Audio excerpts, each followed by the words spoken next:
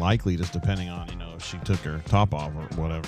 I mean, I don't know if you know necessarily what she, but hey guys, whoa, how y'all doing? It's good to be here on the brain drain for this beautiful day of football, or what I expect to be a beautiful day of football in Texas, where the Auburn Tigers are taking on the hated Aggies of Texas A&M.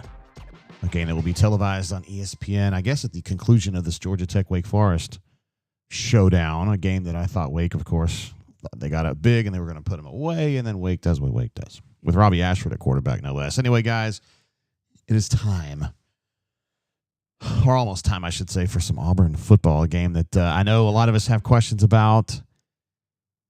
You know, they had the good start to the season, got screwed by the refs at Oklahoma in a game where I thought they were pretty much even with Oklahoma. I walk away from that game feeling like Auburn's a pretty good football team. And if they are a good football team, then they need to go to Texas A&M and have a chance in the fourth quarter to win this game. They have done it before at Texas A&M. I think this team has got some real ability. You guys probably feel the same way, and it's going to be that time where you start winning these games. You know what I'm saying? We got some super chats coming through from some legends, channel legends. War Eagle 0008 is one of them. Says, need this one bad, fam. Thanks for the show, JGJ. WDE.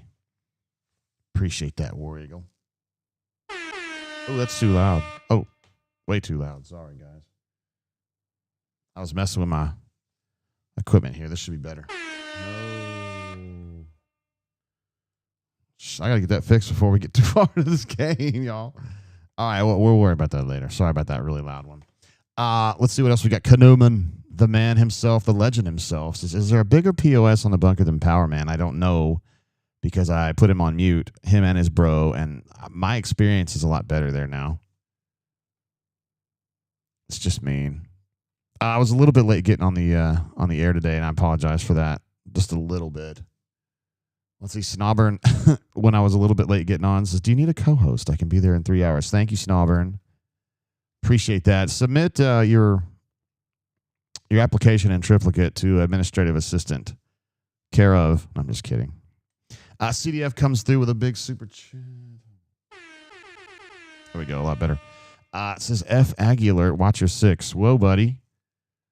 He wants to see the Aggies go down. And CDF, I don't want to give you guys too much information about him, but he probably has some familiarity with the Houston area, or that area near where Texas A&M is. And as an ardent supporter of the Auburn Tigers, it was a difficult days when he had to live there.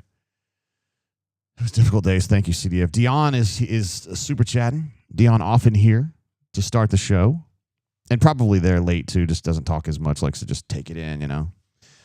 Says, do you think Cobb will get more touches? No, I don't think so. I think that Hugh likes this kind of platoon role that he's got with Damari in there and Jeremiah kind of rotating in and out. And then in the last game, I don't think Omar got a single carry against Oklahoma, because if those two guys are healthy, that's pretty much what you get. And it also stands to reason that Darrell would probably not be getting much work either if he were healthy. Did see Darrell in the complex on Tuesday or Wednesday, and he was walking at least. Last time I saw him, he was not walking. He was walking okay and seemed to be in good spirits, so that is very good news. Thanks for asking, bro. Hold on. I know I got, I want to make sure I didn't miss any of these. CJ jumps in, my man right here. Says, F dem cultists, war damn eagle.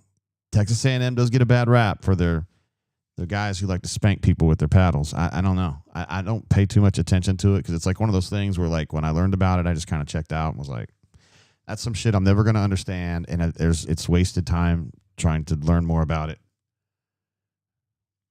There's just no way. Hayden jumps in with this. We love Hayden, man. What a stud. He's been with us the whole time. About time to get one of these.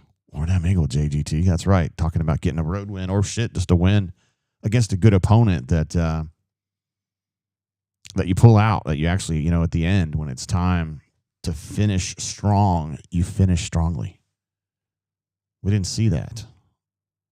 Auburn had a possession with like 4:57 to go in the fourth quarter last week, and I said, here they go. They're going to build the magnum opus drive. And they lost yardage. That was not the goal. Tim I, last name redacted, says, I feel like I should contribute something since this live stream is ideal for me today. Hottie toddy, Tim.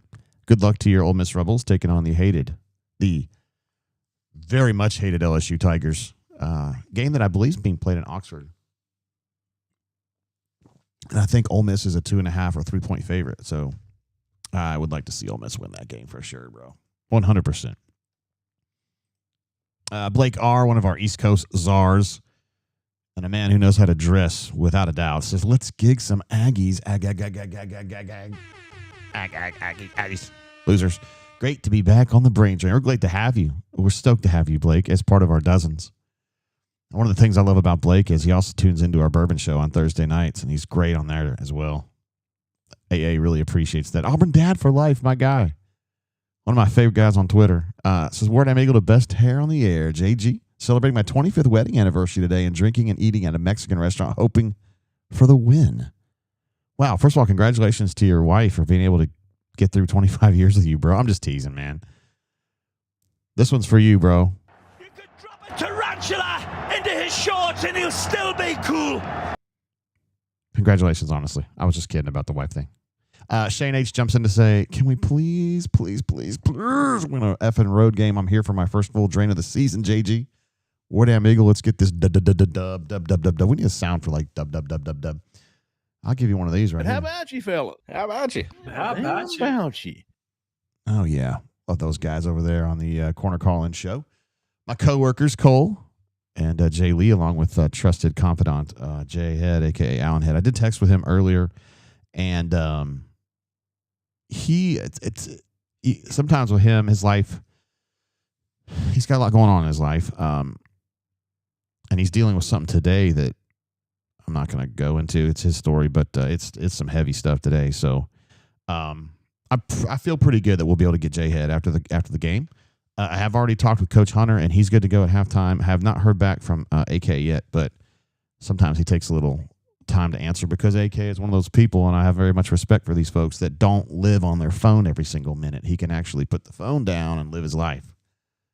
And I appreciate that about him, among many things I love about Alex Kozan. Renard jumping in. Oh, so stoked to have you here again, bro. It says, new week, let's go. That's the right attitude right there. Let's give some applause for that. That's the right attitude. We were deflated, pissed, so angry with the Oklahoma cognoscenti trying to paint Auburn as this whiny fan base over a couple calls that could have gone either way, right? And then we come to find out that the SEC official group, that crew of officials, was censured by the SEC publicly. But we're going to flush that one. Renard, am I right? We're going to flush it, and we're going to move on and get this W in College Station, my man. Feel like a stranger, one of our absolute legends here on the channel. Just word up, much love, Drainers, Swigans, and Tades. Call Burgo and give us a hoops copium. Some people very concerned about the change in leadership atop the Auburn men's basketball program. I, myself, am not very concerned about it because I know Steven better than probably 99.9% of you. And I know his staff better than 99.9% of you guys. Not trying to talk down to you. It's my job, you know. And I'd believe in those guys. If Stephen Pearl were some lazy dude who was just lived his whole life riding off his dad's coattails, I might have concerns. But Stephen Pearl, I know him, and I'm not necessarily real good friends with him either. We go back and forth some, but I respect the hell out of the fact that he really did. He put in the work. I mean, he did. There were nobody was letting him coast because he's BP's son. He got where he is by busting his ass and getting better. And I thought he did a great job at the press conference. Stephen Pearl 10 years ago could not have done that press conference, but the one he did there on Wednesday morning, he did a terrific job.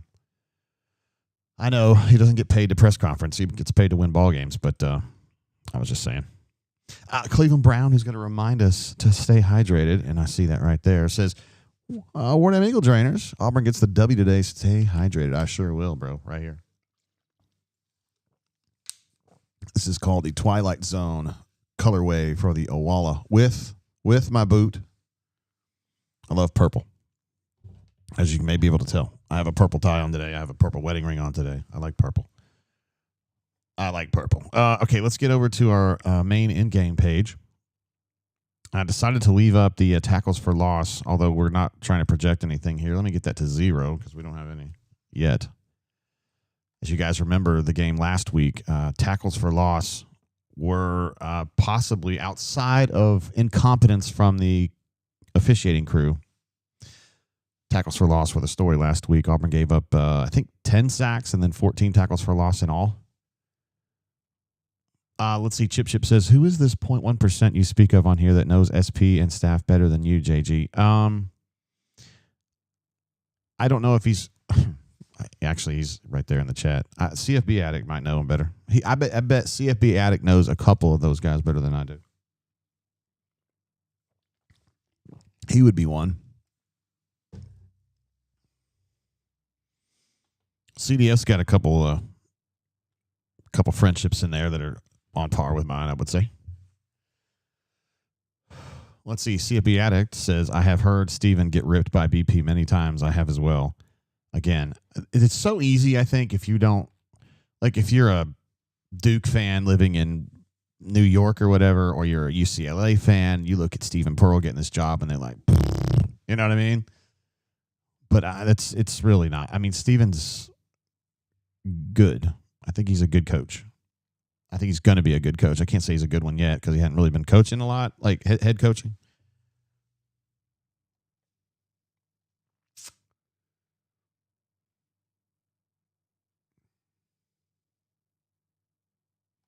See, Jeremy Raines says it would be great to see Cam get about 5 more throws today. That would be awesome.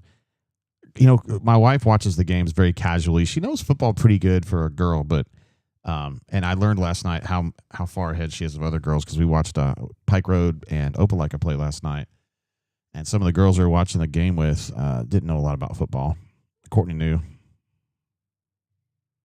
She didn't know her stuff. I saw a call from on the field yesterday of this right here. And I did not know what that, like illegal motion, illegal procedure, that kind of stuff. And he did this, and I didn't know what the hell that was. It turns out that's a blindside block, blindside hit. You learn something new every day. Don jumping in with a super chat says, drain. We love Don Proper Dickin. I always naively believed that Don was the only one watching our show from Holland, but I got an email from a viewer, a subscriber, earlier in the week who's actually in Amsterdam, like right now, I don't know how long he's going to be there or how long he's already been there, but he says he watches from Amsterdam every week. So, Don, there you go. Some of your compatriots. Hey, what's up, man? I'm over my crash out from last week, ready to crash out again. War damn it, go. That's what I told you when you did that last week. I said, see you next Saturday. That's how we have to do it, man. That's what we have to do it. All right. You guys said that Auburn is on, and I need to get my stuff changed. ESPNU, I'm on it. Got to find it, but I'm on it. Just going to take me a minute here, guys. It's at a really high number for me on here. There it is. All right, here we go. The Aggies have just kicked off to the Auburn Tigers. Game's on ESPNU, by the way, for the moment. For the momentous. I'm going to have to make this a little bigger, move it, and then we'll size it back down. There we go. Ravin says, just play smart. That's all he wants to see in this game is just play some smart football. Auburn did for long stretches of the game last week, but also had some problems, most notably that they got the worst SEC crew in the history of the history, poorly officiating their game. Incompetence is just staggering. All right, starting off with a quick screen to Eric Singleton. Let's see. Jesse had a good question here. JG, would you think winning 20-plus games and a 500 or better record in league play this year would be fair for the basketball team under Stevens' first year? I mean, I feel like 20 games, yeah, got to do that. And you'd have to be 500 or better, I think, in league play just to get to 20. So, yeah, I think that's the floor. He's got a good ball club here. Jackson rolling to his right for Singleton again. That play was not going to happen. So we got 3rd and 8. AU Taxman jumps in and says Hugh needs to start winning meaningful football games. I completely agree. I think it's me and AU Taxman are brothers in arms on that one. For sure. Jeremy said that second down throw was an awful throw. I think it was intentionally awful. Oh, geez, Louise. Look at this. Huge sack there on 3rd down. Lost 10 yards or more. And we're going to have to go ahead and chalk up the first tackle for loss for Texas A&M right there. He had 3 guys on him there. This wasn't even close.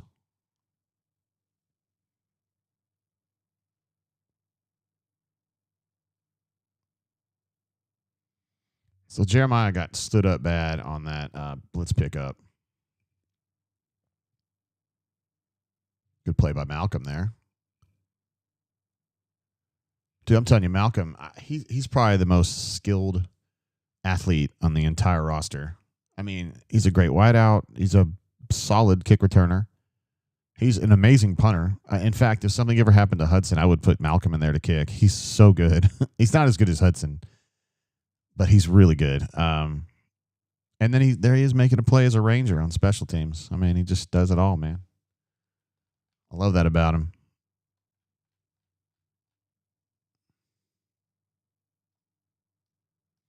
CDF wants to know, what did we do in practice all week?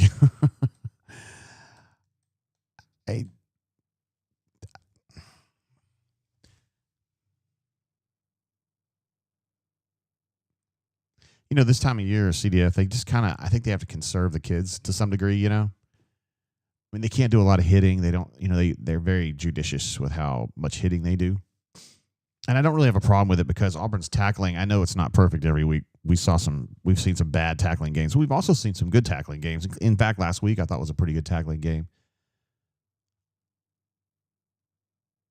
Got to get home on that blitz, yo. Was that Sly or was that Xavier Atkins? It was Xavier Atkins. On that blitz. Didn't quite get there. Jeremy wants to know, can Kale Ellis be plugged in somewhere besides center? No, he is a center. 100%. That's where he's going to play. Snallburn says, going to be a long day, fellas. Yeah, if they're going to hit 20-yard zips all the time.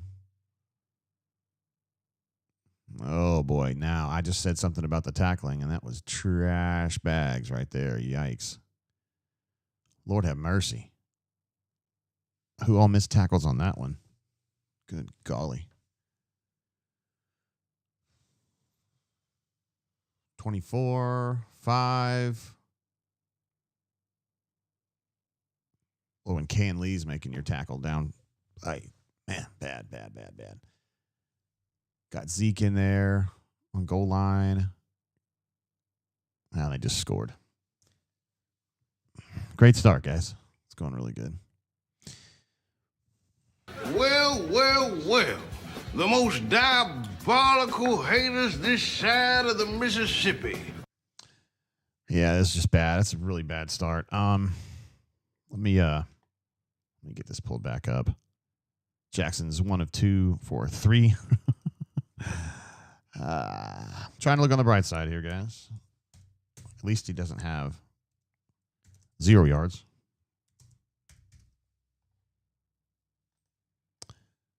And Texas A&M, I don't even think they got to 3rd down on that drive. They didn't. And Auburn is 0 for 1 on 3rd, and I think that'll get you set up there.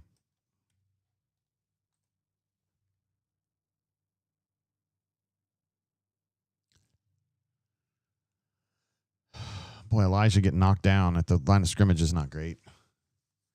Hard to make a tackle when you're on your booty.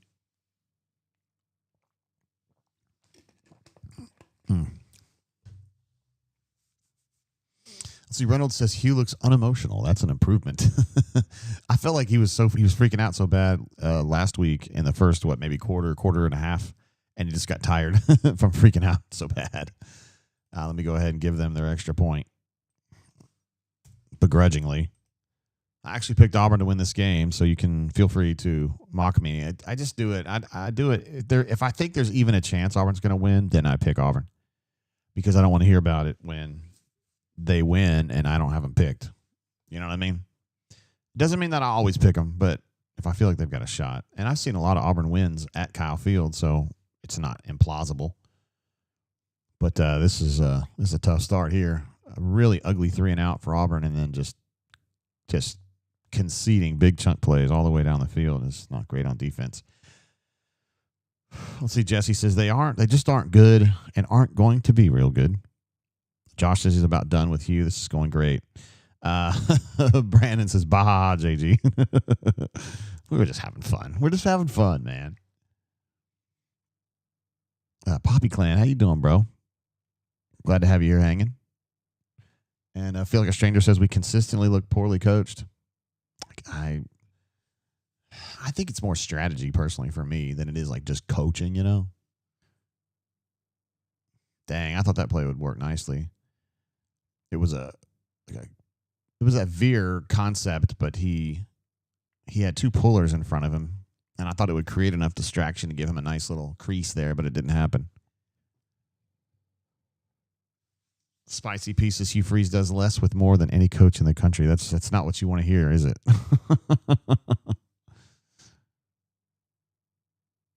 All right, 2nd and 9. Auburn hasn't had a meaningful positive play yet, and it's going to take a little bit longer because they just committed offsides. I was watching the Pike Road game last night. Pike Road at Opelika. By the way, Opelika won by, 6, something like that, 4 or 6. And at one point, Pike Road had 3 false starts in a row. And then that same drive, they had a 15-yarder. So at one point, it was like literally 3rd and 40. Or 2nd and 40. And I think they actually converted that one.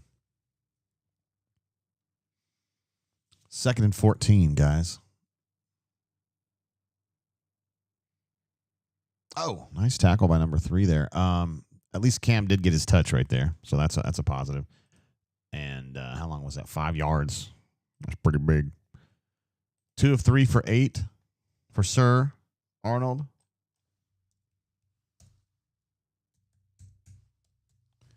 And that was Cam's first catch. 1 catch for 5 yards. No, we're not doing that. Oh, I got to give him discredit for the 3rd down. Inability to get to the line to gain.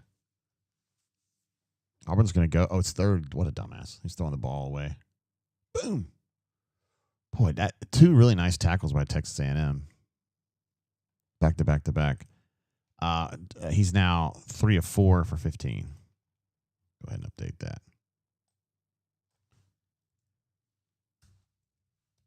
When Brandon caught that ball, I thought for sure he was going to get the first down. And, man, number 4 just stopped him cold in his tracks, didn't he?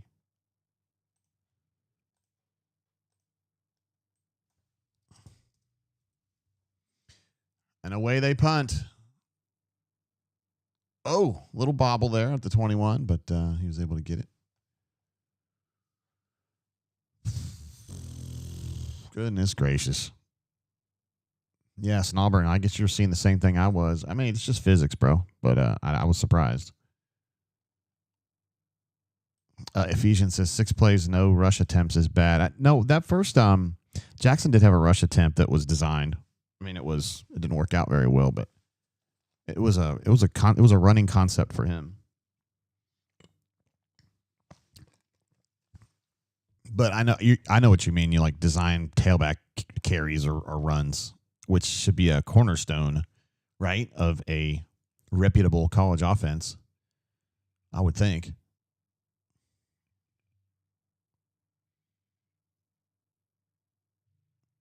I watched Marcel Reed in the Notre Dame game 2 weeks ago and really wasn't very impressed with him. I think he does fight, but his accuracy just really comes and goes. He throws the ball kind of like Robbie Ashford, where he'll make some beautiful throws and then he'll just sail one.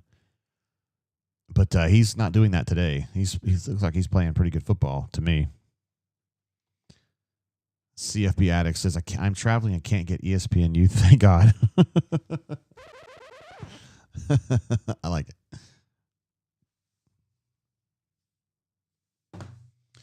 Boy, Auburn's defense just pushed around right now. Here comes a sweep.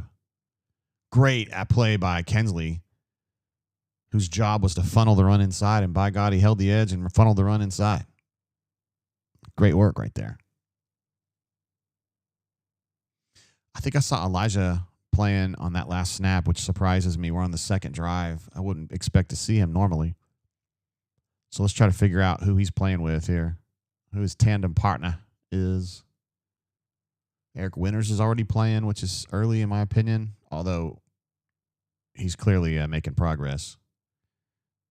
Actually, he's forcing Marcel Reed to not throw what he wanted to throw there. It was all on Eric Winters.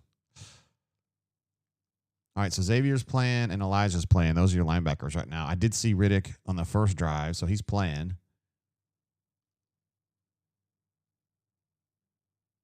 And have you seen Woodyard yet? AU Taxman says he blames whoever's calling the second down plays. All right, this is the first third down that Texas A&M has faced. Granted, we're only first half of the first quarter, but whatever. It sounds fun. 3rd and 6. Oh, they finally got home, and guess who it is? Eric fucking Winters. Yes, sir. Yes, sir. Love it. Eric Winters gets in there and takes Marcel Reed down. He wanted to go right, and Auburn they were locking him down.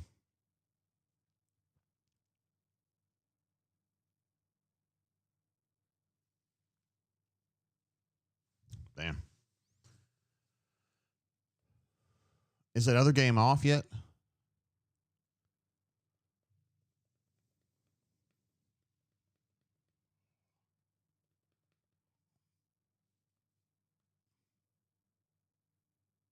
I can't tell.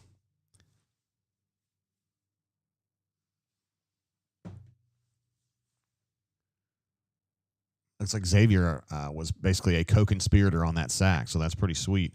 And we can also throw up a third down failure for them, which is good. Wake, his game is in overtime. Mother goodness gracious.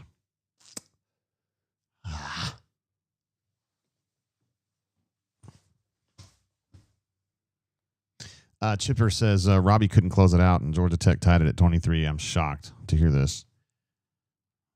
And P-Pass says the refs really did a dirty deal on Wake, huh?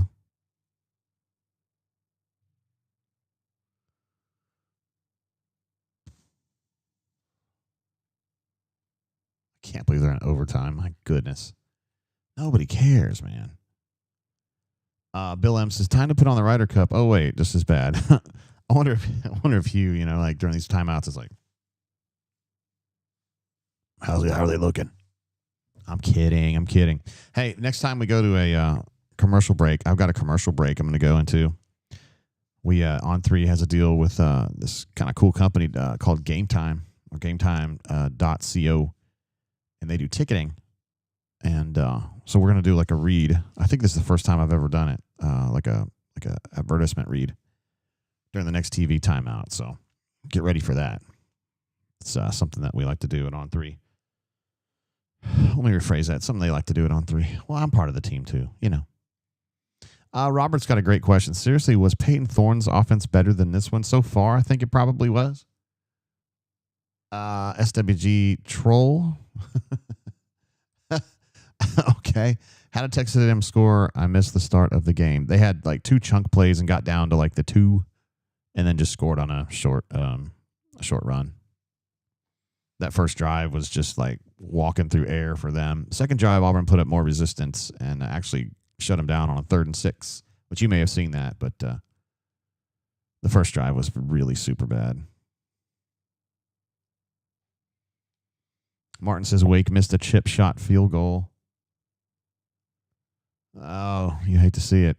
Gunner says, JG, let's try to run the ball with our running backs. What do you say? I think that's a fine idea. I mean, let's not reinvent the wheel here, buddy. Okay? Nash Tiger, great point. He says 0 turnovers better than Peyton. Peyton was a little turnover prone, at least last year. Remember that run that Auburn was on? I think in the first 3 games or something, they were -7 or -8. Not having that this year. Not really creating a lot of turnovers either, but, I mean, bottom line is you can keep it close to 0. That probably, overall gives you a good shot, to do something. Reynolds says, Jay, during any given week, when is the last meaningful practice? I would probably say Wednesday.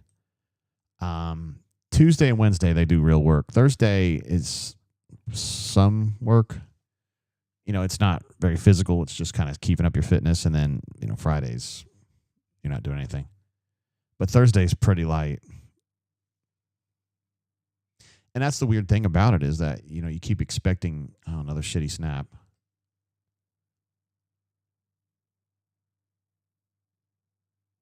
Damn, I thought Cam was going to get his knee twisted on that tackle, but looks like he's fine.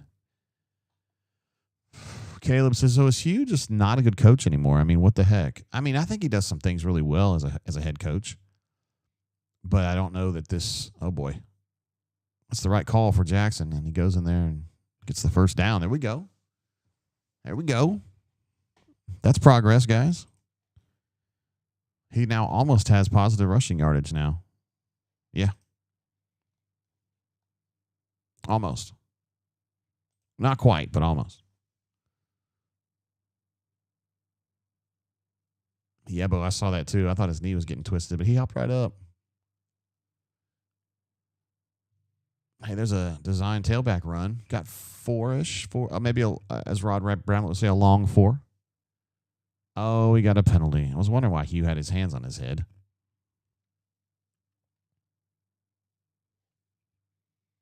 On Xavier Chaplin, of all people.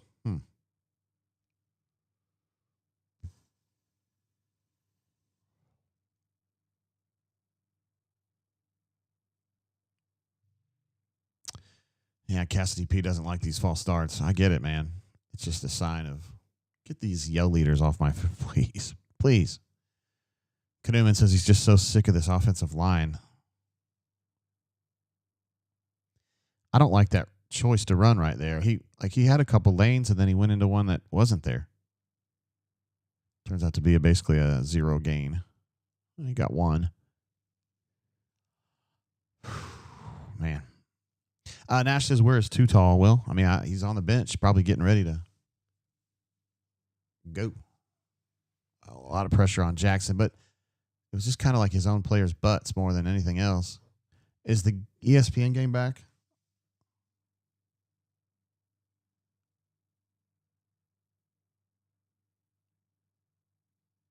Nope. They're still trying to get that game figured out, I guess.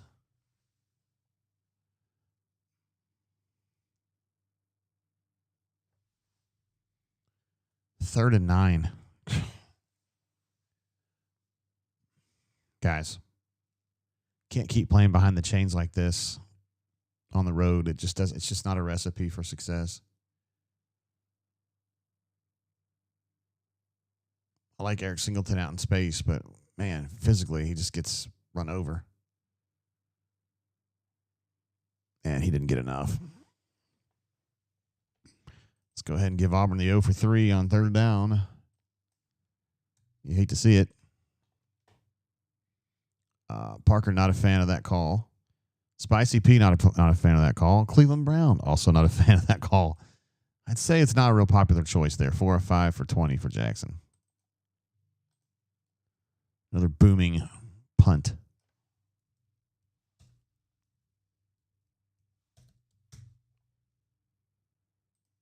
And also Cobb does have a carry now.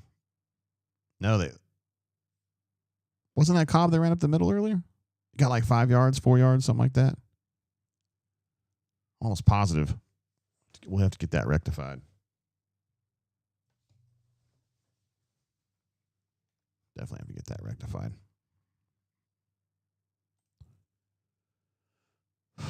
Hornacia says, I see a lot of progress in this week's play call, guys. Oh,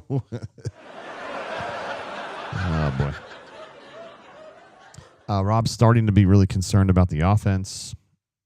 Guys, first of all, welcome to the concern about the offense block. We've been going at it for a while. Oh, Hornatius, it was the penalty play. That's why Cobb didn't get his carry. Fair enough. Appreciate that, bro. Reynolds says that punt was a kick in the cock, as in Hudson cock for you, buddy. Frank G says, my avatar got me banned on the bunker, but I can't figure out how to change it. Okay, were you the one that had Gavin Newsom? Is that what? Because I did that. I banned somebody for having a Gavin Newsom avatar because Alpha Tiger was crying about it.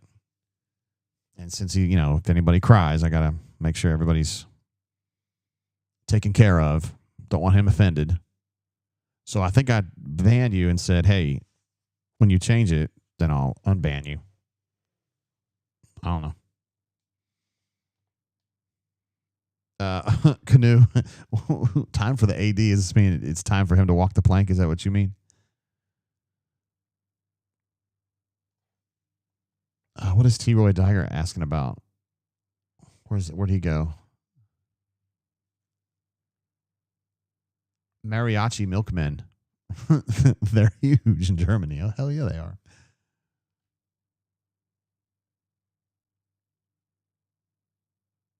Let's see. Yabo says, don't remember much success with the trickery. I like to just play normal and see what happens.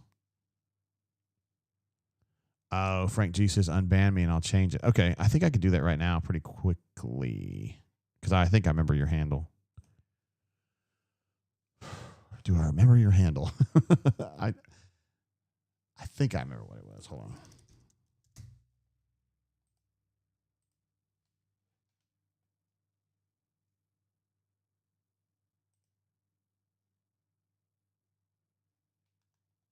Wait, you're going to have to.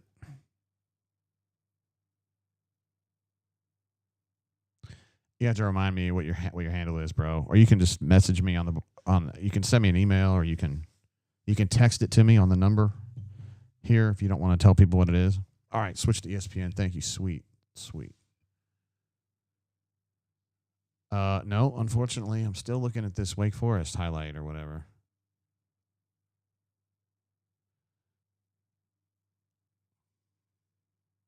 Oh, guys, this is going to shock you, but Robbie Ashford made a mistake and got picked and lost the game for his team.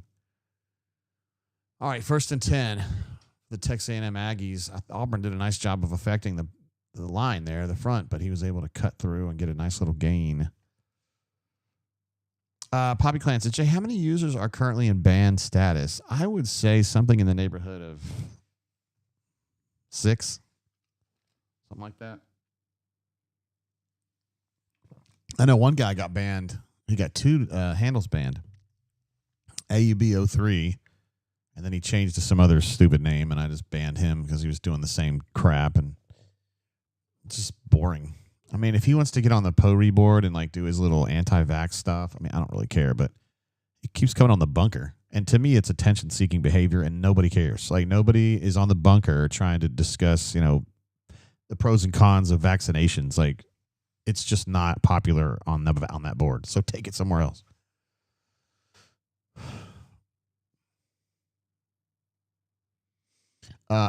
E Hall says, I need a makeup call from the SEC, and I'll only be 90% pissed about this start. It's gonna have to be a whale of a makeup call, bro. Yeah, it'd have to be a whale of a makeup call. Probably get somebody else suspended or censored. Okay, we really are back on ESPN now.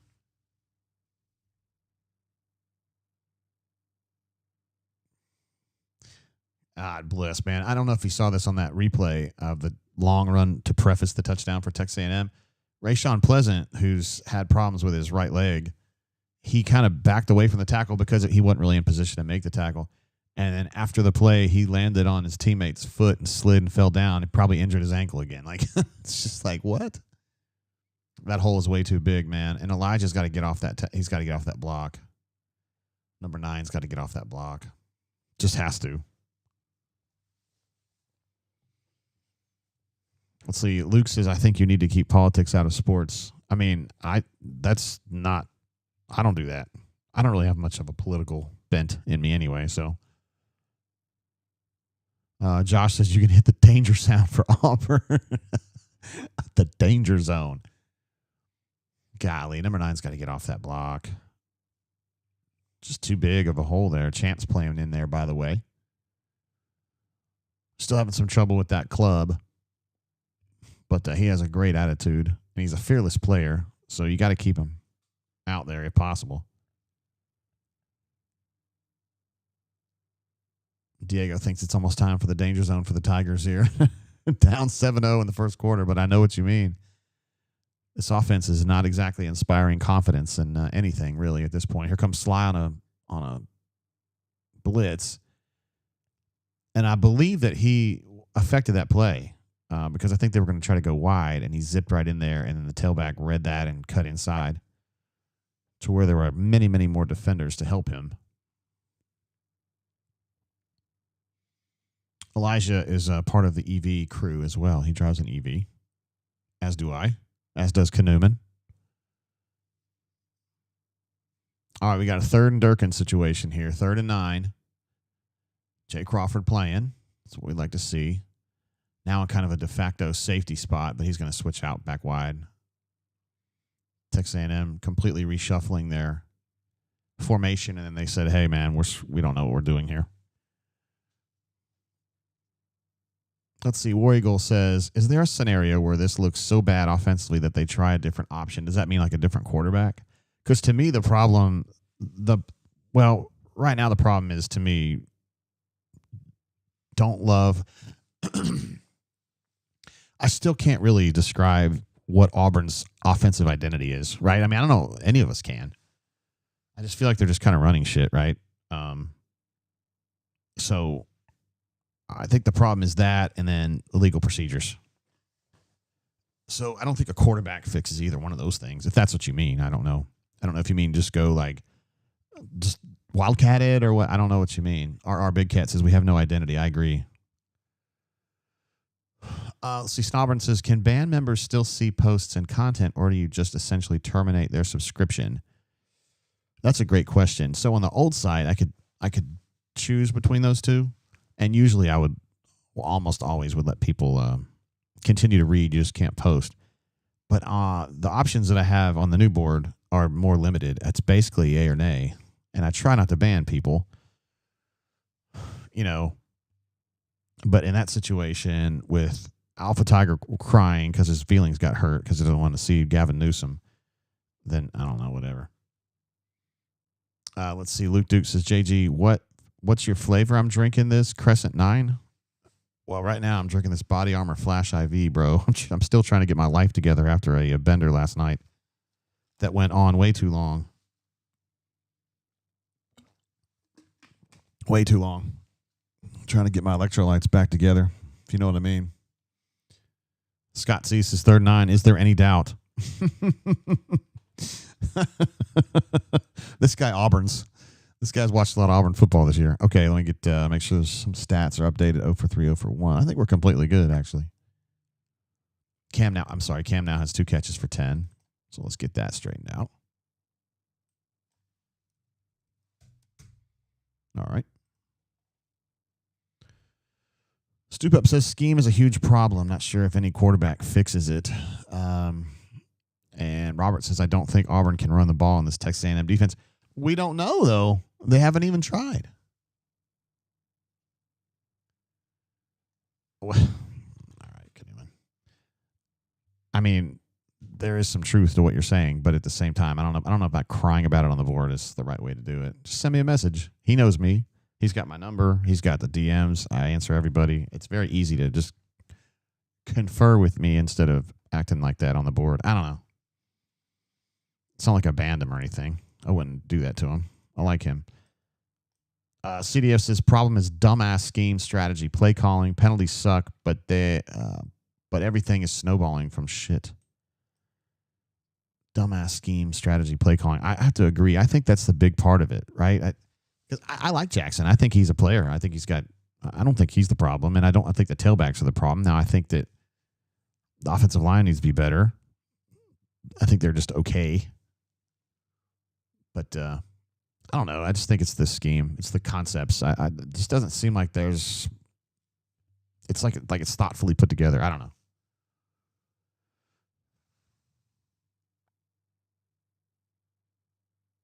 Yeah, Mike, I was noting that about Cobb. Yeah, that was the only time he should have gotten 5 yards there, but penalty, unfortunately. 3rd and 9. Auburn's getting some good pressure on him, and Key Crawford gets in. Oh, boy. He's had a whale of a season, man. I remember he didn't have a sack last year. And now he's got a bunch. He's probably got 4 or 5 now. Big time, big time.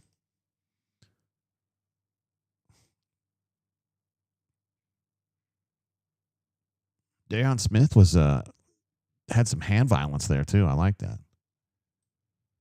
He didn't end up making the play, but he was doing his job. That quarterback wasn't going anywhere.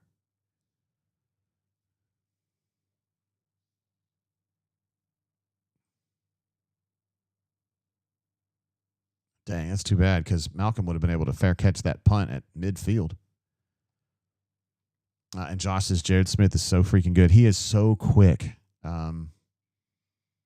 And I think when he becomes like a fully fledged, you know what I mean, like a Keldrick, he is going to be really, really good. I mean, he's helping right now, which is crazy considering it's amazing how quickly these kids can contribute now. I feel like back when I started in this business, you couldn't hardly do that. Although, to be fair, my rookie year at Auburn, Gabe Gross was playing quarterback as a freshman, but that was even better now. Auburn's going to take over. Hugh pointing out where he thinks the ball went out. I think a 42. That is a great place to start a drive right there.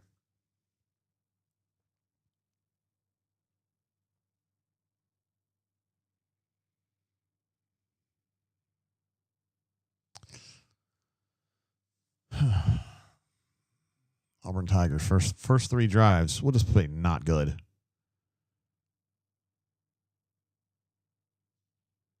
Robert says ball on 40, 3 out. I don't know who would be able to kick from there, bro.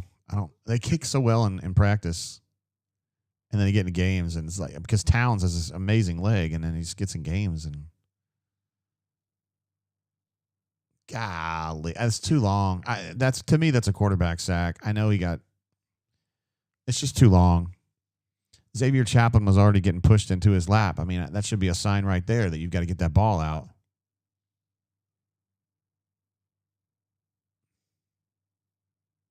And that's a hard lick too, man.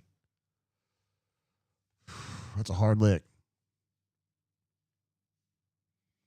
Spicy pieces, Jackson may suck. He definitely has an issue with holding on to the football too much or too long. He definitely has that problem.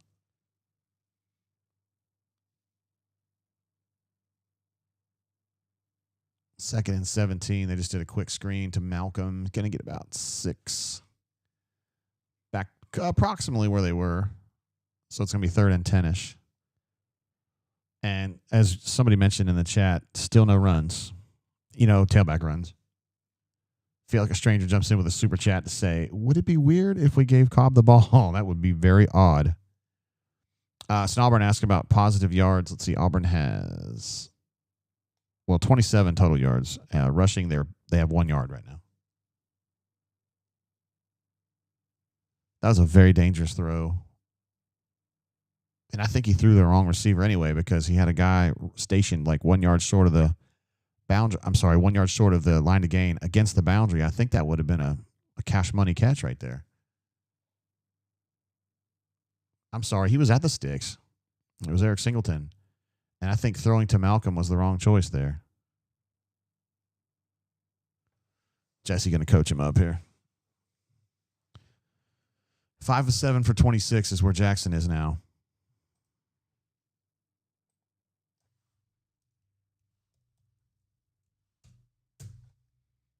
And also got to get that 3rd down. Auburn still does not have a 3rd down conversion. Is that right? That's correct. To be fair, neither team has one. Wait a minute. Texas A&M, the official stats are showing that Texas A&M is 0 for 1 on 3rd down. Pretty sure they did not get out last time, but okay. I guess I'll go back.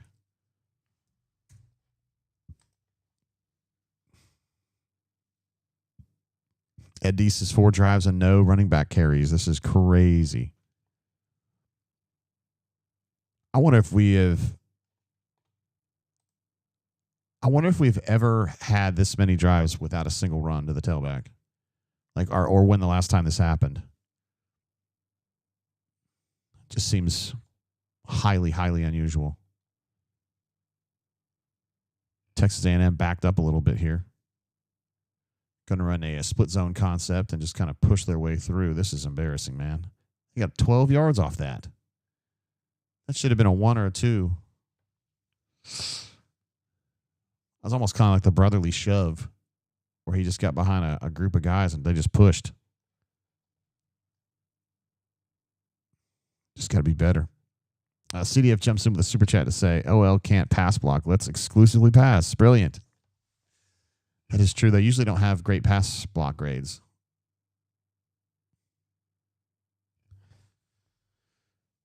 That was a bad quarter, guys. That was just a bad quarter of football for the Auburn Tigers. I don't think for A&M they don't feel that way, but yeah, Solo said that was soft AF. It was just not good enough. I just don't understand why they're not running. I was going to ask the group chat in here if they knew about what they thought about that. Very strange.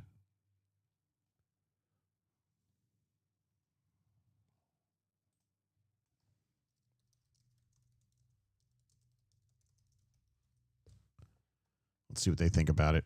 Let's see. Reeland says, I've been a Hughes supporter, but no running back carries in 4 series is almost effing fireable offense today. Horrid. I don't know why we have to just give up on the run before it even starts. You know, okay, maybe you look at the tape and you say, hey, their front's really good. And all right, Frank G, I'm on it, bro.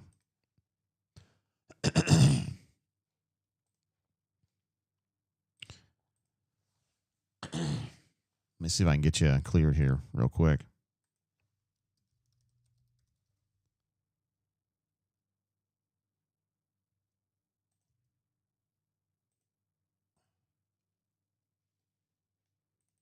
I'm gonna have to work on this for a minute because I just don't have the same. I don't have some of the same tools that I had previously. And so it's harder for me to figure out what's going on there.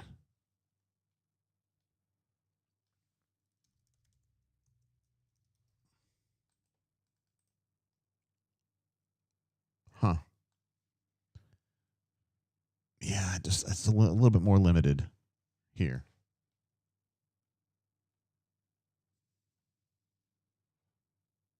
Snauburn says, if Tuberville loses the governor race, would he consider coming back to coach? I like it. Auburn Tigers, all one word.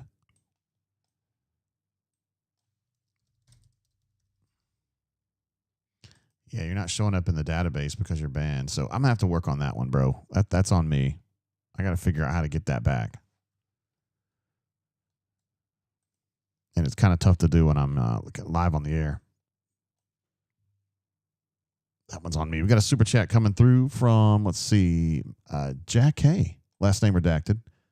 Appreciate that. No message offered, no message needed. Appreciate you jumping in and being part of our happy little family here this beautiful afternoon, which has not featured a lot of good football from the Auburn Tigers just yet. That would be really nice to see. Mang also jumps in with the super sets. Jay, can you timestamp where you are in the game? Can I timestamp it? I don't tell you where I'm on a commercial right now.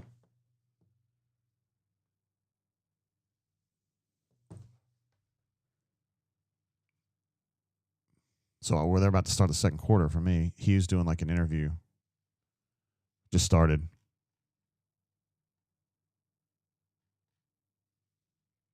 All right, here we go. I'm fixing to take their first snap here. Feel like a stranger says the defense is probably baiting Jackson into throws since they're mostly RPOs. Oklahoma did it last week, I believe. Yeah, there was some talk about that. Jeez, that's another run that I feel like should be 3 yards and it ends up being 7. They're just not getting people down. Ugh.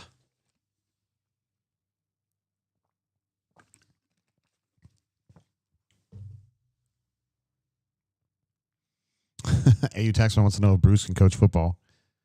He probably would be decent.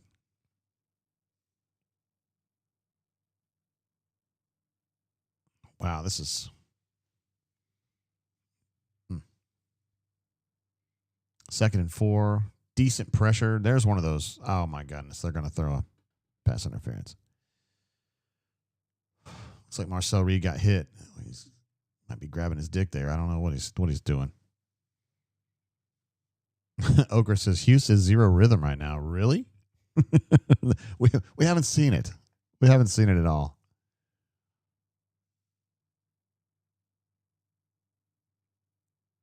Interesting to see Kayan and Jay Crawford kind of on the same side doing the same job. It's kind of odd.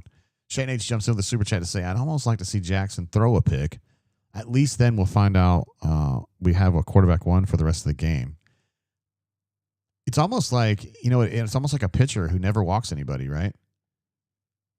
Like if you knew, like if you're a hitter and you were going up against a guy who was a good pitcher but never walked anyone, you knew that he had like a mental block about walking people, you would be much more willing to go up there hacking, right? Because you know he's going to be in and around the zone. And maybe that's part of the thing, like with Jackson, where these other teams are like, I know he's so risk averse that it's okay to actually put yourself in some risky situations because he won't take advantage of it. That's a fucking throw right there. I mean, it's not close enough, but he's got a nice arm. Who's he waving to back there? That's pretty funny. It's Jay Crawford.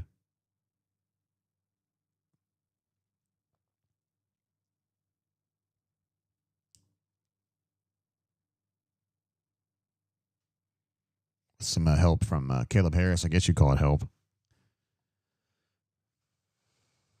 Yeah, Texas A&M's 0 for 2. That's what I was saying earlier. The official stats said they were 0 for 1, but whatever. Oh, you better throw that ball.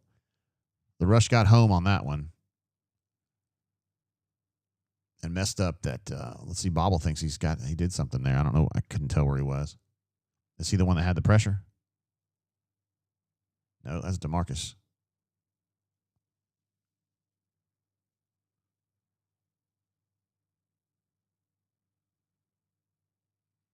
Although Jared was making progress there. Poppy Clan says Jay Croft got some wheels. Love Jay Crawford.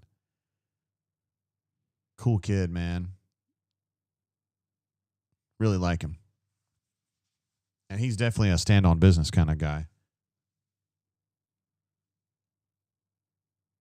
The official boot of Texas A&M athletics. I forgot to do my read at the last commercial break. Have to do it on the next one. All right, let's see what we got here. Howard's going to be in there this drive. Draw your own conclusions on that one. Small Victory says, do we need a run counter instead of a drop counter? It would never change. It would be a static number.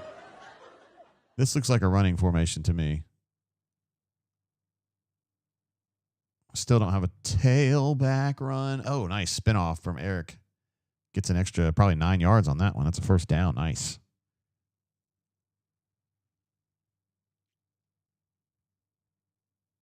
I mean, how Mommy used to say that when you throw screen passes like that, it's essentially a run. You're accomplishing the same thing as a perimeter run. Also, super chat coming through from Perry Unlikely. I say, what are you thinking to Hugh more than my 4 and 5 year old? What are we doing? Oh my God, what a catch, yo.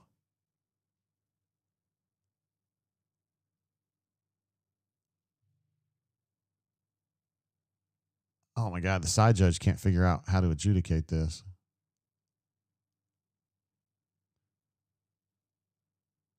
Well, the referee's even helping him up. We still don't have a call on this.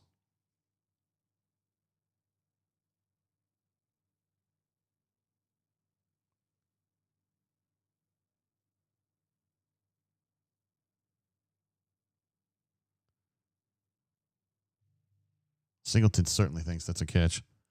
and a really nice one, in my opinion. Yeah, there you go. Nice play right there. Here comes a sweep. There's your first tailback run. And we've got nope. Take it off the books. Take it off the books. Ogre says Singleton is a beast. He absolutely is. What a catch, man. All right, so we had what we thought was going to be our first tailback run, and Xavier Miller, Too Tall Miller, gets called for holding. Aye.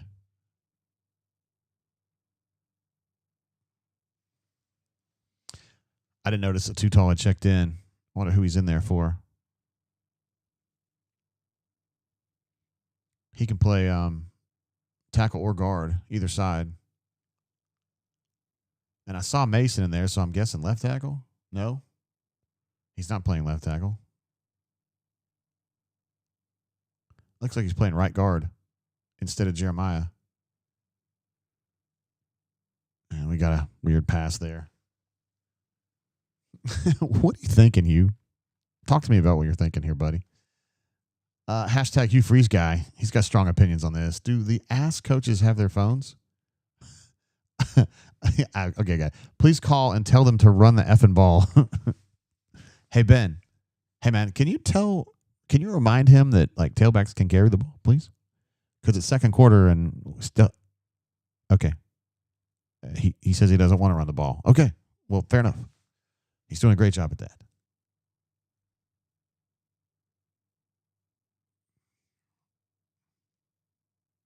That's actually kind of a creative run from Damari. I like that one. Uh-oh. Oh, personal foul. Oh, Jeremiah's out there. I guess Jeremiah's maybe playing left guard.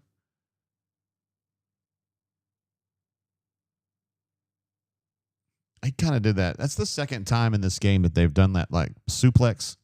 The first time they didn't call it. Well, that time they did.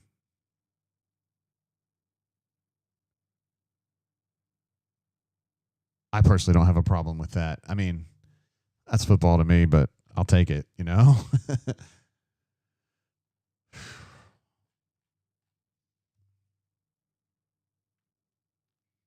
All right, so this helps Auburn, certainly. They're, got a 1st and 10 at the 11-ish, 12-ish, something like that?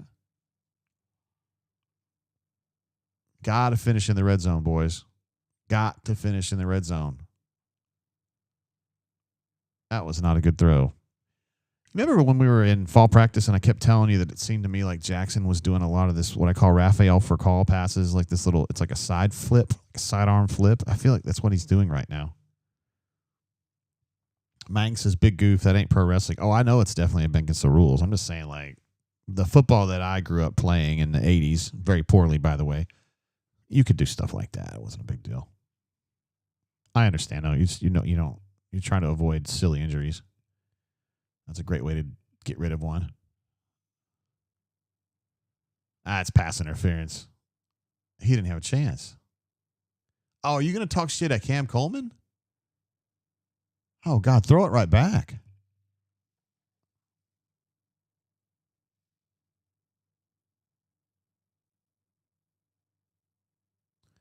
To be fair, that's terrific coverage. It really is. I thought it was pass interference, but it really wasn't. I think the ball was not placed where it needed to be. Oh, man. He wasn't talking at me directly. I got you. All right. This is the 5th drive, and we still do not have a tailback carry. Like, not one that's on the books. We have 2, both of them negated for penalties.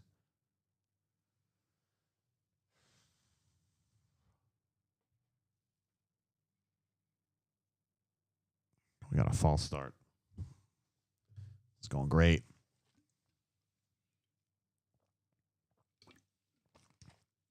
All right, so Auburn started this set of downs on the 12 or the 15 or so. 1st and 10. Now it's 3rd and 15. And quickly working themselves out of field goal range. Because I don't know what field goal range is now. For me, it's anything longer than what Alex can kick. Looks like they're just playing for the field goal here.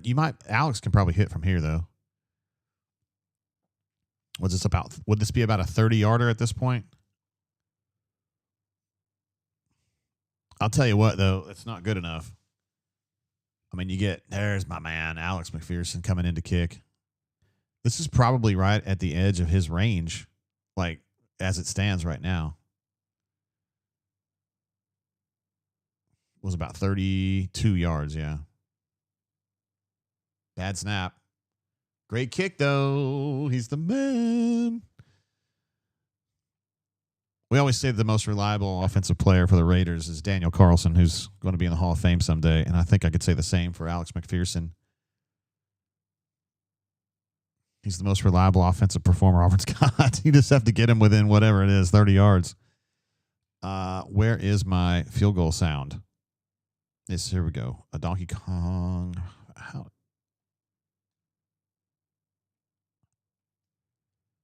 I have a field goal sound and I can't find it. I do this too damn much to be missing these kinds of things. Oh, here we go. I got it.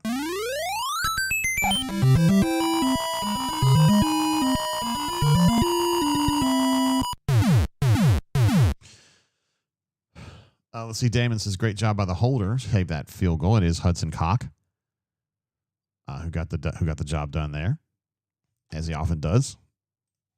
He's a badass. He's a really nice guy. He's a lot of fun to hang out with. Just, he's like Australian. He's got the Aussie accent. Well, I can't do one. And then he just always has a lot of energy, and he's just having fun, Jackson, 7 of 12, 74 yards right now.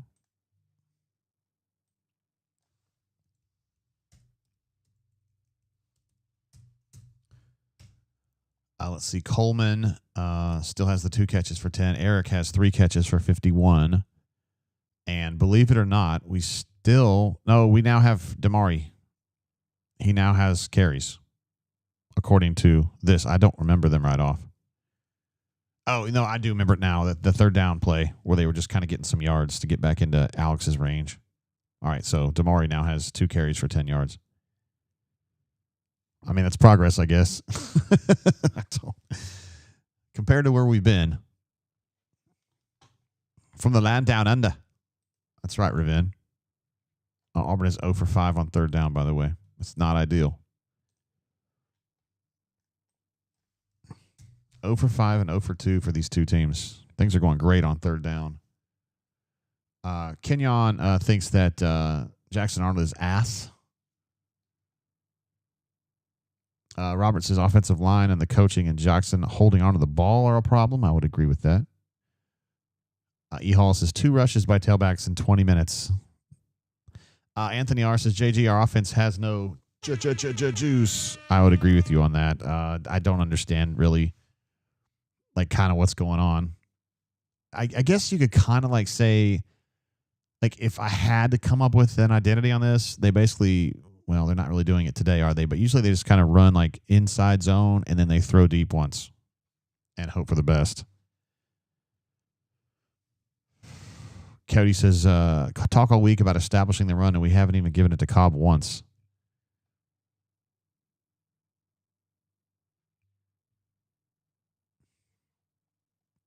Patrick D says he's calling Keesow.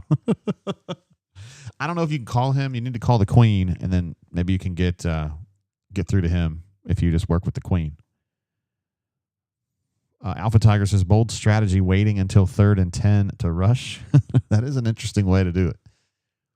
Hey, man, let's not do it when it's 2nd and 4. Let's go ahead and just, when it's 3rd and 12. But they were running with a purpose there because they had to get into Alex's range, and I think 32 was probably right at his edge at this point.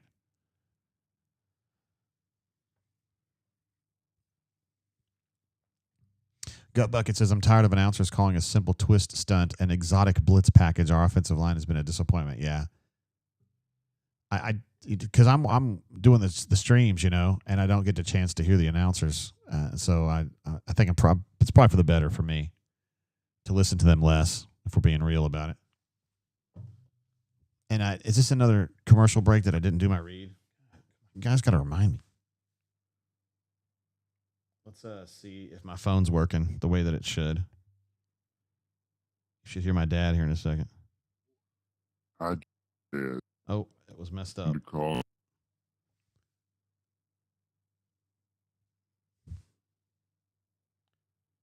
See if you can hear my dad here. Hi, Jay. It's Dad. I just wanted to. All right. Got it. Phone's working. Or it appears to be.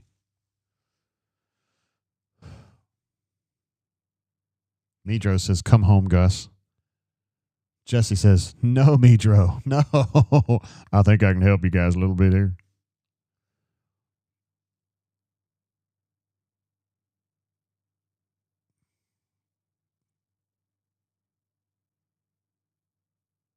I think Kensley was he wasn't sure if he was going to get a penalty on that one or not. And he didn't get it. And he was like, oh, I mean, it's good coverage. Oh, they did call it. My bad. I didn't see it.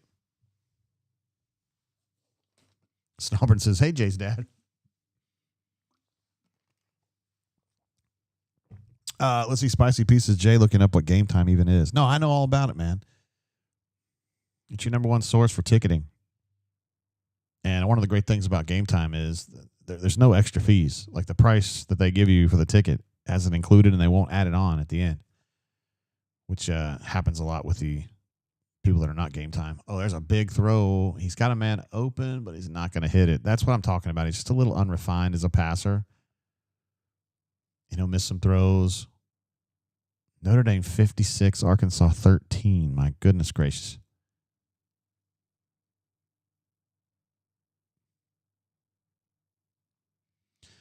Boy. He was definitely, he had beaten Rayshon on that. All right, 2nd and 10. I don't like it when people complain about missed throws like that. I don't know. Let's just move on to the next play. Oh. Now, that one wasn't on the quarterback there. That was on Bussy. 3rd and 10. Let's see. Ob 34 is not going to lie. We have been the better team after that first drive. I would probably argue the teams have been even since the first drive would be how I see it. But, yeah, it's not. I thought we were headed for a disaster, and it doesn't look that way right now. I feel like Auburn's picked it up some, but need to be a little bit better. Oh, got a free rusher. And they're going to get the first down. Good golly, Miss Molly, and another 10 yards. So lured him in with the screen there, like a little bubble. And they're able to wiggle and wind and get about 20 on that.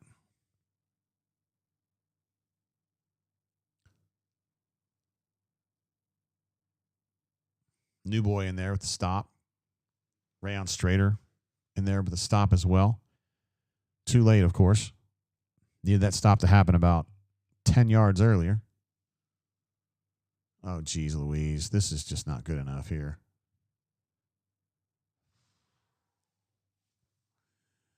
My goodness, that hole was massive. There's a flag on the play.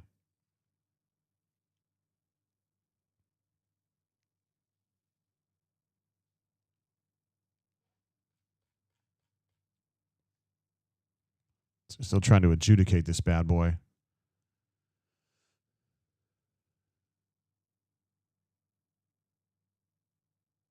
They're calling this against Auburn? Sorry, I couldn't tell. I think the ESPN wouldn't let me see what he was signaling.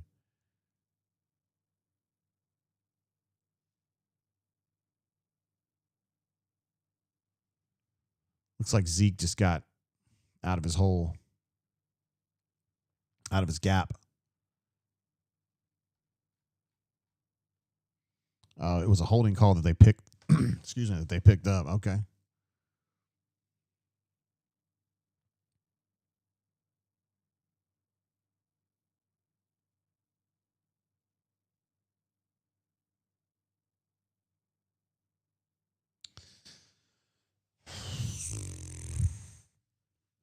I think a problem today on defense has just been yards after contact. It's not really a missed tackle. I mean, they're not missing the tackle. They're just getting pushed downfield.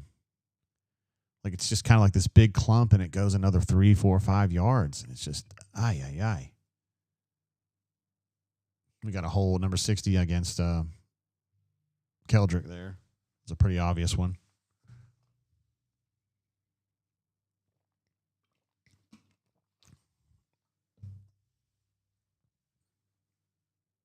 Thought he called it on a 70-something.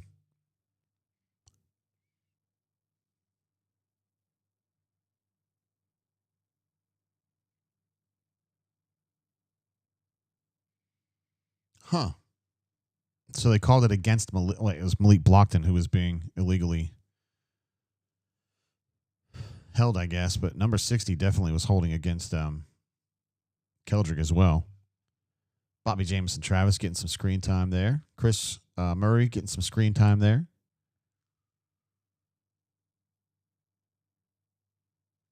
Oh, man.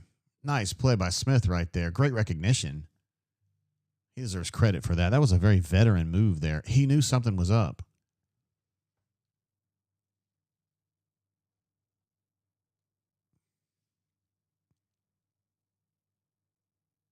Kensley looks like he's coming off the field. Doesn't necessarily feel his best.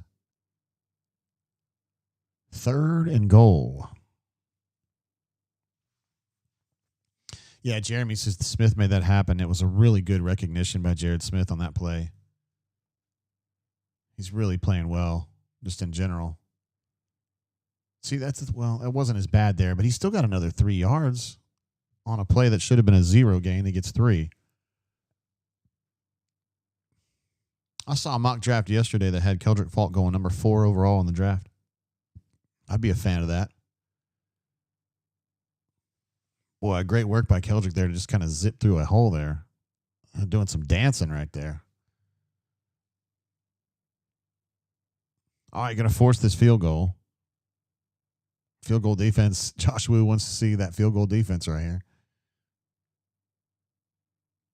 And, yeah, they hit it.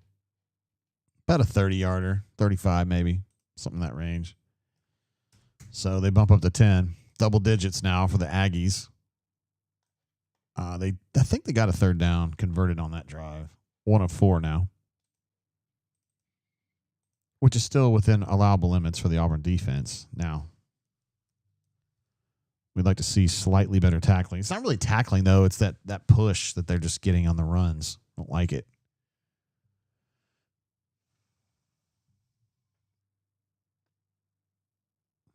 There he is, Brother Moore. What's up, G? Says watching the game on TV and listening to you from Blount County, Alabama.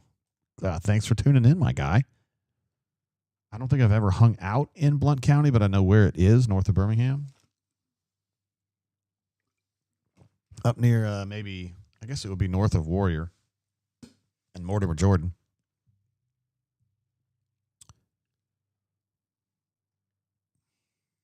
Jay Donnell asks, have we ever blocked a field goal or a punt or anything? I see other teams do it. I remember that one time when they blocked a punt and Trey Smith got the ball and flipped in for the touchdown. Did a backflip or whatever, or a front flip. Robert S. says, where's Ashton Daniels? I don't know how to answer that. Ashton is a backup quarterback, and he practices and works his ass off every day to get better and technically competing with Jackson for playing time. I think that in some situations, he would be the backup quarterback. And in some situations, I think the Deuce would be the backup quarterback, depending on, what was going on at the time. Is how I see that. Christopher B says Florida 07. It has been a while, hasn't it? Almost 20 years. I was kind of being facetious. I feel like they blocked something since then. Didn't Gerard Powers score on a block or something? I don't know. That's a good question. No, I just don't remember. I'm not a good guy to ask like that. I bet you Philip Marshall would know right away.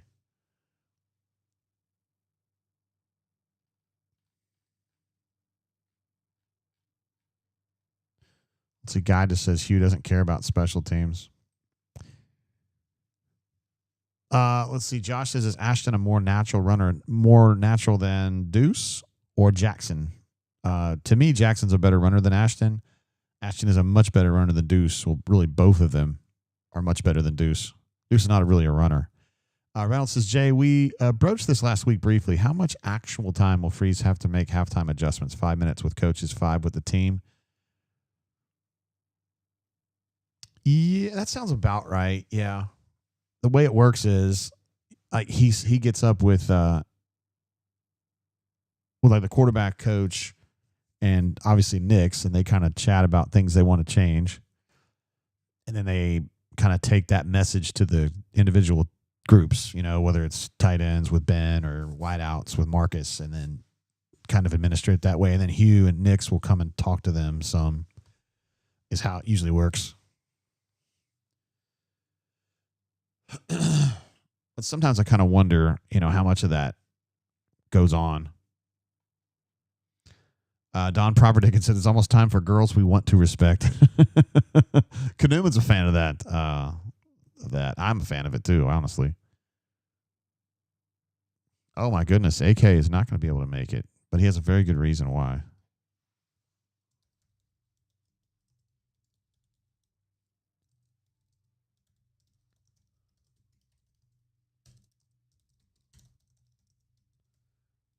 I was just texting him back.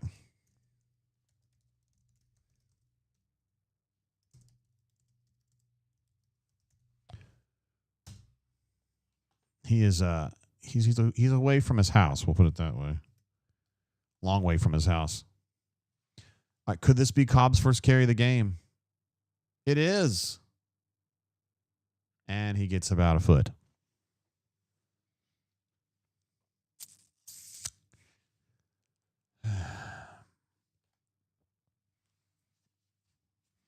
Just wish one of my teams would actually be able to run the football. My Raiders can't. This is what the Raiders run game looks like. Just Ashton Genty running into people like an inch over the line of scrimmage.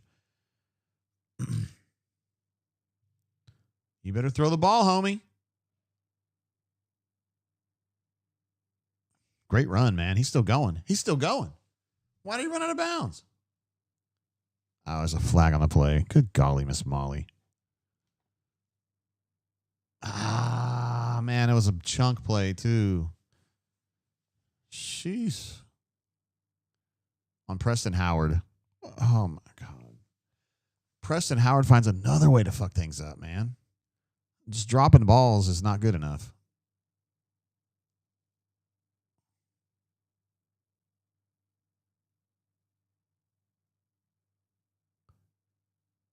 Yeah, it's a hold. It's a hold.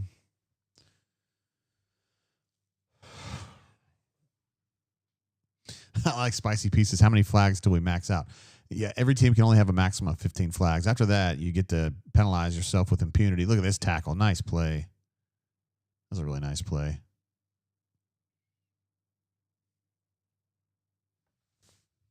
Jeremy says Howard is twice that dude's size. I think his bigger concern there was just making sure he had his feet set to be able to hit him, And then he actually was flat-footed when the kid hit him, and then gets knocked back. And Justin Hoganson, a big fan of the delayed screen to Brandon Frazier, our speedster.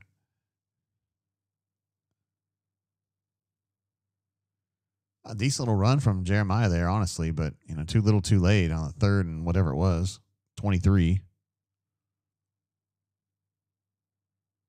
I don't know why Hugh looks disappointed. That's a best run play of the day. You got exactly what you wanted out of that play.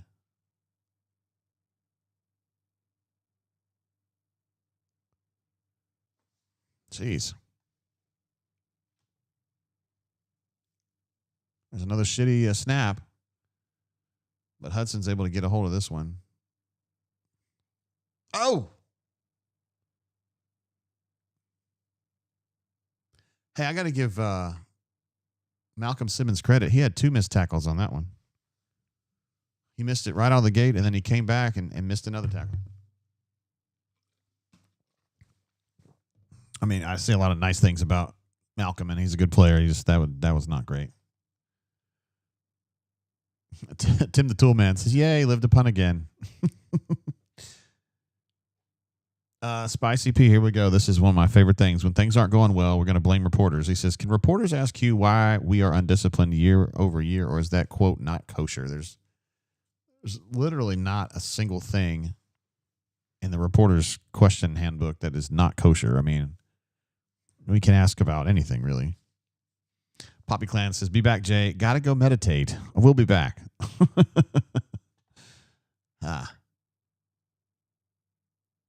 Yeah. Blake R says some more Gus play calling with that tight end screen to the blocking tight end. It's probably they had it in their to-do list that they were going to run a tight end screen, and then it was supposed to be Preston, but then he just ruined a fucking chunk play, so they pulled him out, and then Brandon was still in there, and they said, I'll just run it anyway, who cares?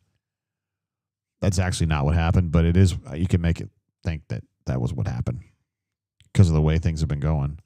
Stupup says scheme is outdated, sequencing is even worse. I just think it's, I think a lot of it is on that side of the equation. I don't think it's on the player side as much. It would be nice if the quarterback would throw the ball, but Snobber says he would blame Jay Lee for this. How about you, fella? How about you? How about you? Oh, my God. Kanuman, thank you. Thank you, Kanuman. Oh, my God. I love you. I love you. I love you. Thank you for reminding me.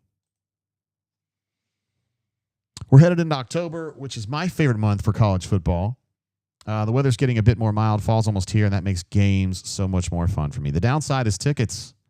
Getting tickets is a hassle. What's a fair price? Who can I trust? Are these tickets even legitimate? That's where Game Time comes in. The Game Time app gives the advantage and the peace of mind back to the fans. It's the hack for unlocking amazing tickets and experiences in just a few taps. I'll admit, Courtney always handles tickets in our household. She's wanting to go to the Missouri game with Maddie on the 18th of October.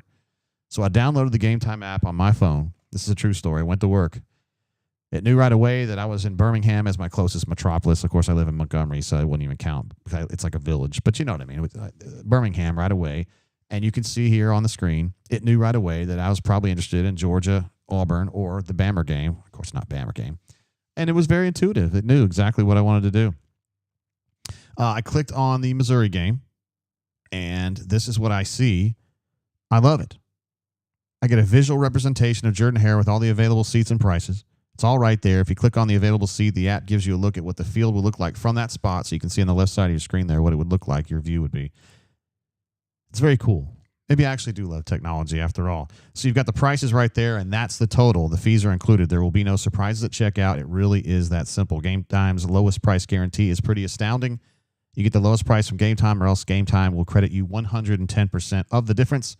Also know that your purchase is covered with the most flexible customer service policy in the ticketing industry. Take all the guesswork out of college football tickets with Game Time. Download the Game Time app like I did, create an account, and use code ON3 to get $20 off your first purchase. Terms do apply. Again, create an account and redeem code ON3, that's ON3, to get $20 off. Swipe, tap, ticket. Go download the Game Time app today. We love the Game Time app. It makes it easy. Appreciate that, guys. I was hoping that doing the ad read would help the Auburn Tigers stave off another drive, and I'm not sure it worked.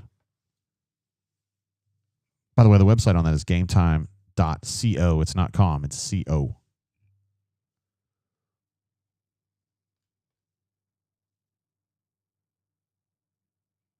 I feel like a stranger says, I bet Auburn football tickets are pretty easy to find right now.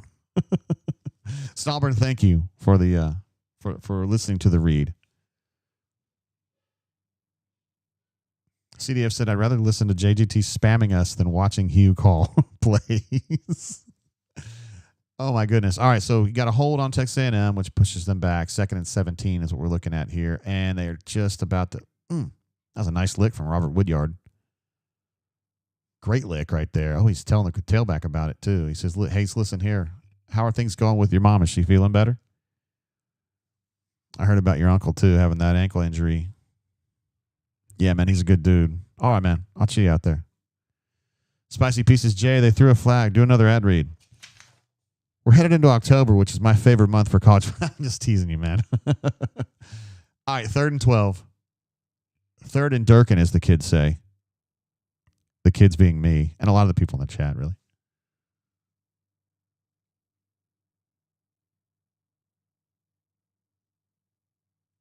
Oh, my goodness. Oh, my gosh. Would-be saved a touchdown with that. My goodness, what is going on? Stoop Up jumps in here. Drain sold out. I was here when it was underground. These are like the REM people that got mad about Shiny Happy People. Man, that is a tough throw, though. I give him credit, man. I kind of make fun of him because he's not consistent with his passing, but that was a great throw and a great catch.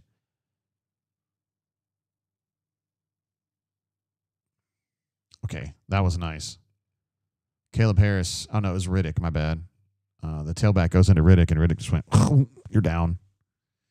Midro says we are a 5-7 team. I have to say you're probably right considering the way they're playing right now and the quality of the SEC right now. Now, the good news is that, back-to-back games at Oklahoma, at Texas A&M, plus you got Georgia coming up. That's a tough assemblage of teams, but it is going to get easier as we move through the season.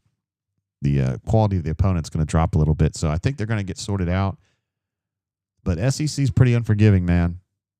Particularly now that Vanderbilt's good, and really the only bad team in this league at this point is South Carolina's actually okay. It's a Kentucky. Kentucky's pretty much trash bags, but other than that, let me check and see if the phone's working here. I like to get updates, status updates. Excuse me. I'm gonna call my own phone here.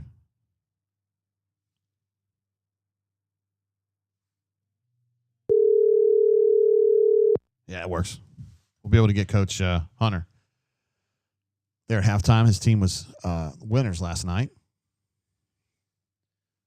I can't remember the exact score. I think they won by 2 or 3 touchdowns. And they're playing some good football, but they got a tough game next weekend.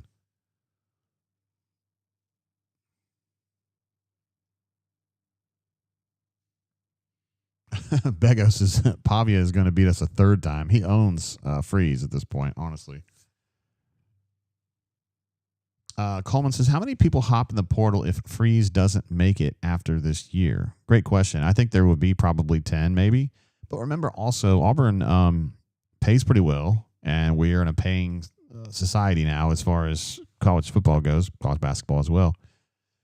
So I don't necessarily think that everybody just jumps. I mean, it really depends on, what they choose to do with the next coach. If it's somebody, good or somebody who's considered good or considered a long shot or whatever, maybe that affects it. But if you're player X and you're making, $250,000 and you're satisfied with that, then I don't see why you'd have to bounce. I don't know.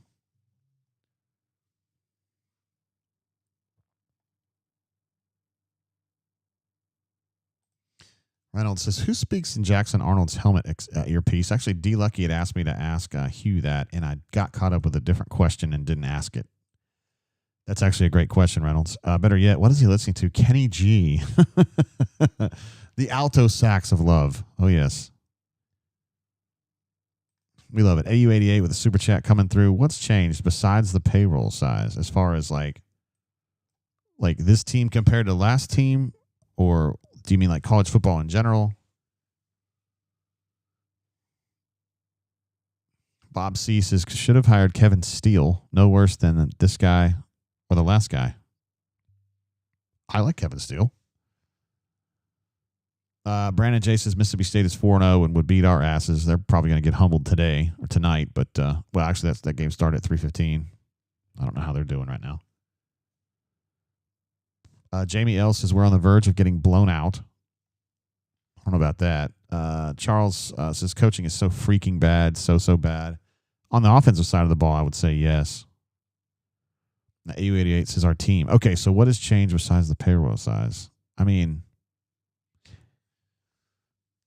I really think a lot of what we're seeing here, this is penalties, and I still don't really understand the personality of the Auburn offense, I guess. What do they hang their hat on? I don't really know. They're necessarily not running the football. And it's certainly not some kind of passing paradigm. It just seems kind of random.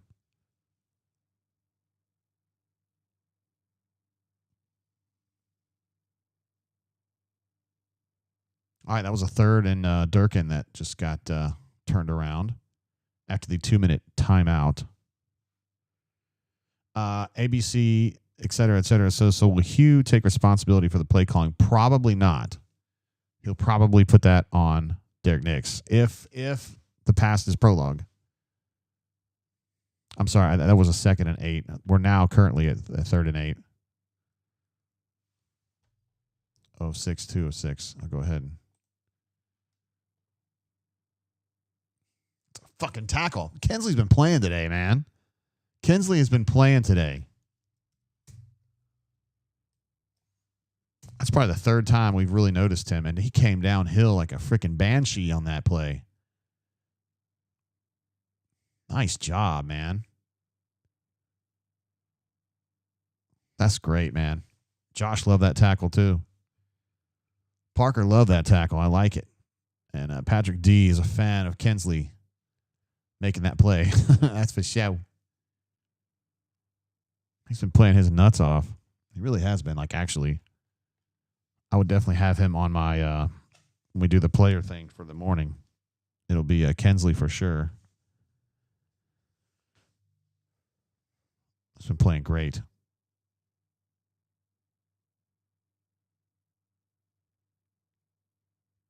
Julio says, penalties are a reflection of the head coach and his lack of discipline. I love Freeze as a recruiter, but man, he sucks as a play caller these days. Gus is even better. I mean, we laugh about FSU losing last night, but that was a defensive problem. That wasn't an offensive problem. I think you're probably right. Kind of wish Auburn had Castellanos, right? Would we trade Castellanos for Jackson at this point? I think we would. That's another field goal. Pushes their lead up to 13-3.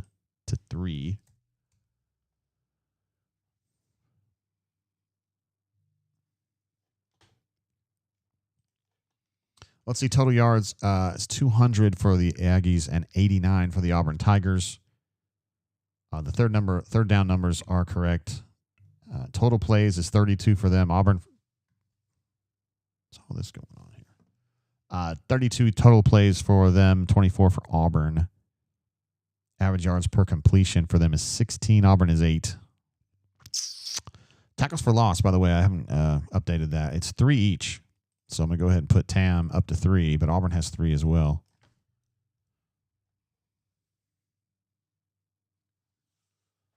So fewer negative plays in this half than we saw last week. I think Auburn had, or Oklahoma, I guess I should say, had 10 tackles for loss in the first half last week. And that was just a huge problem in the first half. Oklahoma's offense, not quite as good as this one. Or at least it wasn't performing that way last week. Now that they don't have Mateer, I think they're going to probably take a step back. But anyway. Hey, let's talk about how Oklahoma cheated and they didn't take action against Oklahoma for this.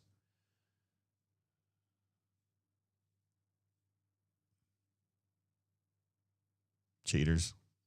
Y'all are cheaters. I'm with you 100%. I'm with you all day long, Hugh Freeze. Tell them. Stun on these hoes.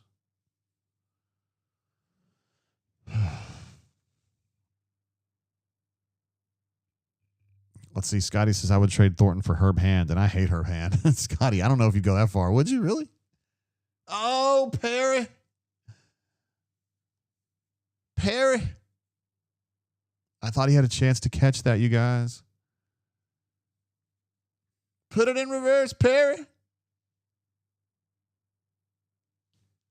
I wonder if he got his hand on it accidentally, like the cornerback. He did. The cornerback was just kind of doing this and was able to just affect the pass enough for Perry. It wasn't really a drop by Perry. I thought it was, but it wasn't.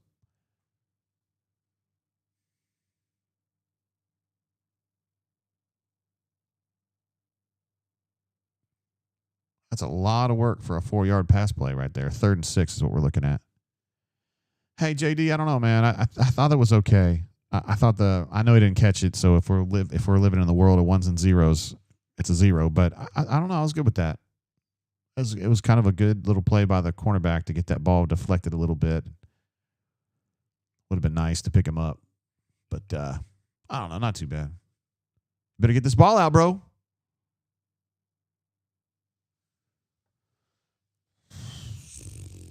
Just a little slow to realize that blitz was coming.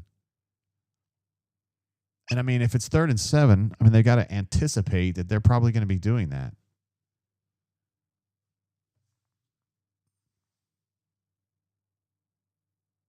Hey, great blitz pickup from Damari again. He makes it count. He hit a man. He will hit a man. 4th and 3. I know that they would like to take some risks and maybe push their luck on 4th down, but I'm not sure this is the place to do it. Julius says, "Where's Cobb?" I guess he's on the sideline. He had a very, very bad blitz pickup earlier, where he got stood up and pushed into the quarterback, and I think that was a sign, I should say, to the coaching staff that they wanted to go more with Damari right now. And that is correct. Cleveland Brown, they are now 0 for 7 on 3rd down. That is not good. AU Law says, "Do we see Deuce in the 3rd quarter?" I mean, I just don't have any reason to think that they would make a switch at quarterback right now. I don't think their problems are with Jackson right now. I really don't. 9 of 15 for 74. Wow. How's that even possible?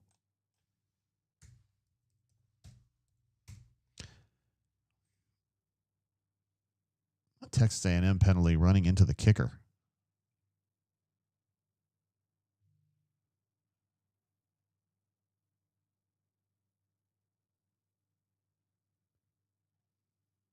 I think Hudson kind of trumped that one up a little bit.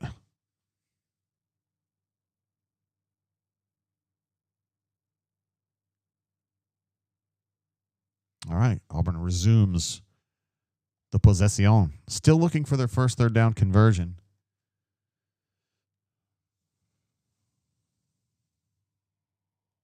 It's a nice tackle right there. Texas A&M's open field tackling has been really good today.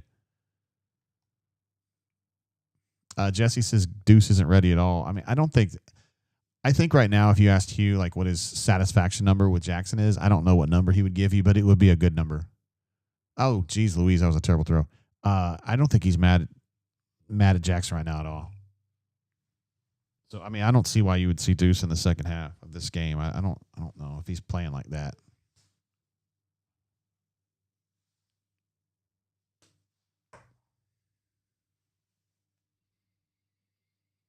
EPW says Arnold no good. I still don't see it, guys. I think he's being limited by some weird choices in the play calling game, honestly.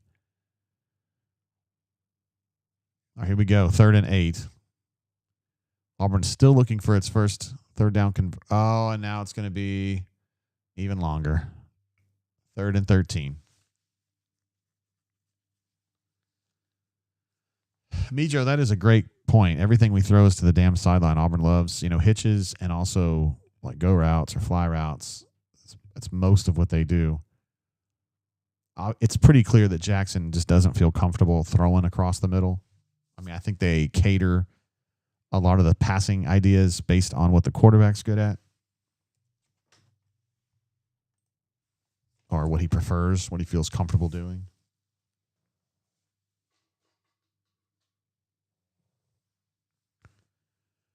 Fenrir, what's up, bro? He says, I'm about to lose it. Caleb says, are you kidding me?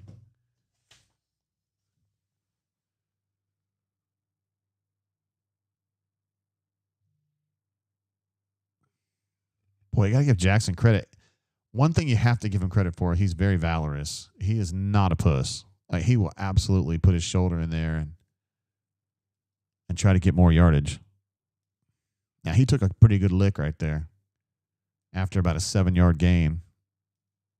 Something like that. Caleb says this shit is so frustrating.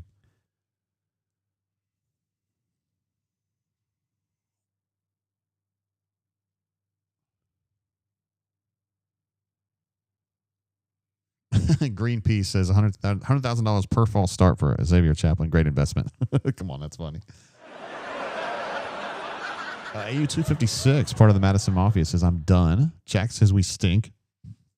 And Cassidy P says he doesn't think that Xavier Chaplin is SEC level. Interesting. Julia wants to know why they don't try some quick passes and open it up. This is ridiculous. Yeah, they got to figure out something to unlock more potential. Oh, my God. There's another terrible snap. Fortunately, Hudson was able to field it very cleanly. It was a nice job.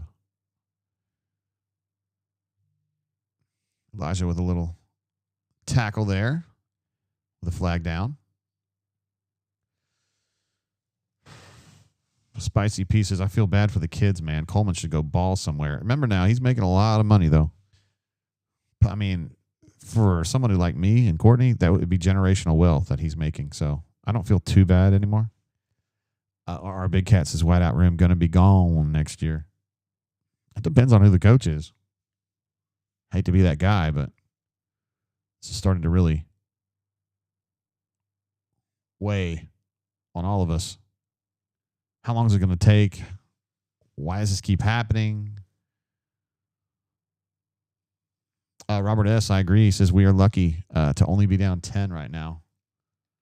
It was that terrible defensive possession, I guess you could call it, or A&M's first possession where they just pushed Auburn backward and scored that first touchdown. Thought it was going to be a disaster. Auburn kind of fought back, and it's been pretty good, but A&M's, to me, playing 10% better than Auburn in all facets, and you're just not going to win many football games when you're 0 for 7 on third down, and you just can't run the ball. You're choosing not to run the ball. This is not a good play here. It's a 15-yard, 20-yard run. New boy Fagans with the stop. Woodby's playing as well, probably as the nickel. They're still trying to find answers at nickel. Woodby, by the way, Bobble Woodby is number 12. He got beat on that route right there.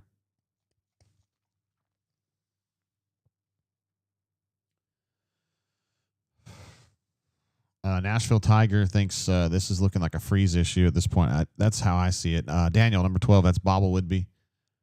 Blake Woodby. Oh, that was a nice little deke.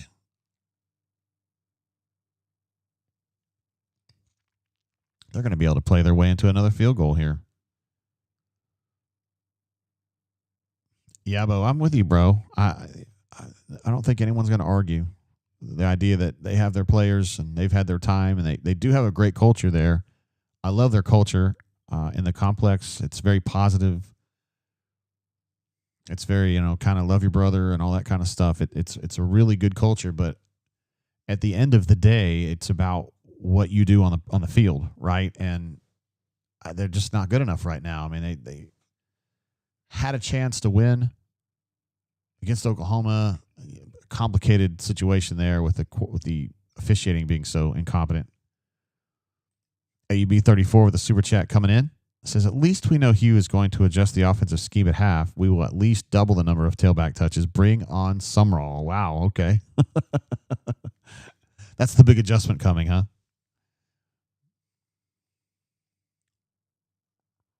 Yes, Josh says, I want to see a culture of winning. It's fair, completely fair. I wasn't trying to defend it, really. I was just saying that's definitely not a toxic atmosphere inside the complex, but it's also not one where I think they have the animal instinct or that killer instinct. They don't finish games with confidence, with aplomb,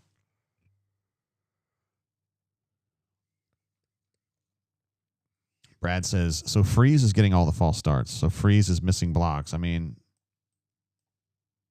it is a little more complicated than one thing, as that often is in the game of football. But to me, the most mystifying part of this equation is not the penalties. It's the what's going on offense.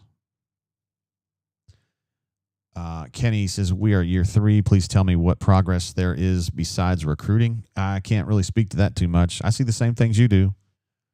I would just say that recruiting's been good and the culture's good, but the winning is not good. Just not see enough. Eric says, just got here. Hot board been fired up yet. This man wants to kill NIL for like 3 years over this. And he's going to miss that field goal attempt. So Auburn dodges another bullet, and they're going to go into halftime only down 10, which is really kind of surprising considering the gulf between these two teams in terms of total yards. 246 to 105 for this game. And again, Auburn failed to convert a single third down in that half, which is hard to understand sometimes. Now, they were 2 of 7, which ain't great, but zero's hard to get worse than 0. Looked like Hugh was having a sidebar there with the referee. Auburn says, skip to gals we adore. I like that. Daniel, please give up and go away, EPW says. How bad is it getting over here? Ruxy, very calm, says, shut the program down. And new guest who it is wants to know, how can the offense get this bad? Not a Mouse says, down 10 at the half. Is that a moral victory? It's going well. It's going well, guys. It's going really well. I think this could be a good opportunity for us to get Coach Hunter on the horn. I want to make sure that the phone's working first. Sounds like it's working to me. So we shall now get him on the horn.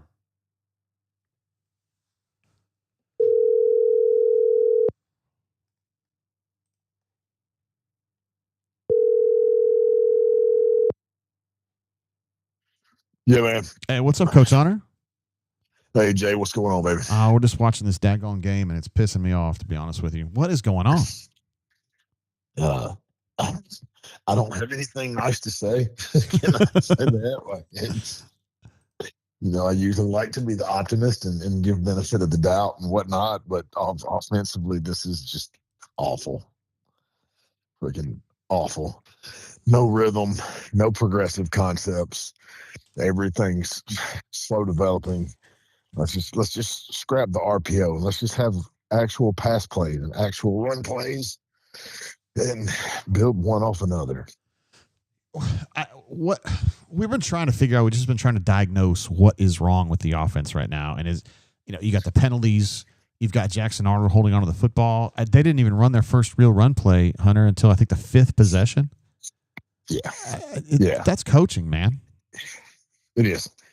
Like you have to decide as a coach, like what you want to do. If every play is some ambiguous read call where something might happen if this happens, you're never dictating or creating anything, right? Yes, you want to put the defense in conflict, but you can't create conflict until you've created something progressive first. And there's no, what the RPO doesn't matter if I don't have to honor the run game in the first place. I don't get it, man. I don't get it. One reason Arnold's having to hold the ball so long, though, is the route concepts. Like nothing, there aren't route concepts for him to get the ball out of his hands quick. There's not stuff attacking the first and second level.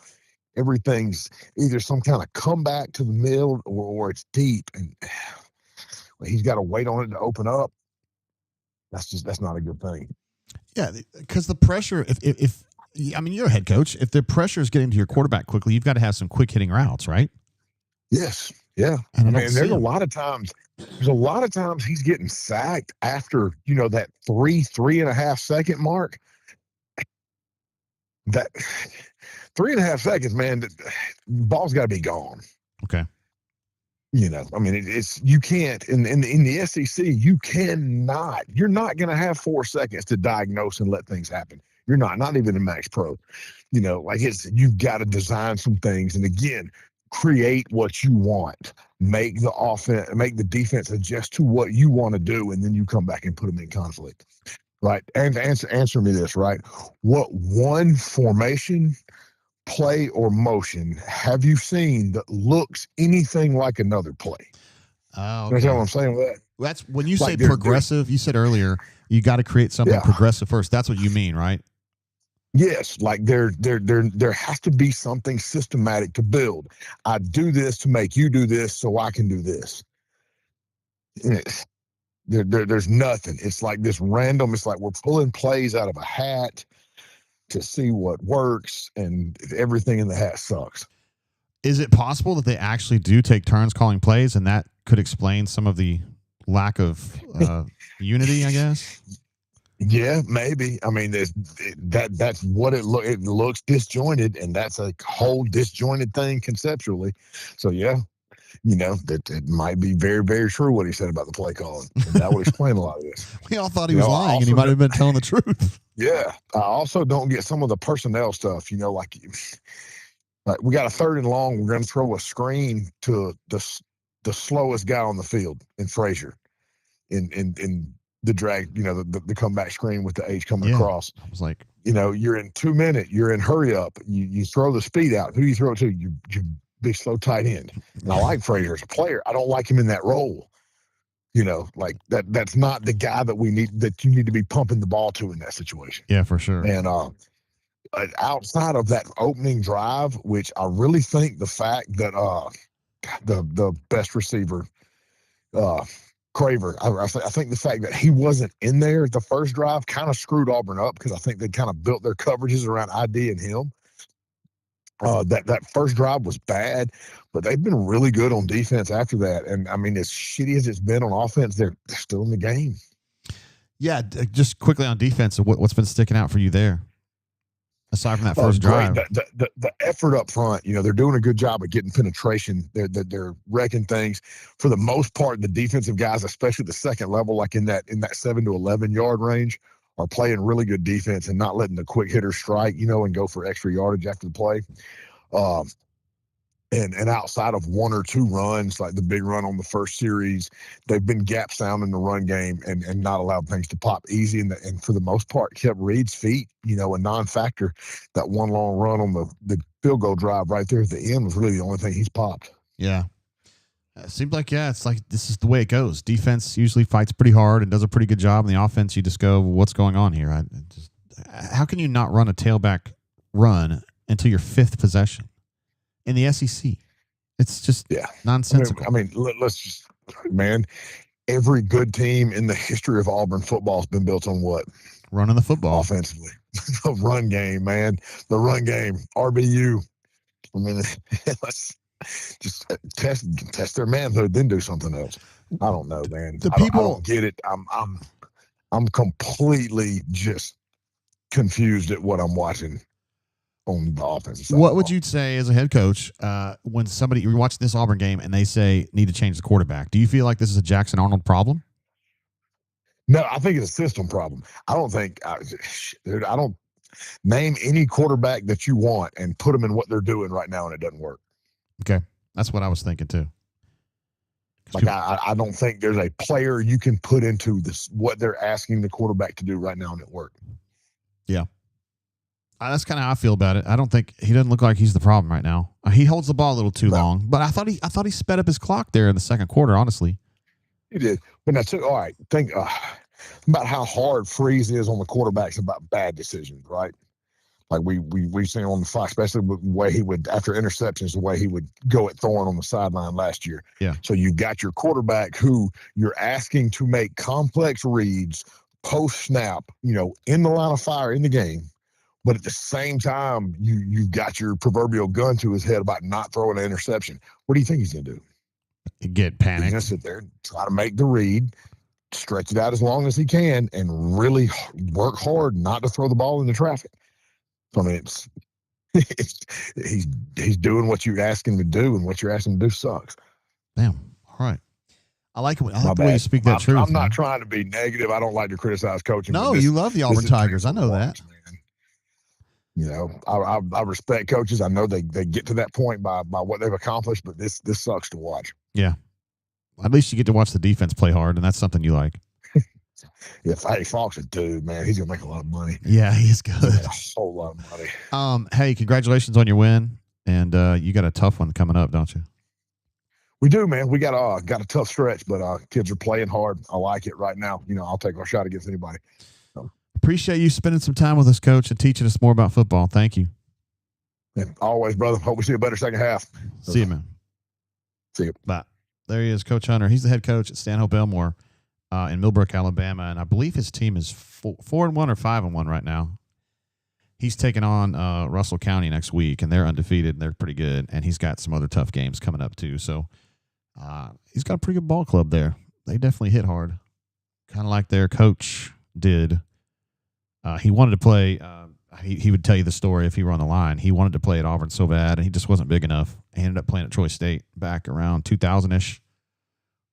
And then, played at Troy, doing his thing. Troy State, excuse me. That's what it was at the time.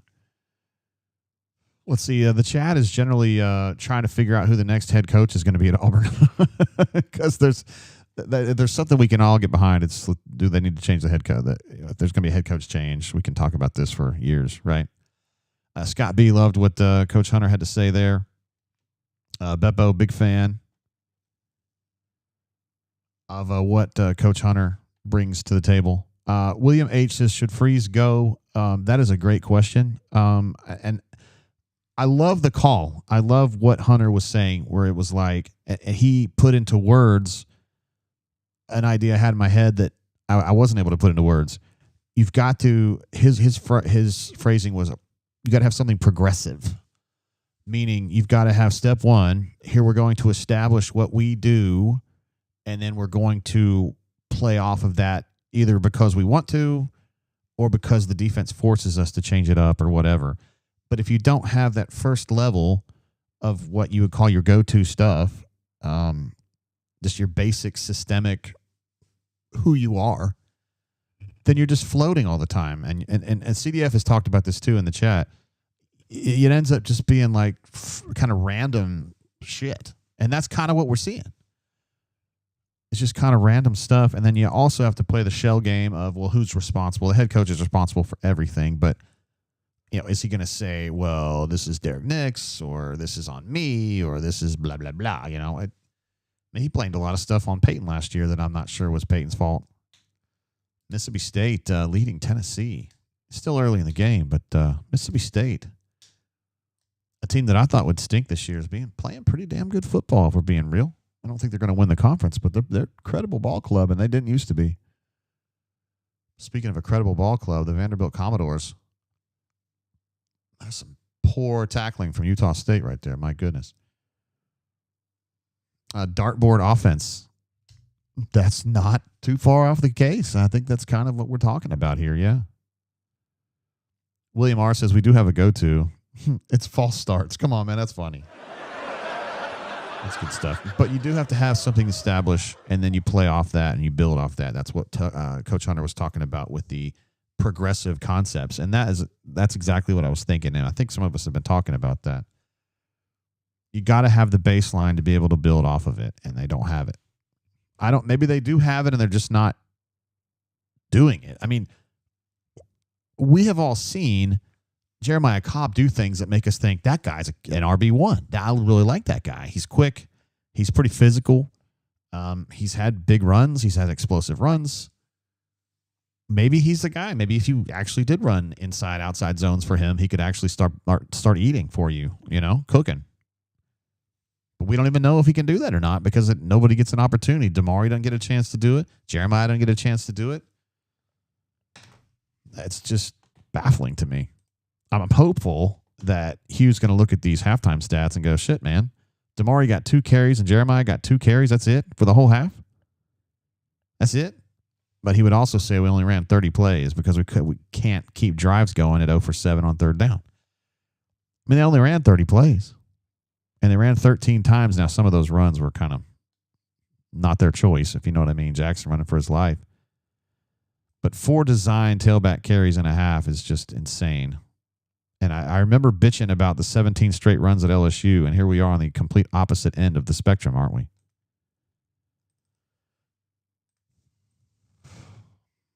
By the way, Jackson is a 10 of 17 for 75. I want to get that updated. He has a lot of 1-yard passes. Let's see. Michael says Hugh is past his prime. Spicy P says he doesn't coach. Matthew says Freeze got to go.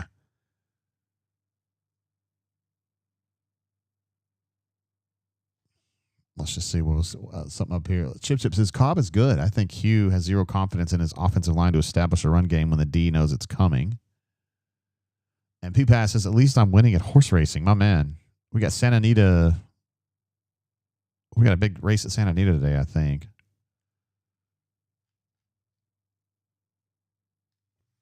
Let's see. Chris B says, Najee, you just need to count the box. That's offense, baby.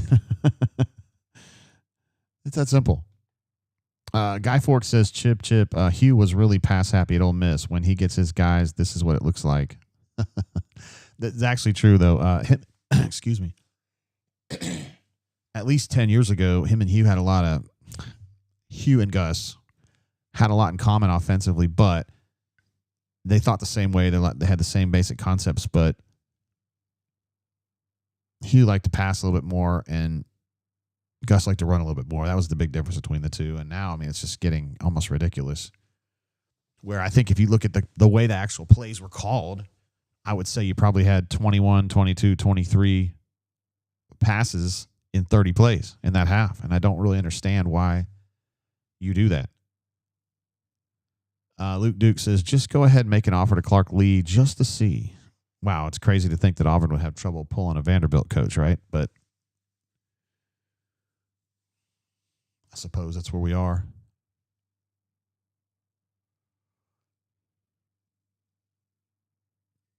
I was surprised that Ohio State was only like a 7-point favorite in this game. But then I see the scores 14-3, and maybe that's legit. Surely Baylor's throttling Oklahoma State, right? First time in a long time, haven't seen Mike Gundy on the sidelines. 28-20 is all Baylor leads by. Interesting. Yeah, I got a couple super chats here that I missed. The one was during the call. Ben jumps in with. Let me go ahead and clear off this on the horn thing. Really enjoy Coach Hunter coming on. He really adds to it, I think, a lot. He knows a lot about football. Ben says Hugh needs to worry about his offense, not the dang officials. Talking about when he was coming off the field and fussing with the officials, which I don't personally have a problem with. Old Mississippi up 10 on LSU. I get that one wrong in the picks. MWD says Hunter preaching the gospel today, like the call from Hunter, speaking about got to have a baseline idea or paradigm before you build on it. And MWD thought that was really speaking the truth. MWD knows a little bit about football from the coaching side. I'll just leave it at that. Ambitious engineer freezes entire. Appreciate the super chat there, guy. Freeze's entire system is trash. RPO is easily manipulated by the defense because he's worried about box counts. Pass concepts are no different than Gus. No middle of the field threats. I'm confused about, and I think Hunter is too, confused about the lack of just quick hitters, which would include the middle of the field that you're talking about. So that's a tough one there. I'm just as confused as you guys are. I'm surprised that it's this weak. I think that's the word I would use. It's just wimpy and weak. Not that the players are. I don't necessarily think that they're weak. I just think that this concept, I don't know what they're doing. I wish if I could ask you one question right now, I'd say, tell me your offensive identity. Just you tell me. Take 25 words and tell me what you guys are. And I don't know that he could answer in a way that would satisfy any of us. I think it would just be, well, we're trying to, get first downs and move the ball and run the ball and pass the ball and score points. I mean, he'd say something like that, which is not what we're looking for. Because I don't know that he can answer the question. Like if Jill asked him, I don't know that he'd be able to answer the question. Well, we're still working on it, Beppo says we are weak team identity. And also, yeah, in that statement is, to me, the penalties, and Julia was talking about this earlier, the penalties are a sign of weakness too. LB Puppy thinks that he would say RPO. I mean, I guess if he would. Yeah, it's something. LB, it makes me think a little bit about something Coach Hunter said where he feels like the quarterbacks, Peyton last year and then Jackson this year, are an exact function of what Hugh is making, is what is creating. He's asking them to do too much and then riding ass about it. And they kind of get in this spot where they're so nervous or worried about making a mistake that you get kind of beat down mentally by it, where you're just like, oh, God, I can't screw up. And on the show on Tiger Talk on Monday, he was talking about how all he does is encourage Jackson to take risks and to throw the ball downfield, and then he'll blame the wide out if the ball's intercepted or whatever. Just take the chance, He says that, but then you watch Jackson and you don't necessarily feel like that that's happening or that's getting through to him, or maybe that's not the message he actually gives Jackson. It might just be the message that he says he gives Jackson. You know what I mean? What's up, Mang? Jumps in again. Says if the offense stays the same, outlook for season, not good, my guy. Probably 6-6. Something like that. Let me go over. I normally don't do this, but I'm just going to go back over to our post-game page because the schedule.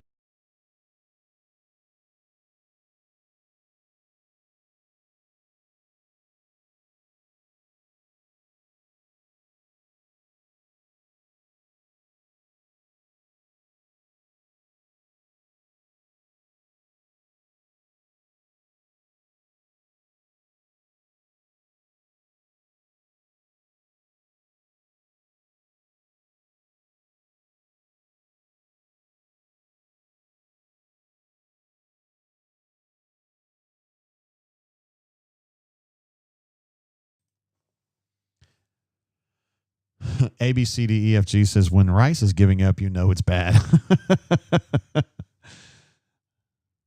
Oh my goodness.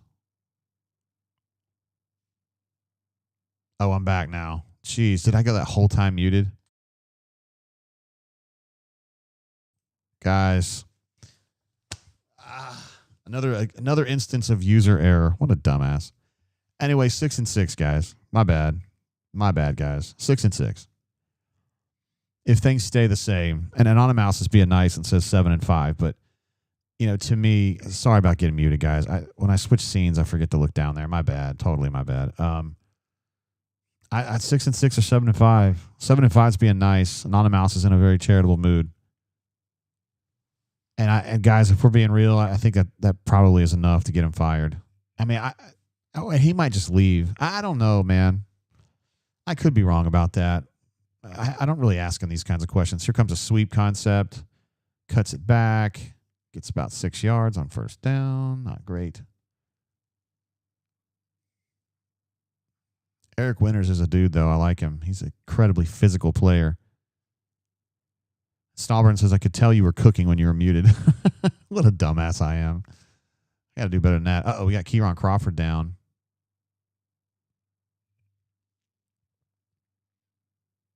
He's obviously a critical player.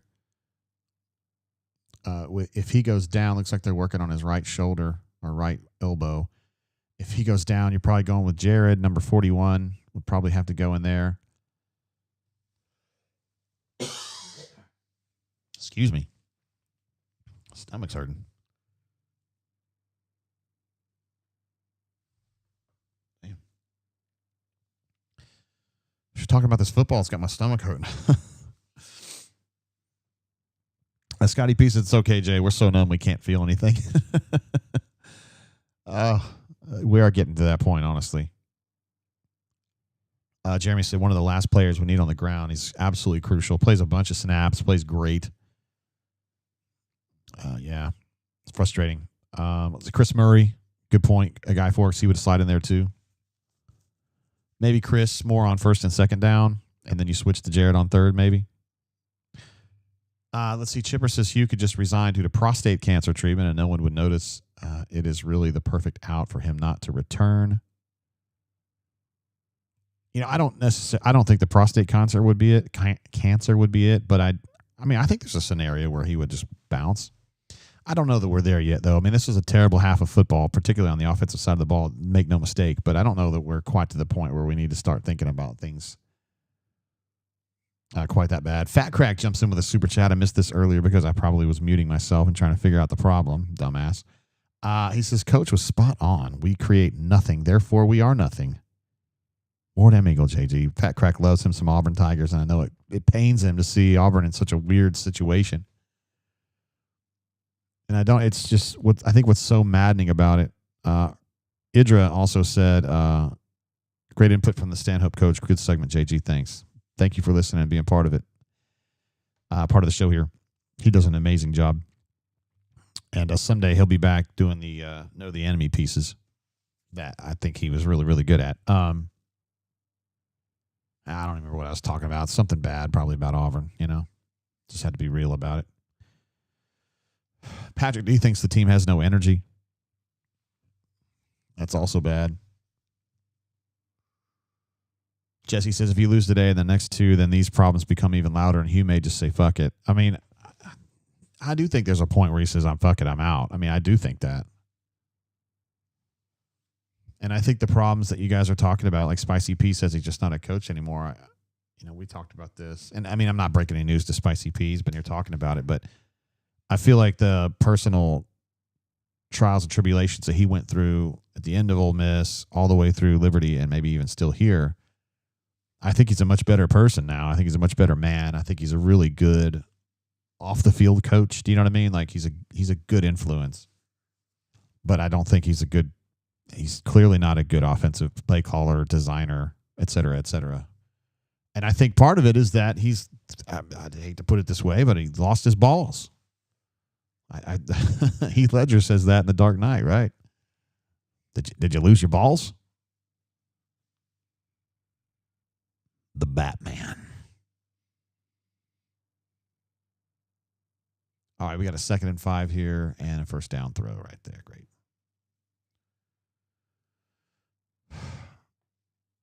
Feel like a stranger jumps in with another super chat. My man, he says, I was hoping we would get a sideline report of the backup head coach warming up on the sideline. Backup head coach. Wonder who that would be. DJ Durkin, I guess.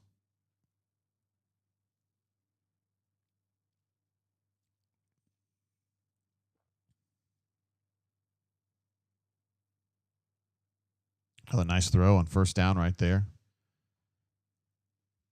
I mean, Auburn in pretty good position defensively, but it was a great throw. Kane Lee kind of playing what I would call a catch technique there. Just kind of, about 10 yards off the line of scrimmage and absorbing the route. And pretty much right where it needed to be, but so was the throw. Luke Duke thinks that was the best Batman. I'm still not sure about it sometimes. He was amazing. The Jack Nicholson in 89, though, at the time, it was great. It was really, really neat.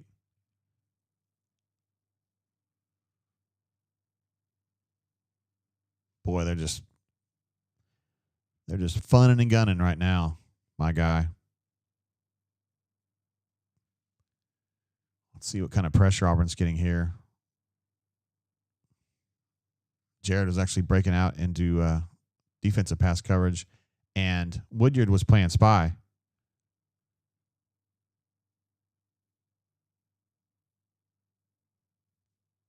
When you're having to spy the quarterback, I mean, that's a green dog situation at best. Otherwise, he's just kind of floating, and it's not helping. I mean, he's doing his job. He's doing what he's been asked to do. Kensley coming on a blitz right here, but it went away from him.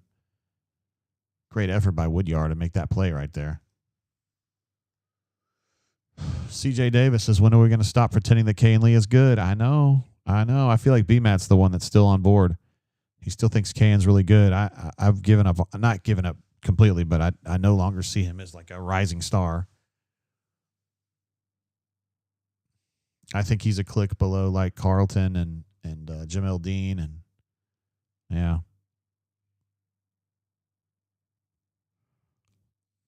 I feel like a stranger thinks the 89 Batman and the Dark Knight are the two best Batman movies. Yeah, I think that a lot of people would agree with that. I mean, Heath Ledger was amazing, but the Jack Nicholson, you had to be there. I mean, I was 16 years old, I guess, when that came out. It was a big deal. Where does he get all those toys? It's just fun. Oh, Kieron's back in the game, by the way. Damn near got that quarterback. Forced him into a throw he didn't want to make. Running for his life. Chris Murray in there on that snap as well, number 3. Intentional grounding. Hustle, man. There's some real hustle from Key Crawford on that play. I mean, he was just would not be sidetracked on this. Coming at him like a crazed dog on this snap. Like diving.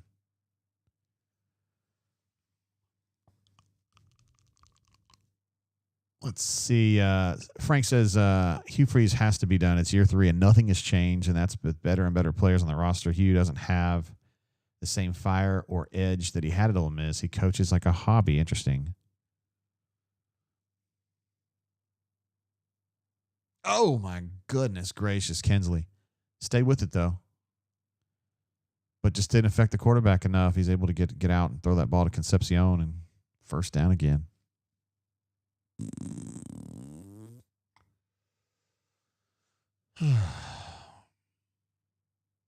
God, what a great blitz pickup right there on Kensley. And also, I give Kensley full credit for picking his ass back up and damn near got another opportunity to sack right there. It's great work.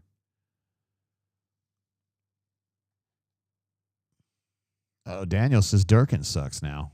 Everybody hates Durkin now. All right.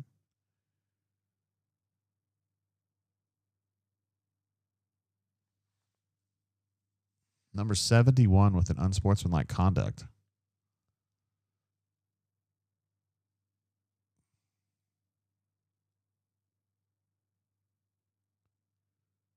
He obviously disagrees with it.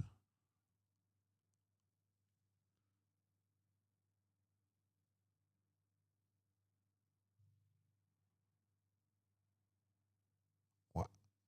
I'm sorry. I don't know what they're talking about. I can't see it. 3rd and 30. Boy, this is a real test for the 3rd and Durkin concept, isn't it? Hey, don't take that literally, guys. That does not mean give up a 30-yarder here.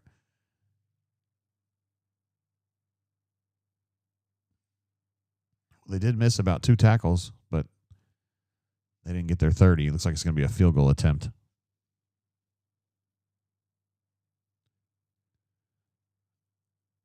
Ravin says, wasn't Free's contract only for 3 years? Didn't he? He just renegotiated like maybe a year ago. Something like that. 4th and 31 is the standard. All right, here comes a pretty makeable field goal here. A little more challenging than I thought it was going to be. A 50-yarder.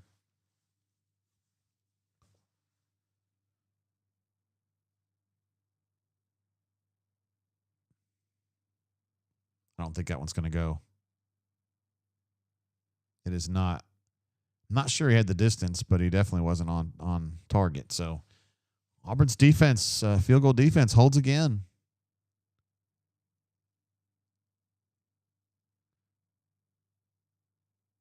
That's 2 in a row he's missed. Parker says, LOL at Texas A&M. 6 points left on the field. Patrick D. pretty fired up about that defensive stop right there, and I agree. They're pretty much getting the job done here. They're playing well enough for Auburn to win this game, but the offense is not going to get it done, I don't think, unless something crazy happens. By the way, total yards is now up to 313 versus 83 for Auburn, so it's getting really bad. 15 first downs for Texas A&M, 5 for the Auburn Tigers, and going 0 for 7 on 0 for 8 on 3rd down is not helping anybody. 0 for 8 and 2 of 8. I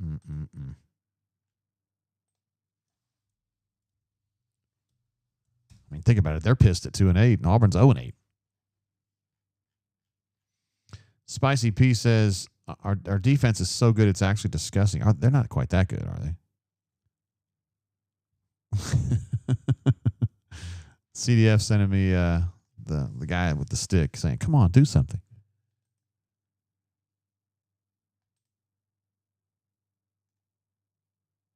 Let's see what's going on in the group chat here. Typical Freeze. He's going to do what the defense dictates instead of trying to lean in what they do well. That's kind of what Coach Hunter was saying. Just that they've gotten away from what they want to do. You know, I'm not sure that we know the answer to that question. Like, what does Auburn want to do? You think that, like Coach Hunter said, go back through time. What does Auburn do? They run the football. Bo Jackson, Joe Cribbs, Cornell Williams, Ronnie Brown, Kenny Irons, tailbacks, Ben Tate. That's what we're talking about. Brett Fullwood.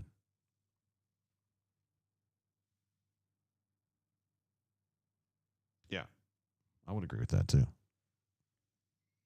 My guy from Spartanburg. Forgot his name.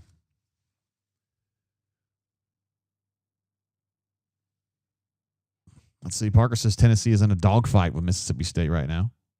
DeMontre Carter from he was a good one. A little crazy, but he had a lot of fight in the dog on that one. Spicy P says DJ Durkin would run the football.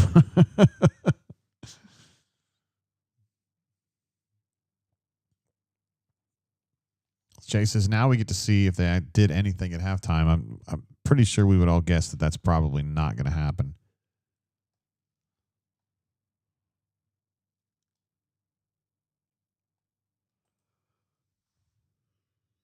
Auburn hasn't had a drive in the second half, and they're still, I think they added a third down fail to them already. The official stats say Auburn's 0 for 8. I thought they were 0 for 7 at halftime, but maybe I was just late on it. I don't know. All right, let's see if they can play out of the shadows here.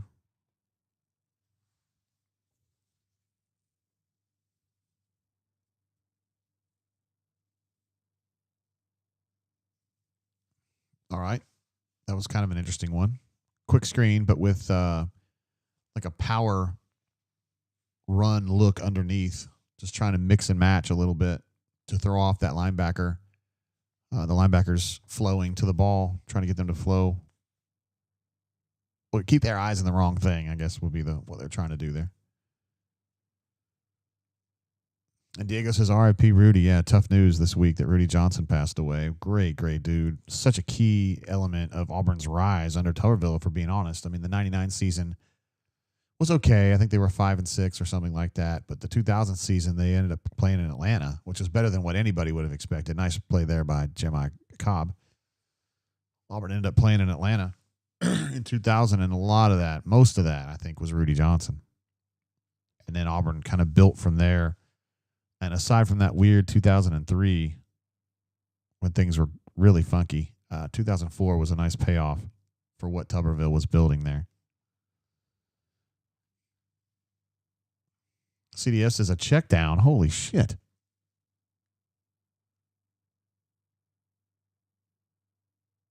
There we go. First down run, traditional tailback run. Got about 3 yards. Felt like he could have gotten a little bit more on that one.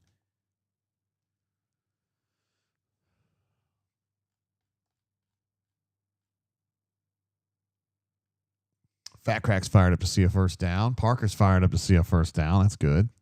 Haven't seen a lot of those today. I think that was the 6th first down of the game for the Auburn Tigers. 2nd and 7 right here. Spicy P thinks he saw a face mask that got missed out there. Don't surprise me. There's that little inverted veer is what I think me and Hunter would call that. With the retrace action from Eric Singleton. He's going to come across and come right back. It's going to, the whole goal here is to get the second level flowing left. And Jackson, sure enough, had a ton of space there. Good solid run, got about 8 yards.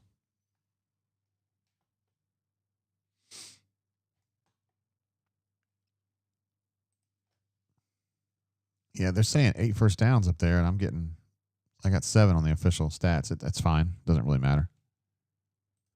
Just want them to keep moving. There's an RPO throw that Cam just dropped. My God. Well, you know Cam can make that catch. Come on now. I like that he's just got a blunt affect about it. I'm good with that. Tells you he's moving on to the next play, which is all you can do in that situation. Our big cat, I'm with you, though. He says, can't drop that. You just can't drop that. You just can't. Sorry, again.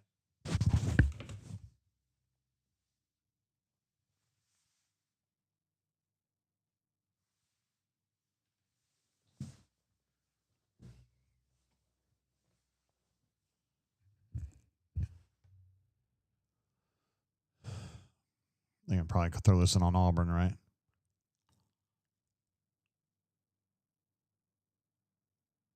I don't know what Hugh's fussing about. He seems a little bothered. I do have my chip glass here.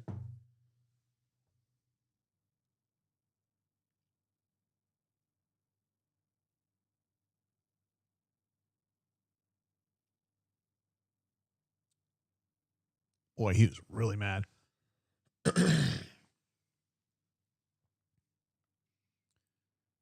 mean, it's 3rd and 10.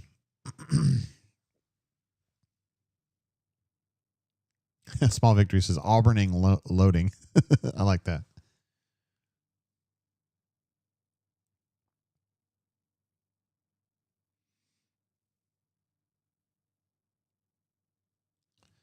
Too much pressure. I don't necessarily think that was Jackson holding the ball too long. I just think pressure was up on him really quickly. 3rd and 10, man. And then that's what you got.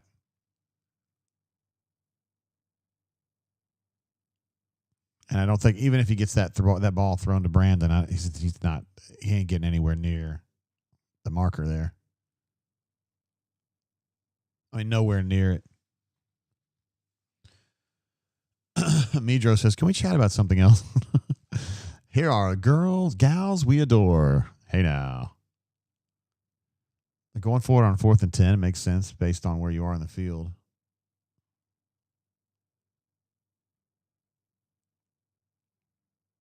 So he really had nowhere to throw the ball right there. Singleton felt like he was open. I don't know that he was. If he was open, Jackson was staring right at him and didn't recognize it. That's a really odd one there. Yes, this is exactly the view I want to see. Singleton thinks that he's open at the end of this play. Oh, my God. So Malcolm looked like he was open if the throw goes where it's supposed to go, right? He was that number 2 receiver, and if he was running a fly route or a go route, it looked like he was open. Yeah, Blake, I saw that about Eric being so pissed off when he came off the field. We didn't get to see enough of the all 22 on that, but I'm thinking he worked back. Great play by Xavier Atkins right there. My guess is that he worked back and was open somewhere near the sticks, and then Jackson wouldn't throw it, and that's why he was doing this. Like, you got to throw the ball. Guy, I don't know. I'm not sure I would call him wide open because there was a safety underneath him that was matching with him. But I think if you make that throw, right, you lead him. I think it's going to be a straightforward touchdown.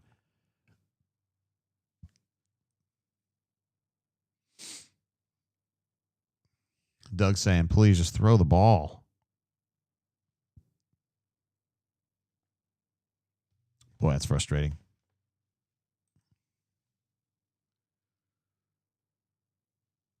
Jackson, by the way, is 12 of 22 for 68 now.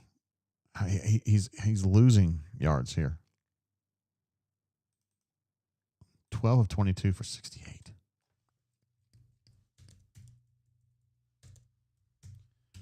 That's just not really getting it done, is it?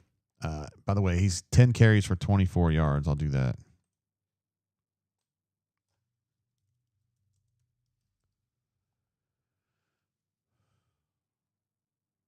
Oh, the ball's up. Ball. They got it. I think it was Xavier Atkins working from the quarterback's left side. He reduced under a block and then was able to break free here. This is really nice work.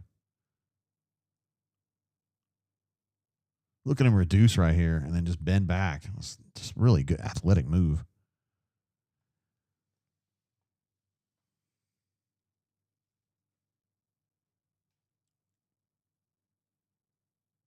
Great hold by the defense there. Great stop. Really, really nice work. Actually, outstanding possession defensively there. A questionable call says our defense deserves so much better.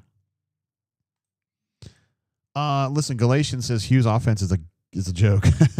I actually am a little bit encouraged by the last offensive possession because they did run the football, and I felt like they were starting to kind of build that base a little bit that they've got to build.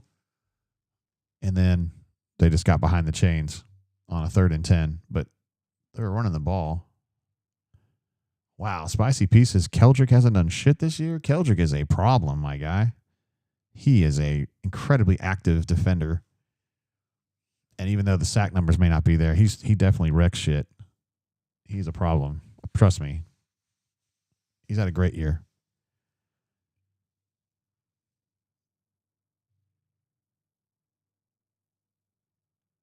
Yeah, that guy Rick says, put anybody else in at quarterback. Who cares if it gets worse because we are already inept? I mean, Coach Hunter, I'm on Coach Hunter's back for this one. He says, no reason to change the quarterback. What he's being asked to do doesn't matter. It's not the quarterback here. Now, that last situation with Malcolm probably was hold the ball a little bit too much, but I mean, your options. So what are you doing here? You're going to go to Deuce because what we've seen of Deuce is not good. And are you going to go to Ashton? Excuse me, to Ashton, maybe, I guess. But now you're just going to start a quarterback controversy. And I don't know that Jackson's the biggest problem here. I think we've got bigger problems. Well, that's just me. Kenyon thinks that it's time for Arnold to take a seat. Global Exec thinks that Jackson is garbage. And War Eagle 0008 says Coach Hunter is incorrect. Hey, man, it's all opinions. Doug says, thanks, JG, for the brain drain. At least it makes the games fun to watch. I appreciate you saying that, bro. We can all at least come together and commiserate over the the product. I got to be nice about it a little bit. Patrick D says, who cares about anyone's feelings? We need some life. It's not really feelings, I don't think. I think it's just you change kind of like the order, I guess, of the team in a way, and you're going to Ashton that you probably don't feel like is an upgrade meaningfully. I mean, because Ashton, I don't know enough about Ashton as a player, I'm going to be honest, but I'm sure he's got his own problems, things that keep him from being the number one quarterback week after week. You know what I mean? I think if Kenyon, if they do that, he says run the damn ball. I think if you can establish some kind of a run game, I think it's going to make things more palatable for Jackson Arnold to thrive, right?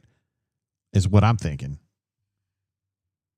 But we're not quite there yet. They did start to run the ball a little bit better in this last drive. At least they had a couple runs that I thought got out. Ended up being a shorter drive, but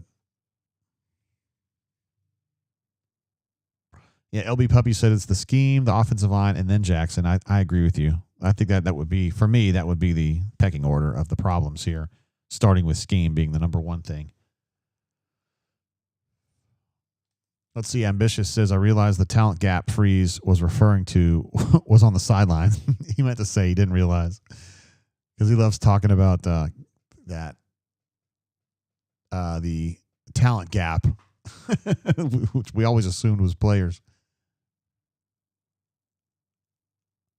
That was a nice play against Oklahoma last year. Like how they're going into all these highlights of the great things that Cam Coleman can do. And Cam has 3 catches for 14 yards.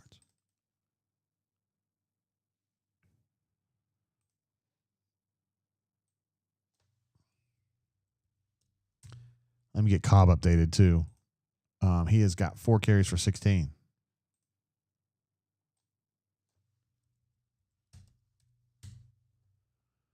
CDF jumps in with a super chat. He says, Hugh ain't it. I think that's a prevailing opinion right now, yeah. Small Victory says, insane that we're only down 10. I mean, defensively, they've been definitely doing the job. All right, there's a quick throw. A decisive, nice throw. And Brandon gets another 7 probably yards after that one. It looked like a sticks route that he caught and was just able to kind of, they weren't on him. He was able to get another 7 yards. Brett says, where's the deep ball? That's one I'm not real worried about right now. But because there's lots of things that aren't there at the moment. But, yeah, I mean, usually that's not a problem for Auburn. They'll definitely throw the ball deep. He's thrown a few deep ones, but he needs to throw more because some of these have been wide open.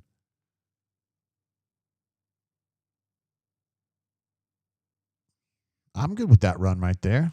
6 or 7 yards on first down, I'm good with. Just kind of like a little power run there where you had the it's blocked like a counter, but I don't know that it's actually a counter.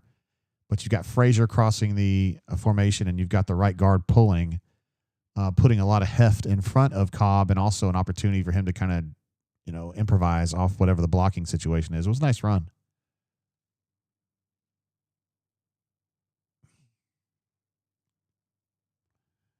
that really wasn't. That's not Jackson's fault right there. That pass, whatever they were trying to accomplish downfield, just didn't happen, and so he was wise to throw it away.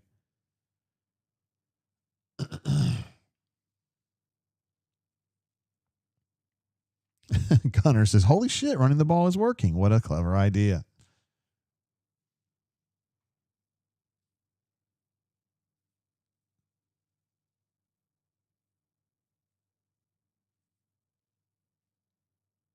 All right, that's probably yeah. They switched from a cover 1 to a cover 2, it looks like. Yeah, you can't throw to Cam here. Oh. Ball got deflected, I reckon. And we got a flag. Goodness gracious. Op 34 with a super chat. Appreciate that. Give you one of these. Thank you. No message offered, no message needed. Appreciate you, bro. RR Big Cat says, wow, a slant post. Yeah, and it got defensive holding on that. All right. Yeah, and it got deflected or something. That might be something that pisses him off or annoys Jackson. Think, oh, I don't want to throw that ball. Gunner thinks he saw Cobb wide open on a check down there.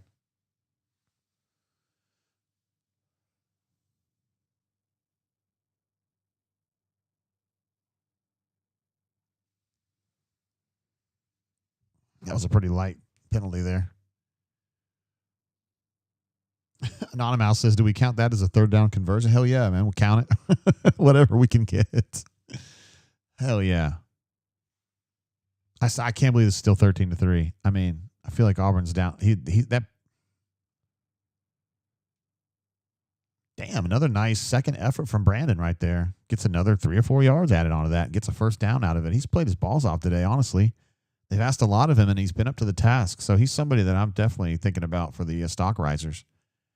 He's playing great today. Probably the only guy on the offensive side of the football that I think is playing great.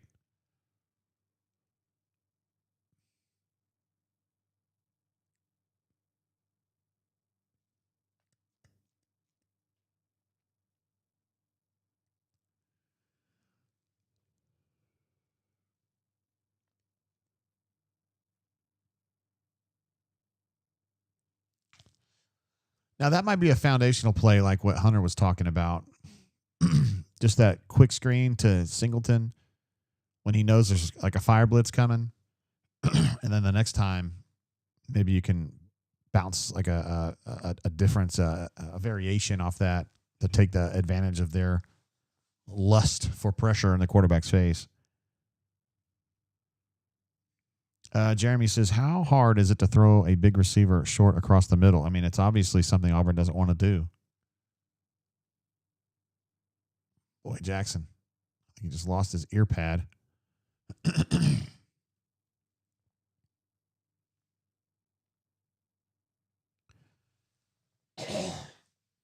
Excuse me.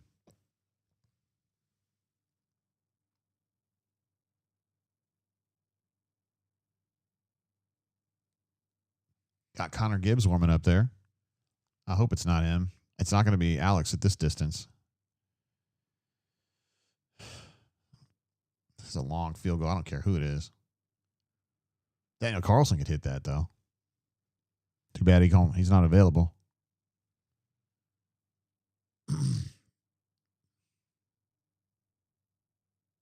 We've already got a flag down, so I don't know what's going to happen here.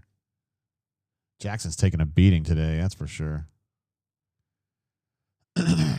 He's a tough individual, though.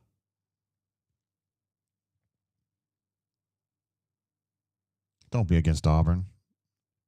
Illegal shift.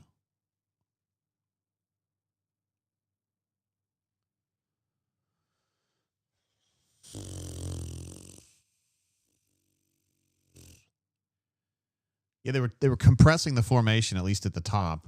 I saw the tight end coming in and the Z receiver coming in, and I guess they didn't get set.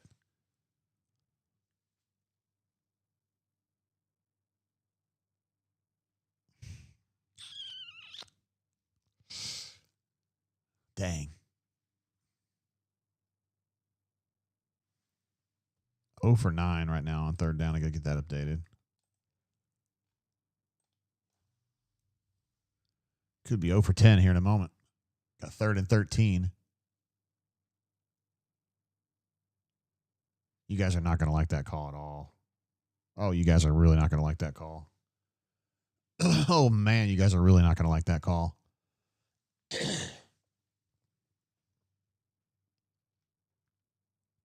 Josh just gives it an LMAO on that one.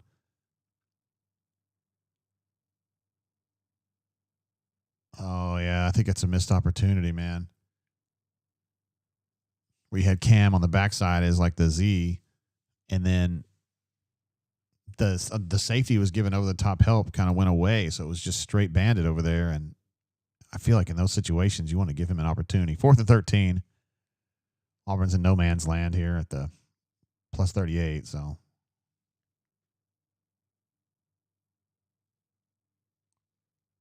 Oh, Brandon with another nice catch. And also give him credit for the throw, man. Oh, there's a flag down. Holy cow, man. Oh, wow. 65. Xavier. Tough.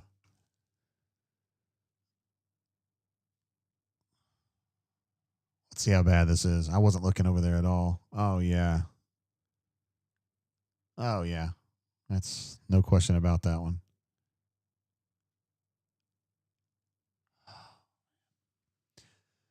Guys, we got to acknowledge that Jackson's playing better. I mean, he's throwing the ball a little bit here, and he's fighting, and he's getting the ball out.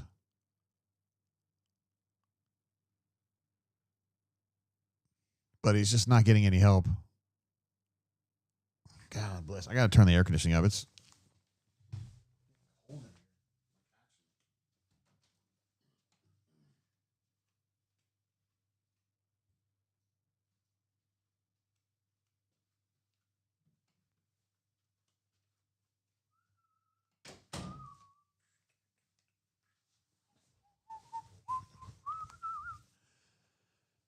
all right. Goodness gracious. Jackson's now passing 16 of 27 for 94.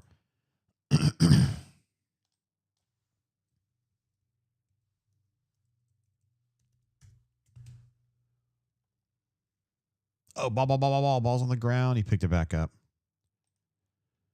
Jackson's 11 carries for, look at this bullshit, man. They're getting like extra yards all the time. 11 carries for 25 for him.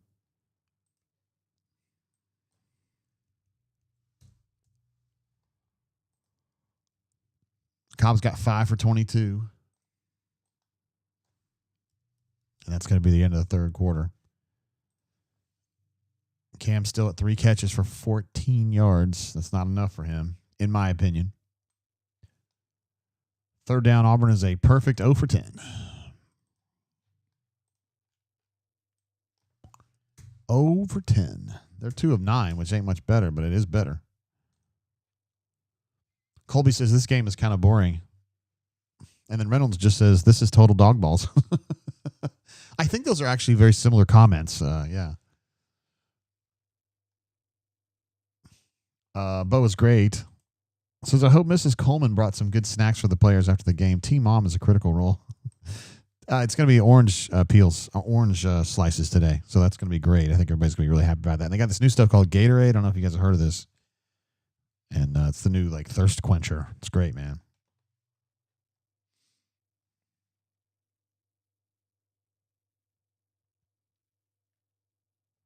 Poppy Clan, looking at the bright side, says still leading Texas A&M in punts. Fenrir says, how have you not benched Chaplin? He's like the third highest paid player on offense.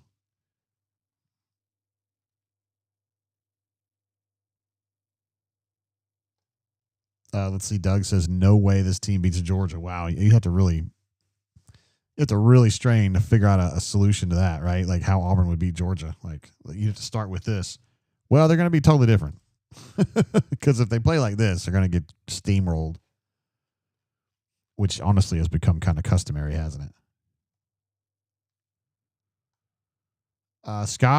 Scotty B wants to know how much are we paying 65? It's around $1 million. Maybe a little more than that. Small Victories jumps in with a super chat. Super chat says, how many yards has Chaplin caused us? Legitimately, he meant cost. Probably like 30. And if you add in the sack, maybe 40. Something like that. RR Big Cat says we don't score against Georgia. Not playing like this. Hell, they barely scored today. Rob B says, I legitimately, seriously thought we were going to be legit this year. Disappointed as usual. Yeah. It's just pain, isn't it? It is. Neil says 0 of 10 on third down. I mean, Neil's kind of a newcomer to American football, but even he knows how bad that is. I mean, it's terrible. And I don't understand why that. It's like the opposite of Gene Chizik, right? Because Gene becomes head coach and the defense goes to shit. And you're like, wait a minute, he's a defensive guy. You hire Hugh and the offense goes to shit. And you're like, wait, we hired him because he's an offensive guy. He's terrible at it.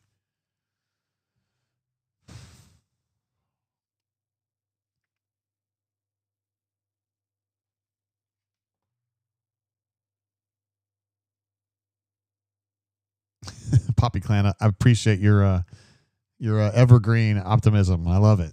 You're just looking for good things, and it's nice because it's too easy to find bad things right now.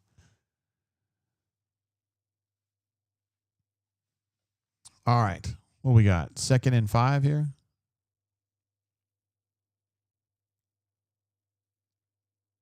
Xavier looking like he's going to blitz. We've got Zeke out there. Dallas Walker. Chris Murray.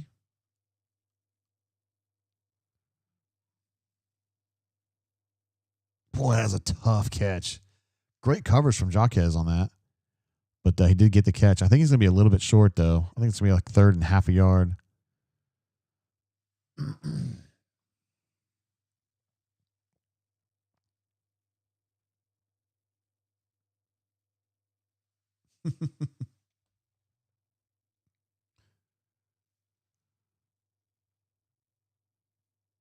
Wow. Just continue to wonder what they're going to do. Let's see. Got Bobby Jameson in there, Dallas Walker, Keldrick, Malik with a very tight split right there. I got the first down, but not by much. Got Bryce Diaz in there, number 16.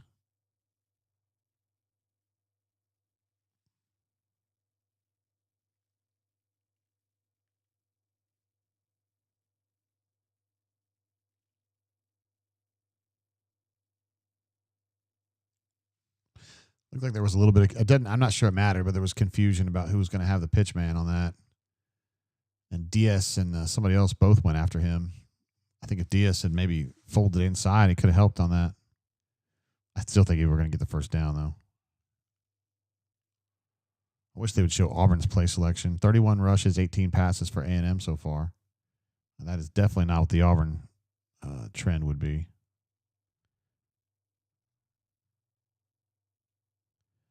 Patrick D says, does our team care? I'm not sure I can judge that from this position.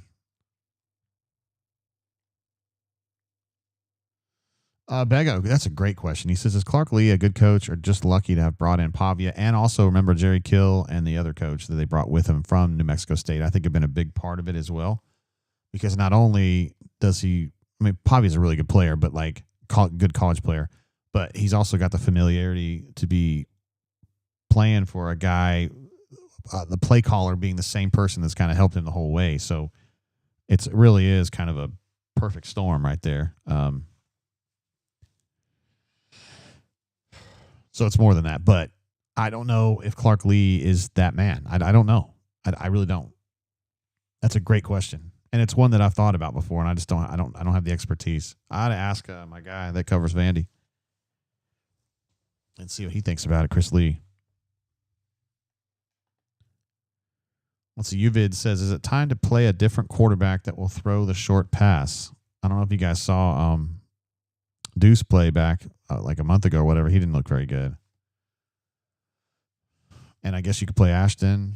I don't know. It just looks desperate when you do that. But you might be thinking, hey, man, this is a desperate situation. I don't know. They would say being down 10 on the road is not a desperate situation. But I think it is. And I think we probably think it is. Most of us here.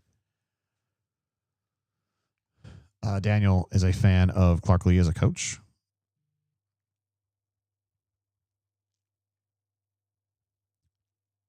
Matthew says, stop hiring Arkansas coaches. I think we're probably out at this point, right? Unless they picked up whoever was at Arkansas State. War Eagle 0008 thinks it's time to play Ashton. Okay.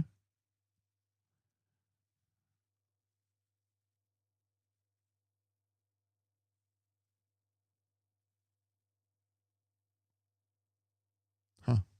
Some of these advertisements are kind of interesting. Let me make sure I've got all of our stats updated. Some hot, fresh stats. 16 to 27 for 116. Boy, they keep changing the numbers over here.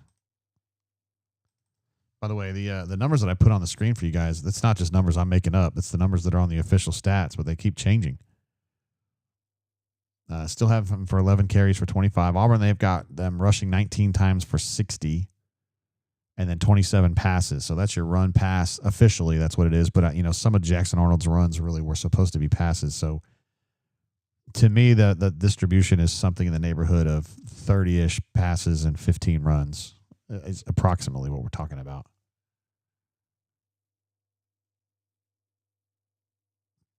Tennessee, Mississippi State tied and coming out of halftime. How about that? Interesting.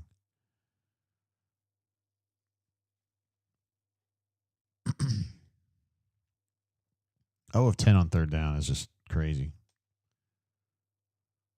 Now 3 of 10, by the way. Just because of this conversion that they just got. Man, 3 out of 10. What we wouldn't do to get 3 out of 10, right? Yeah, Spicy P says 16 penalties on the offensive line and the Simps won a quarterback change, LOL. That's just not enough pressure on the quarterback right there. He had a wide open pocket. Wide open pocket. Plenty of time. Plenty of time. Unfettered.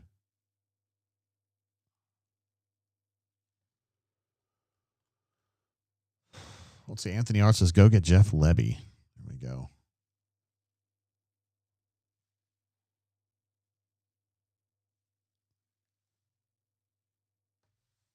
Man, it's just hard times, man. Hard times. You feel like the defense has to be perfect because the offense is so crappy, and they're not being perfect right now. This is one of those drives where they just lose their focus. They're already in field goal range. Nick A says, Jay pointed this out a few weeks ago. Now I can't stand how Hugh cries on the sidelines. He just looks like he's forlorn, crestfallen. And it's just a weird vibe. There's not many coaches that do that. Most coaches are just, like some variation of Muschamp, whether you've got like Shane Beamer's probably on the more animated side. And then you've got, I don't know, like DeBoer, who's probably more reserved, but Hugh, if he sees a bad call, he goes crazy. But the rest of the time, which is most of the time, he just looks like he's going to cry. Like, it just looks sad. You kind of want him to be more fiery, I don't know. He's going to say, I'm just being true to myself, and he's probably right.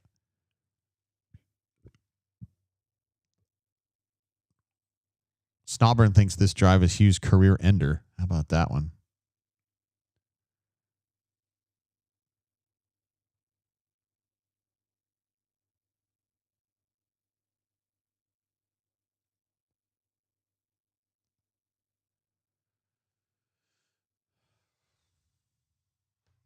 What's going on here? What are we deliberating?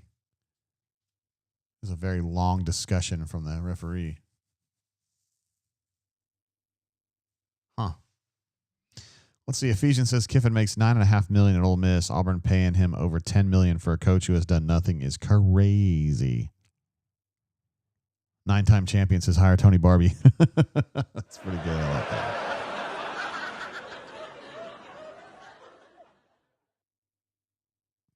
Little sweep or outside zone run there that they really didn't get the edge on that. It's good effort from the Auburn defense.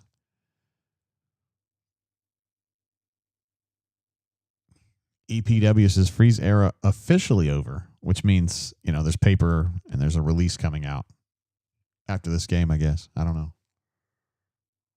I think you'd probably say unofficially there.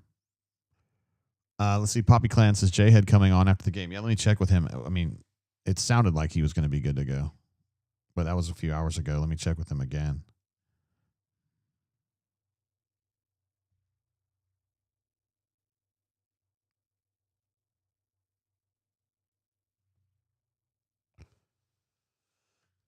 Let's see what he says here.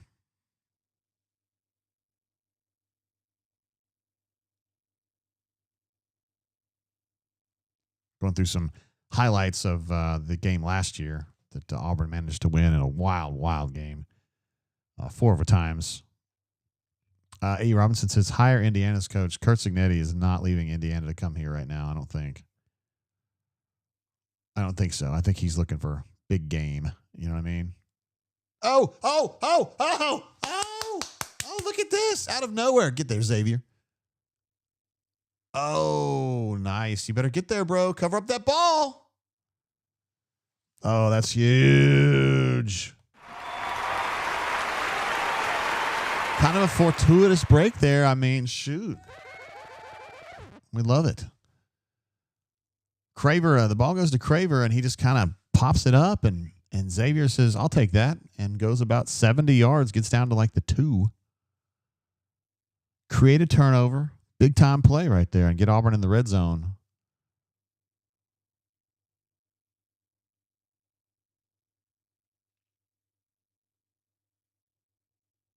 And then he juked out Marcel Reed too, which is pretty sweet. And Bussy was getting turned around. He couldn't help to make the tackle there, even though he was trying. Great play by Xavier Atkins. He's winded. A long way to go. Charlie C says we won't score. They better score. If you can't score from the 2, you just need to go home. And they're in for a touch. The more you fuck around, the more you're going to find out.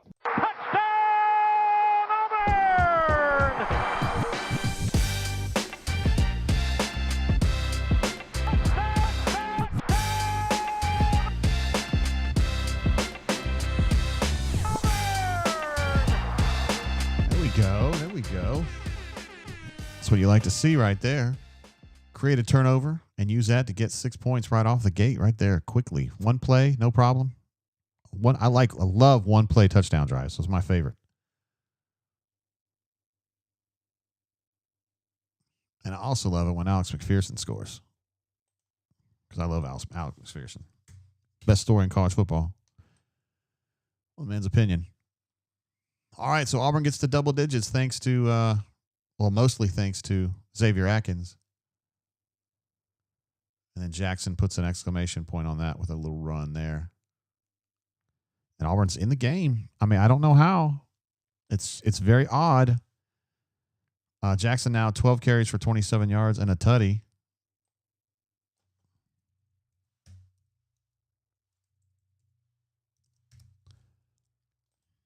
There's the tutty right there. Auburn still 0 for 10, and they're 3 for 11 on third down. Auburn still does not have a third down conversion in this game.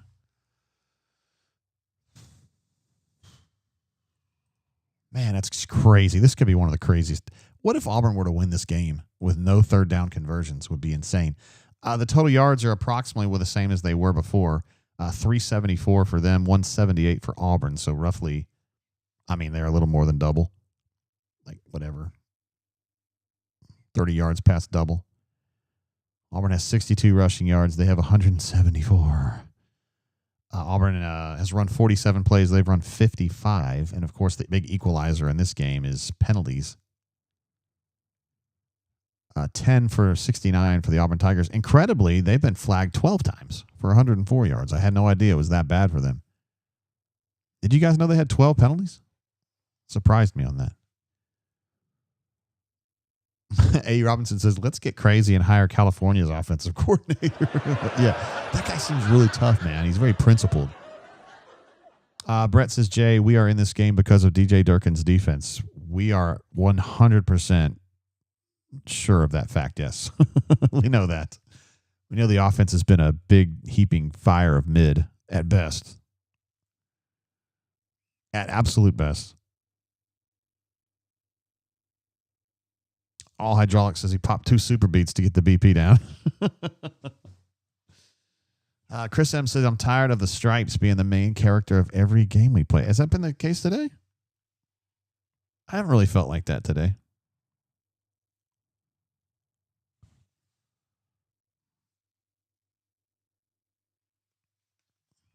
4-Hour Tiger says, Jay, you're drunk. I haven't had a sip of alcohol today. Not one sip. But I probably should. Give it a laugh for that. Come on. I don't think I've ever done that for my own chat. War Eagle 0008 says, that guy takes the stairs. That's probably one of my favorite Auburn memes ever. It's just the whole take the stairs bullshit. Like, I mean, it's something that the writers talk about all the time. I really took the stairs with that lead or that paragraph or that question, you know.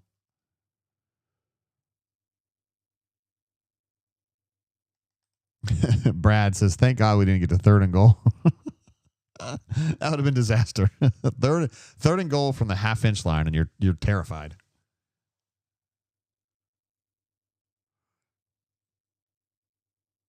You know, I know the interception is on Marcel Reed, obviously, but the high snap screwed him up. I'm telling you, if you got to make a quick throw like that and your snap's super high, it just messes you up. I think that's a big part of why he missed that pass so badly and why Xavier was able to snatch that bad boy and get on down the field. I like that. Caleb says, do you all remember Cam Petway? Of course I do. Cam Petway played for Prattville but lived in my neighborhood in Montgomery. Yes, I do remember that. Brother Moore says, what's the time currently in the game? I'm at the 10:20 mark, 4th quarter is where I'm at. Texas A&M's taking over after a touchback.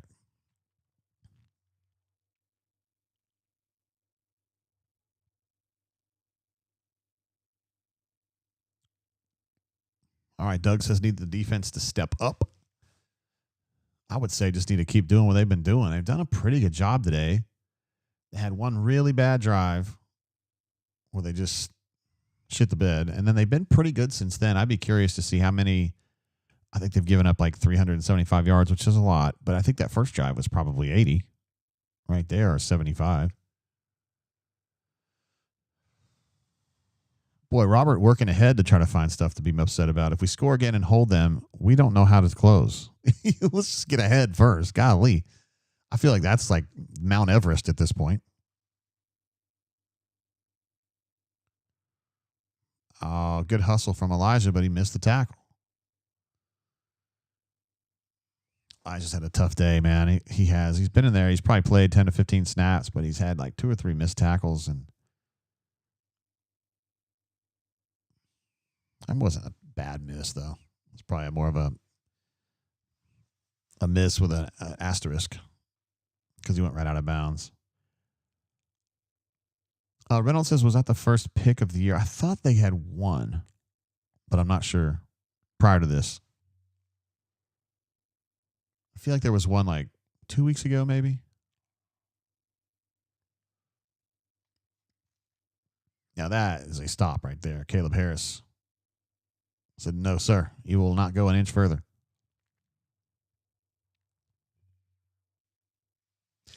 I think I'm going to have a sip of bourbon. I don't think anybody here is going to have a problem with that.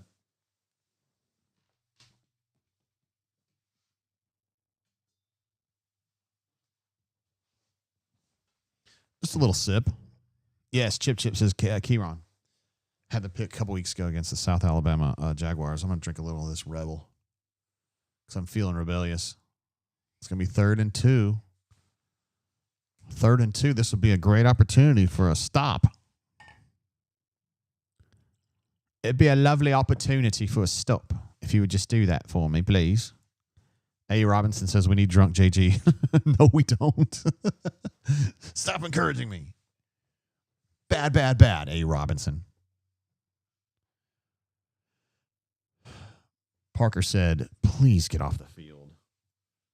He means that in the nicest way possible. Get off the field.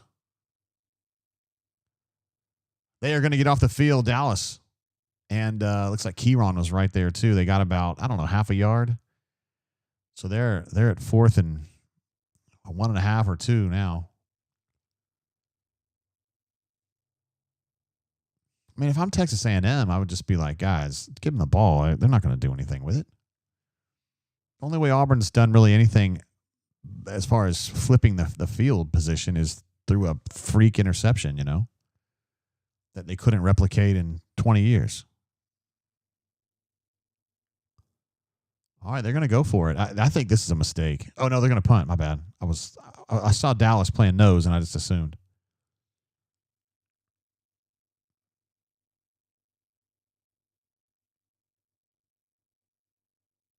All right, so they punted, and they said, yeah, Auburn's not going to do anything on offense.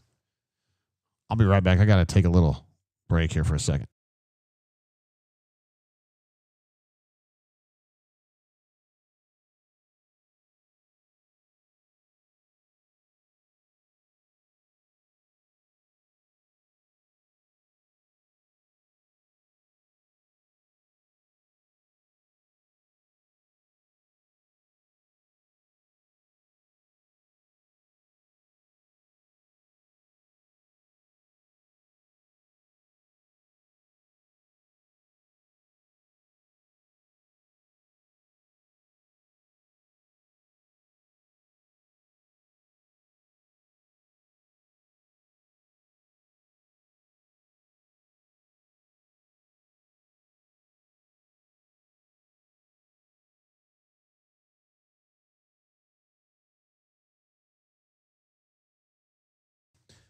All right, boys and girls, thank you. I generally try to take no breaks, but every now and then I got to take one. So what did I miss? More of the same, I see. And they took a tackle for loss. Hooray. That's a great first down play. It's 5 now. But it's 5 for both teams, so.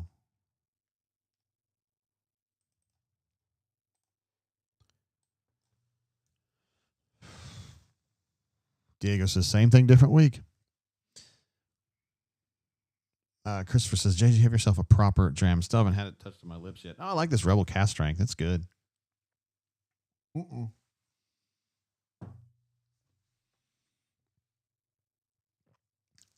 Jeremiah Wright down.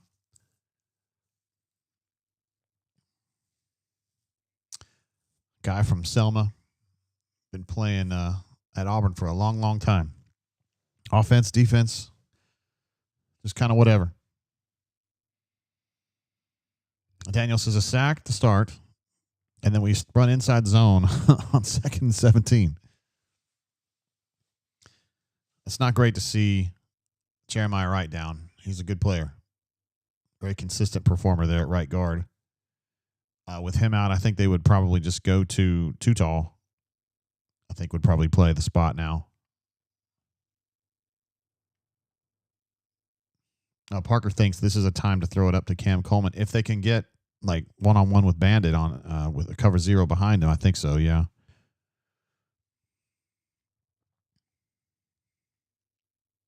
Small victories, that's a great point. He said that's the last Gus recruit on the roster. Like it's somebody that Gus would have signed. That's how long he's been here. Brennan says, run the ball on 2nd and 17, but not on first down, LOL. And also Colby says, punt here. Hey, man, those of us who have been covering or watching Auburn for a long time remember when Spurrier punted at Auburn on 3rd down. He's just so pissed off. He's like, I just didn't think that we could get anything done. Might as well just let the defense play. Like, okay. Brandon Frazier, that is a good one, new Gus. I think that was back when Chad was here. So that would be one of Gus's guys, yeah. Isn't it nice to see Chad's son was the quarterback for Virginia last night? And I had that was a huge win for them. I was glad to see him get some success. Yeah. Yeah, I kind of got to know him a little bit when I guess the 1 year Chad was here. I love Chad Morris. He's a really, really good dude. Now, I don't know how good of a coach he is, but he's a really good person.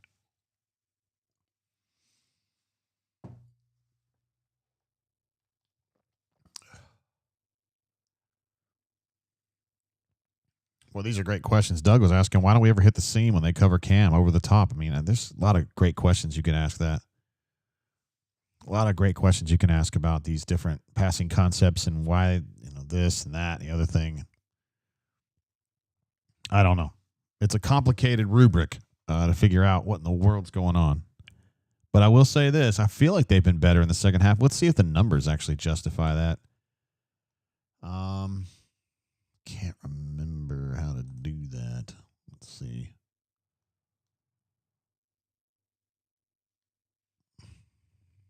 Trying to figure that out. AU stats. Comparison. Quarter half games. Here we go. First half, Auburn had 83 yards. Second half, they have 72. So not really.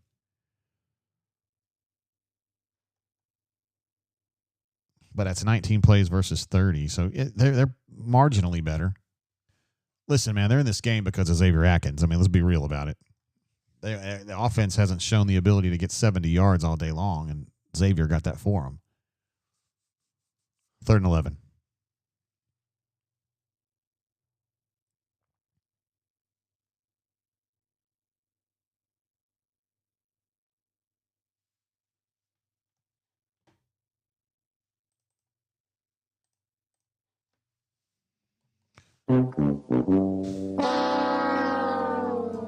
Just getting kicked in the dick again.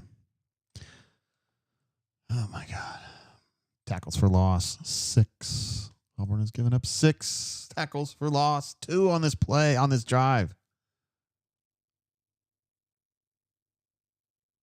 And he has nowhere to go. I mean, you can criticize Jackson on that one. He has nowhere to go. Nowhere to go. Jeez Louise, my man was sliding on his knees to catch that ball. That is dangerous.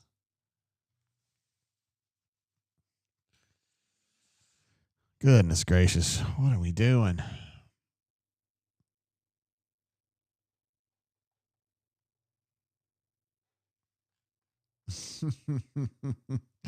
Got a super chat coming through from CDF, my man. Says, leave 65 at the tarmac. Trying to give him the Lane Kiffin treatment, huh? I love it. I wouldn't say that. I wouldn't do that. I don't think you'd really do that either. But I get what you're saying. Appreciate the super chats, bro. Thank you for that. At U88 says, sold a bill of goods on this offensive line. Yeah. Just wasn't sure, I was the least sure one of our group about, if this was going to work out or not with the offensive line specifically. And I was just like, I need to see it first. That was an incredibly bad line taken to the ball by DeMarcus right there. I don't know what that was all about. Raven says, offense is folding like a wet paper bag. It kind of is, actually. Dude, the line to the ball for DeMarcus was just embarrassing. Oh, I didn't realize he had got knocked backward. Okay, that's probably part of the problem. He was kind of back, about to fall down.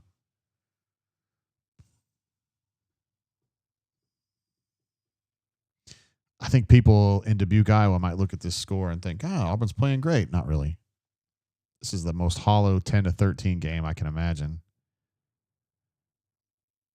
And here, when Texas A&M needs a drive to kind of put Auburn away, they're putting Auburn away. Like, it's just like, fuck.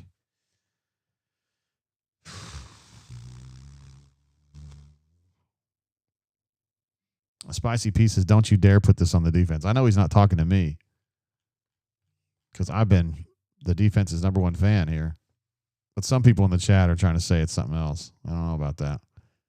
A questionable call says, do we just run the triple option at this point? Does Auburn have anybody that can run triple option? That's the thing. I don't know. I guess Jackson could. I got Elijah in there playing money backer.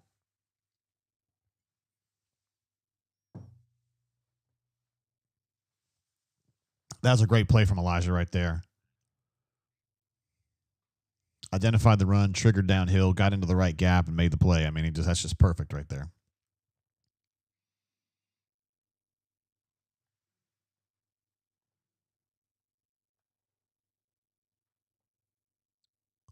Let's see. Robert says, JG, we didn't get a chance to score. I had it half right. All right, there you go.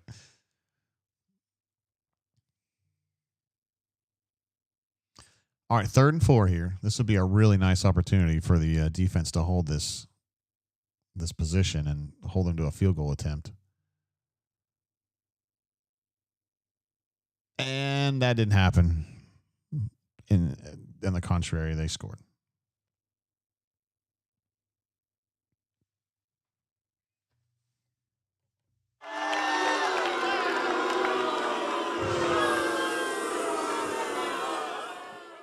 Oh, we got a flag, though. I'm glad I didn't play my soundbite. New guess who this? Appreciate the super chat, G. He says, I wonder what people who matter think of this offense. Probably not very happy. And the people who matter have less influence now than they probably ever have. Now, they can do things, but it ain't like it was 25 years ago where, you get some dudes together and they're going to get the coach ousted. I'm not sure you can do that now.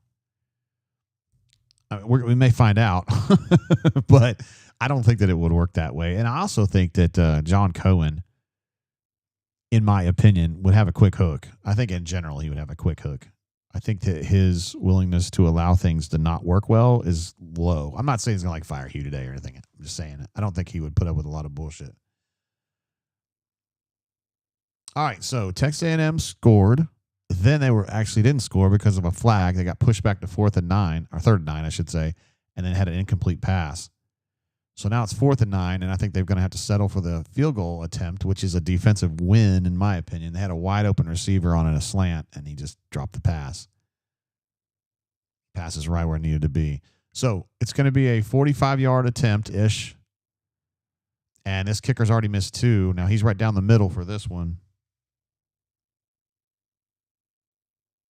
I think he's going to hit this one, according to my phone. And he does indeed. So he gets them to 16. That's actually a defensive win, in my opinion, because it keeps it where a touchdown wins the game, or at least gives you an opportunity to win the game with an Alex McPherson PAT. Similar situation to last week, right? Although last week you had 4 minutes and 50 seconds or something like that. Now you've got 2:41, which might actually be better, in the sense that maybe that gives Jackson the feeling that I've got to get shit done now, I want to see Jackson in a situation where he has to take chances. Where the option of super conservative decisions is taken off the table because of time, because of situation or whatever. Look at that Deuce giving him talking him up, Ashton talking him up. You like to see that esprit de corps there with the quarterbacks. I love to see it. Let's see. Ryan says, Jay, you can call that a D win if you want to. Yeah, I do call that a D win to keep this game. I mean, Auburn can still win this game. I know that 420. Let's see. Austin says, JG, what's your opinion on what's wrong with us this year, other than the obvious? What has Hugh failed to correct since his last time with us? I don't think I don't understand. I still don't understand. We're 4 games in. Well, almost 5 games in now. And I still don't know what they are on offense. I still don't know what the goal is. I mean, aside from scoring. But you know what I mean? Like, procedurally. I forgot to give Auburn that last 3rd down fail. So they're actually 0 for 11 on 3rd, which is pretty incredible if you think about it.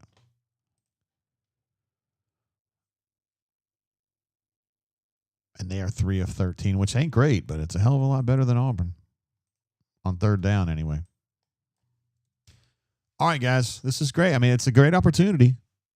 I mean, you got 2:41, you got all your timeouts, and you just got to go get a touchdown. These are the moments that you want. That's going to be pass interference, I think. And they're not going to call that. It looked like he was kind of obstructed when he was trying to work back, but let's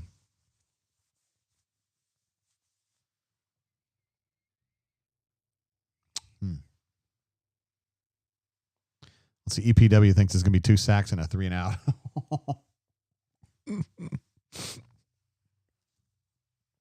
I love the positivity. It's a long way to go here. 75 yards. But these are the moments that you hope for. This is what you want to have happen. A deflected pass there on 2nd down.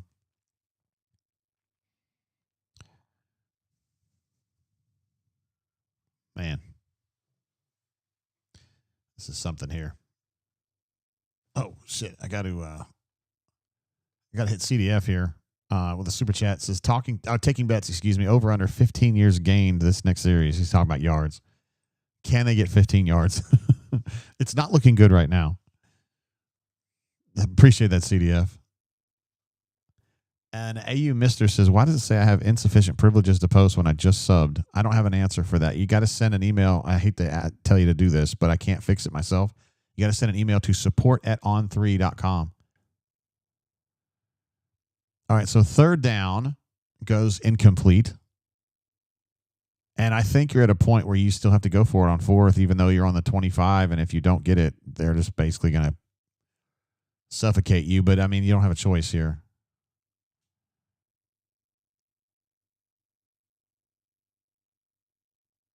God bless, man. No, they're going to punt? Are they really actually going to punt here? Because they got their 3 timeouts. Okay, I got you.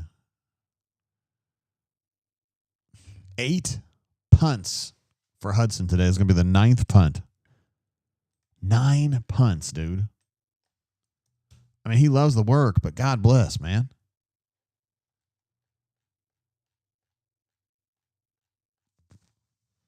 Yeah, Joseph, you're right. You got to punt. You're right.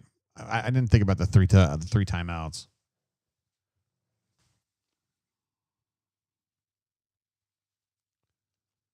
And the 2-minute warning. Good point. Good point, Snobburn. That's a great point. That's why I love this chat. We have a great chat. 0 yards, Chip. CDF would have made a bundle. We went under on that 15-yard proposition.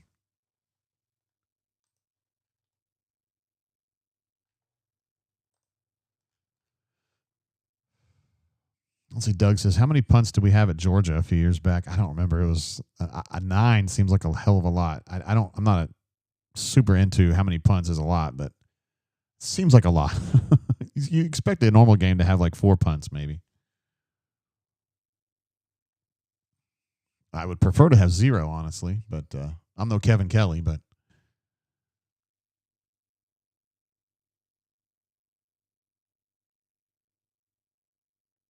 shoot, that's a great punt right there.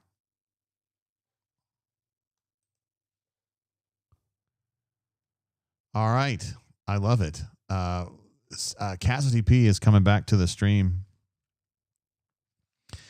He's coming back to the stream, and when he did, he gets a chat summary. So, like, when you jump back into the chat, YouTube does a chat summary. Here's our chat summary right now. Viewers in the chat are expressing disappointment and frustration with the Auburn football team's performance, particularly the quarterback and the offensive play calling. They are criticizing the team's inability to convert on third downs and questioning the coaching decisions. Guys, hey, man, the AI overlords, they've got that one right. That is absolutely what's going on.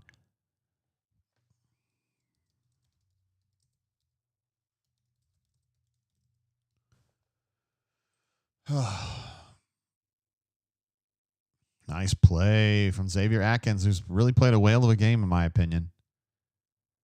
He's been really good today. He's my number 1 defensive player of the game. I've been really happy with the things that Keldrick's been doing. I think he's played a good game. And I think Jared's played a good game. Those are the guys that I have noticed the most.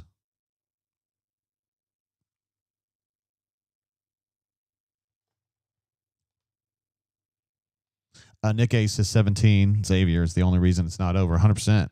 He's basically the only reason they scored a touchdown today.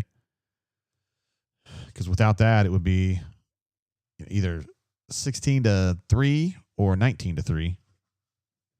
Something like that. William Hazard says, defense good, offense blank. You could just say it like this. Sometimes maybe good, sometimes maybe shit. Mostly shit, though. Here we go. Nice stop. Great penetration from Malik. And then got cleaned up pretty quick there. So it's going to be 3rd and 9-ish, 8-ish, something like that. Pretty key play here.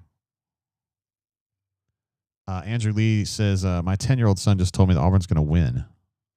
Told me to trust him. Wow, that's putting a lot of faith in some stuff that we have not seen. We have seen no reason to believe that Auburn can drive for a touchdown right now. Sometimes crazy things happen, but man, it's going to have to be way off brand. First of all, you're going to have to get off this field on 3rd and 11. And Aub 34 reminds us that 3rd and Durkin looms. 3rd and Durkin. Poppy Clan, Mr. Optimism says there's still hope, Jay. Oh my God, I love it.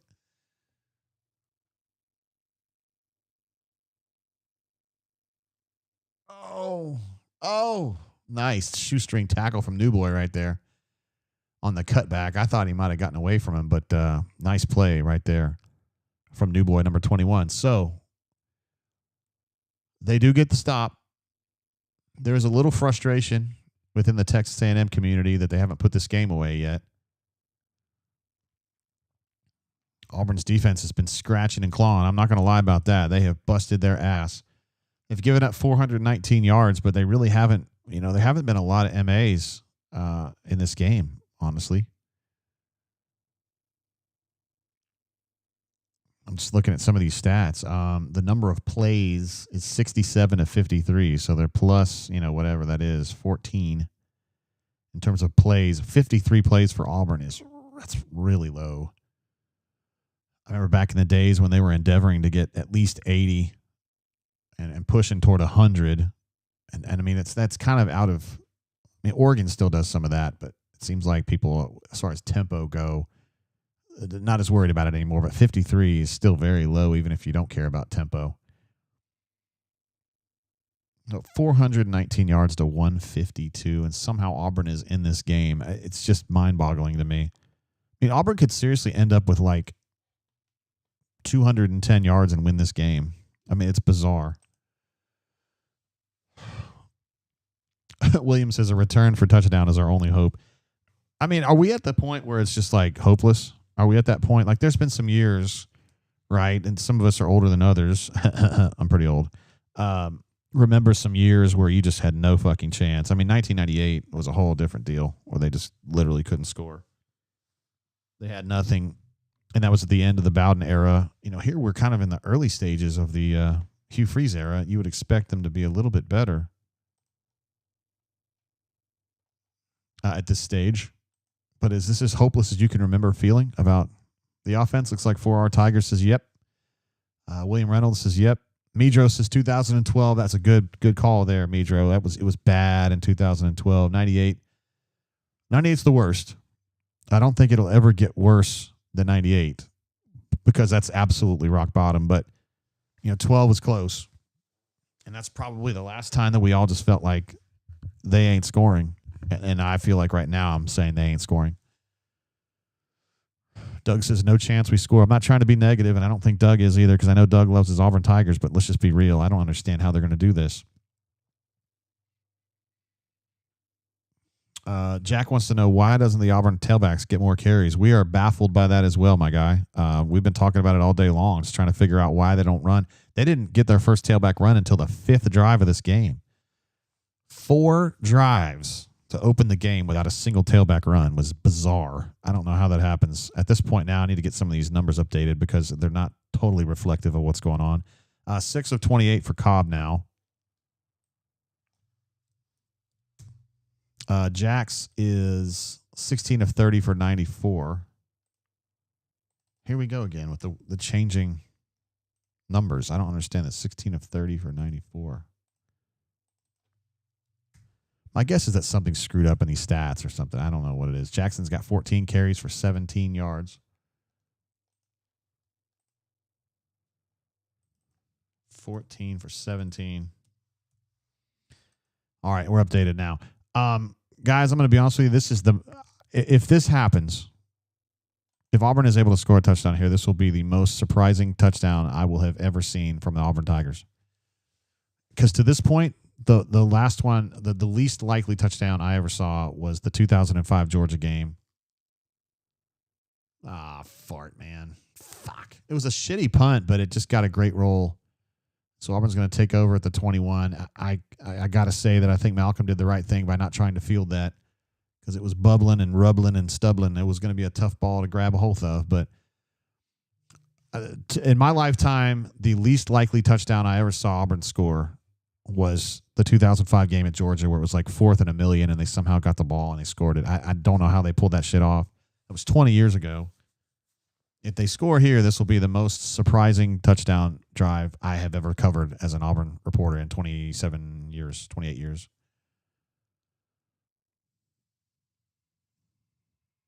There's no way. There's just no way.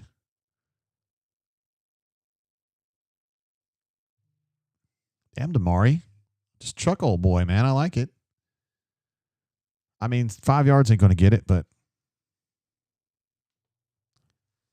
moving forward, clock's running. Still have one timeout.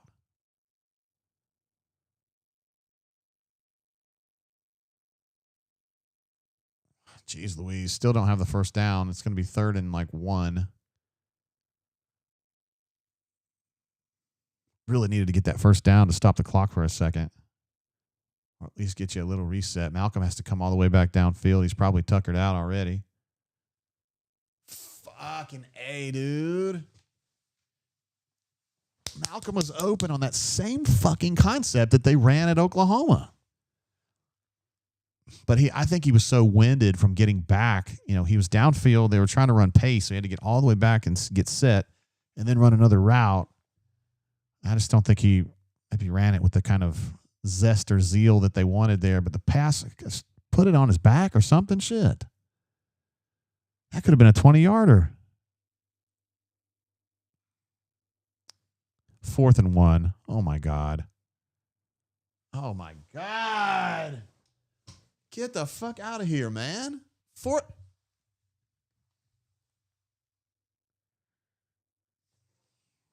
bless me.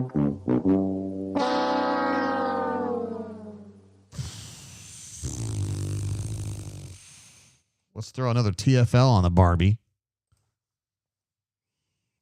Get A, man.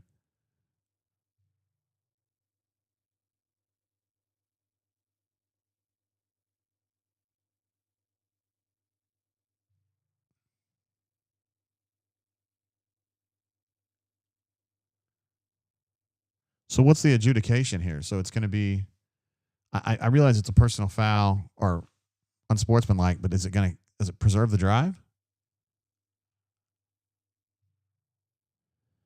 Boy, Connor can't really whiff a block worse than that. I don't think he can.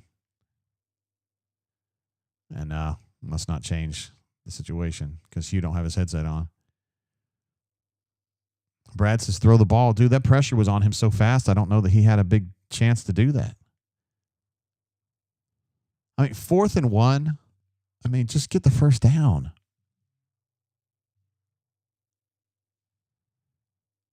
Just get the first down.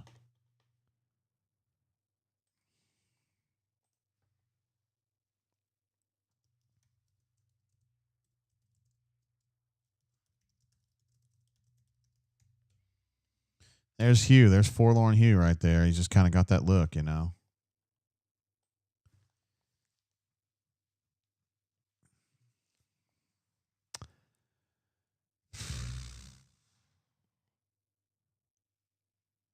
Signature drive, my man CDO says. Signature drive. It's just, that's so painful it hurts, right? Let's see. CDF says, we house this punter. We move on to the bye week. Sorry, I missed that, bro. But you were 100% on the money with that one. 100%. Also, Cleveland Brown jumps in to say, I don't get how you preach running the ball yet abandon the run before you even give it a chance. Like WTF. One of the great questions we've been asking all day, Cleveland. I know you've been here with us. I don't understand it either. It's surprising to me that you can just keep doing this, you know.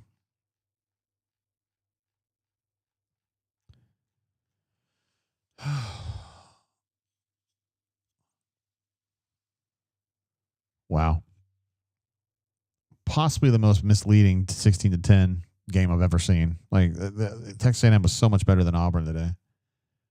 The game should have been like 35-10 or something like that, or 35-3. Hell, I don't know. Good golly, Miss Molly, guys. All right, so my question in the chat is, what part of that game pisses you off the most? What are you most annoyed by? You've got a lot of choices here.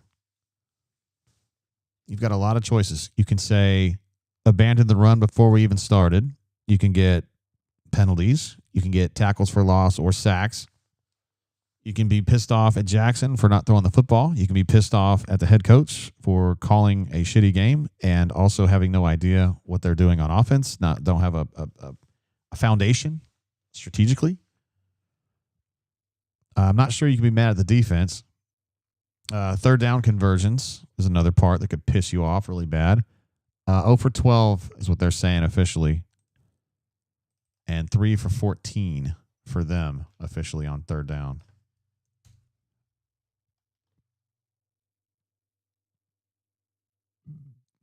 Orion says, Jay, you can get into this later, but maybe Hugh has some health issues which are not currently overcome. Yeah, we know that. He's talked about that. Just an absolute hot mess on offense. A hot mess on offense, and there's no other way to put it. I don't even know what's going on with that. You couldn't fix it. Jack says, does anyone think we shouldn't fire him? I don't think they should fire him. Do you think we can honestly turn this around?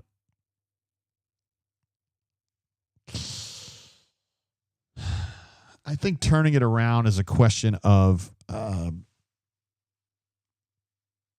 like degrees. I think it's like, what would, in your mind, Jack, and our mind together, we can both have the same opinion. What would even a turnaround constitute, right? Would it mean winning 8 games? Would it mean having a clue on offense? I don't know. I think there's things that they can improve relatively quickly, could improve, but what they can improve are the first thing they got to do is they got to figure out who they are and what they're doing.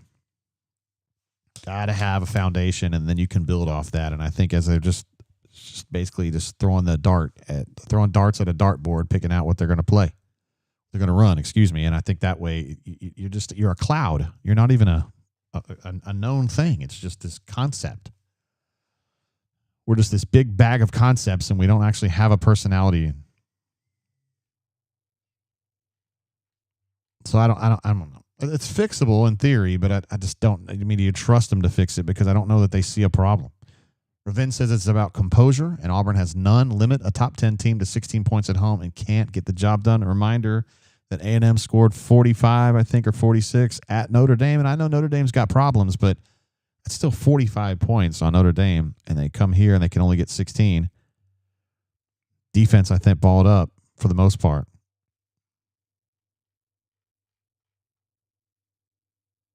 Jack, I saw you had a couple super chats that came through that were like the same, so I appreciate that, bro. I do appreciate that. Dion coming in with another super chat to say, I lost it. My chat's just like popping off right now.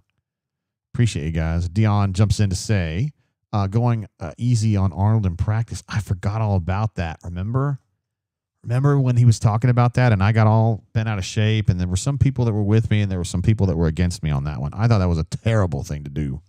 Say, we're going to go easy on Jackson in practice because I want my quarterback to walk off the field every day and feel really confident. And we were like, wait a minute, man. You want him to walk off the field and be good, not be falsely confident. Yeah, it's a good point, Dion. I had forgotten about that. Ob34 says our offense and defense had the same amount of yards in the second half. That's crazy to think about, man. Now, GW, he's saying Notre Dame's defense is trash. And that is true. But, I mean, and Auburn's defense is not trash. So the numbers reflect that. But this is not an offensively challenged A&M team. They just were today. Neil J jumps in from across the pond, as the kids say. Says, great game calling, JG. I thought the Louis Capaldi concert was going to be the most painful part of my night. Boy, was I wrong. He had to go see Louis Capaldi because his wife, he wanted to go. And if you've seen his wife, you would do what she tells you to do as well. That's all I'm saying about that. Glad you made it home safely, bro. I just need a minute to marinate on this. God bless. There's so much to go through. So many things that are like sources of frustration. And you're back to that whole thing that you had in 1998 where it was like, you don't have the backstabbing, all that stuff. But as far as the team goes, you've got a defense playing pretty damn good. And you've got an offense that just has no idea what's going on. Hey, Mr. says, do you think Cam will be gone in portal? That's just too far down the road for me to even pick up. It's just too far down the road for me to pick up. Let's see. P-Pass says, this locker room is split and pissed. Singleton and Coleman and Cobb want the ball. I don't think it's split. They're going to be very frustrated, though.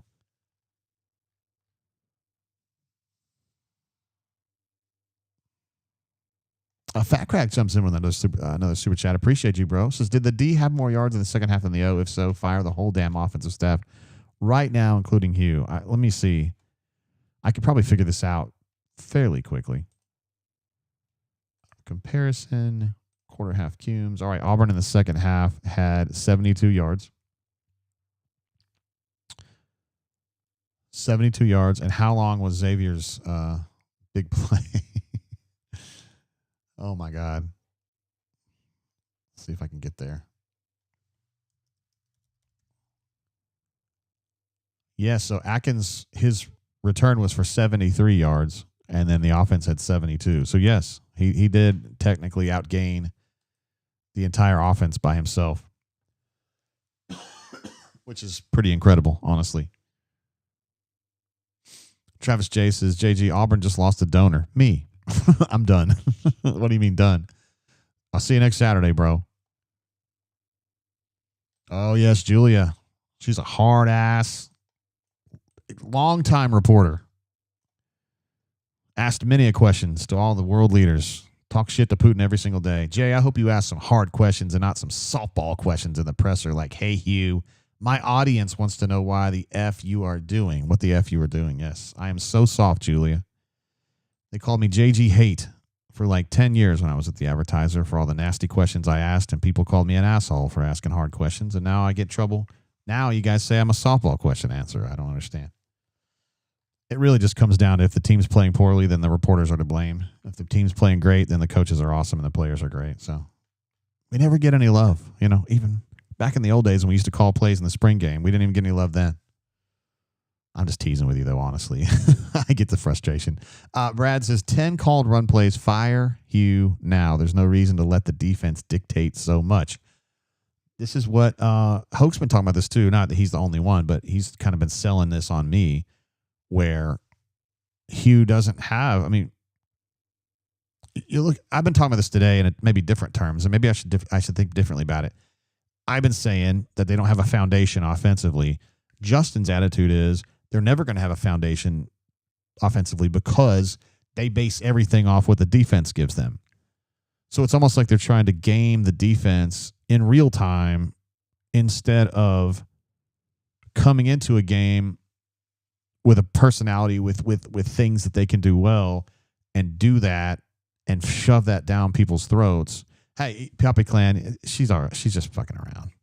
So we're just having fun. It's like they're trying to reverse engineer offense, and it's clearly not working. I don't know. It's just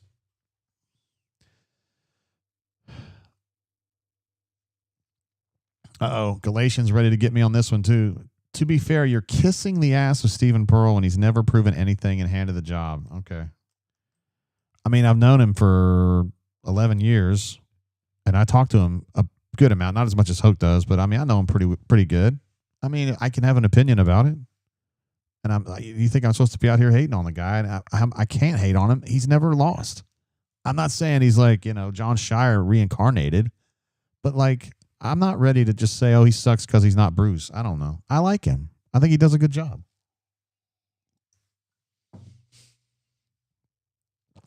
And it's not like BP died. BP's going to be around, and he's going to help him. He's going to sit there with him and help him and get him straight, He's still here. It is the most important thing in Bruce Pearl's life is making sure that Steven succeeds. I'm telling you. It's just super important to him. All right, let's see. Kevin O says the math ain't mathin' because the coach ain't coaching. Charles Kelly for head coach. I like Charles Kelly a lot, actually.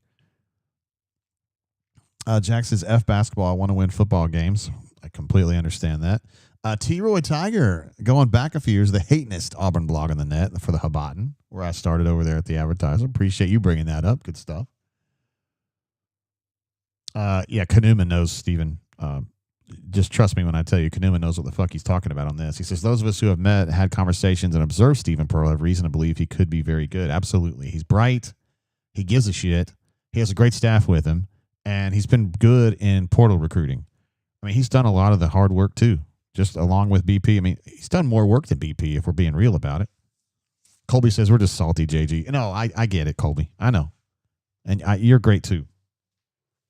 I know that when the team sucks like this, when they're in a funk like this, that, you know, I'm going to take some, and that's cool. I'm used to it now. It used to really bother me like 15 years ago, but now I get it. It's just cool people getting frustrated, and I understand. But I appreciate you saying that, my guy. Let's see. Jesus Saves says, Sooner Nation votes for Hugh Freeze. I bet. Appreciate the laugh there, my guy. I am going to go, let's see. We want to switch over to our post-game. I got it fixed there. I didn't allow the mute button to just keep going like I did last time. I realize that the schedule's not right because I need to update it, and I will do that once we get J-Head on the horn. He said he was good to go. So let me get J-Head on the horn. Please sound good. Please sound good. Please sound good. Please sound good. Please. It sounds bad. All right. Try it again. Yeah, sounds good. JGT, what's up, brother? J-Head, what up, bro? I'm sorry, Alan Head. How are you doing? It's so official when you drop the bass in your voice like that. It's Alan Head, everyone. What up, J-Head? It's so awesome to have you on our line. I know that you love talking about wins, and we don't give you many opportunities to do that. Not as of late.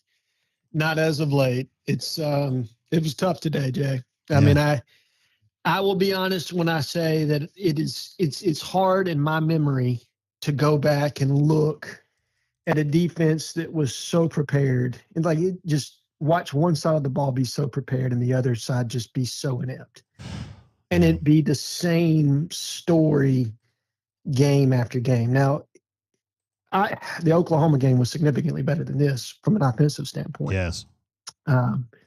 This was rough today, and I don't know if it was a hangover from A&M, if it was Mike Elko, and credit to him. He is a absolutely genius coach on the defensive side of the ball, having 2 weeks to scheme Auburn and really kind of take them out of their element. Is it more the same with Jackson Arnold, and he's just not going to be the answer at quarterback this year? I don't know, Jay. But what I know is that was a stale product that was out there today. It's unacceptable by any measure, specifically that from an offensive head coach, when you're supposed to have the solutions on your side of the ball. And I don't want to give Hugh too many problems here, but that was putrid, man. And it was tough to watch. Yeah. So there are questions now, you think, J-Head. It would be fair to question Jackson Arnold's seaworthiness. Is that fair? Yeah. I mean, how can you not after seeing a performance of this nature? Now, do I say that you have to bench him moving into the Georgia game? No. But I think it's fair to question his legitimacy as the starting quarterback at this point. Wow. You can't have a performance like you did today and then be the unquestioned starter. I mean, I think here's the biggest part of this. When you're paid the amount of money that some of these kids are paid, and I'm not going to talk about Jackson's specific number. That's not fair to him. But he's compensated for his name, image, and likeness. Okay? Yes. And compensated well.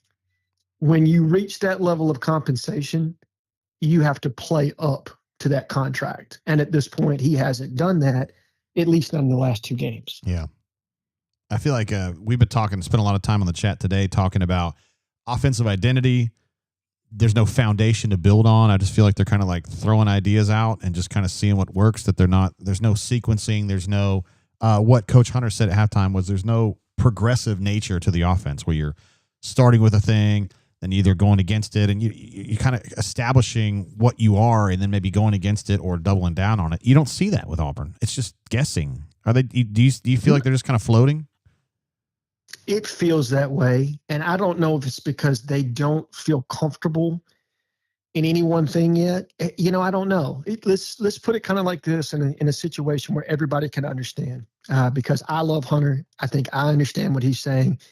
sometimes I think he can, because he's so brilliant on that side of the ball, or just talking football in general, it might go over somebody's head. So let me put it like this. Gus built everything in his offense off inside zone, right?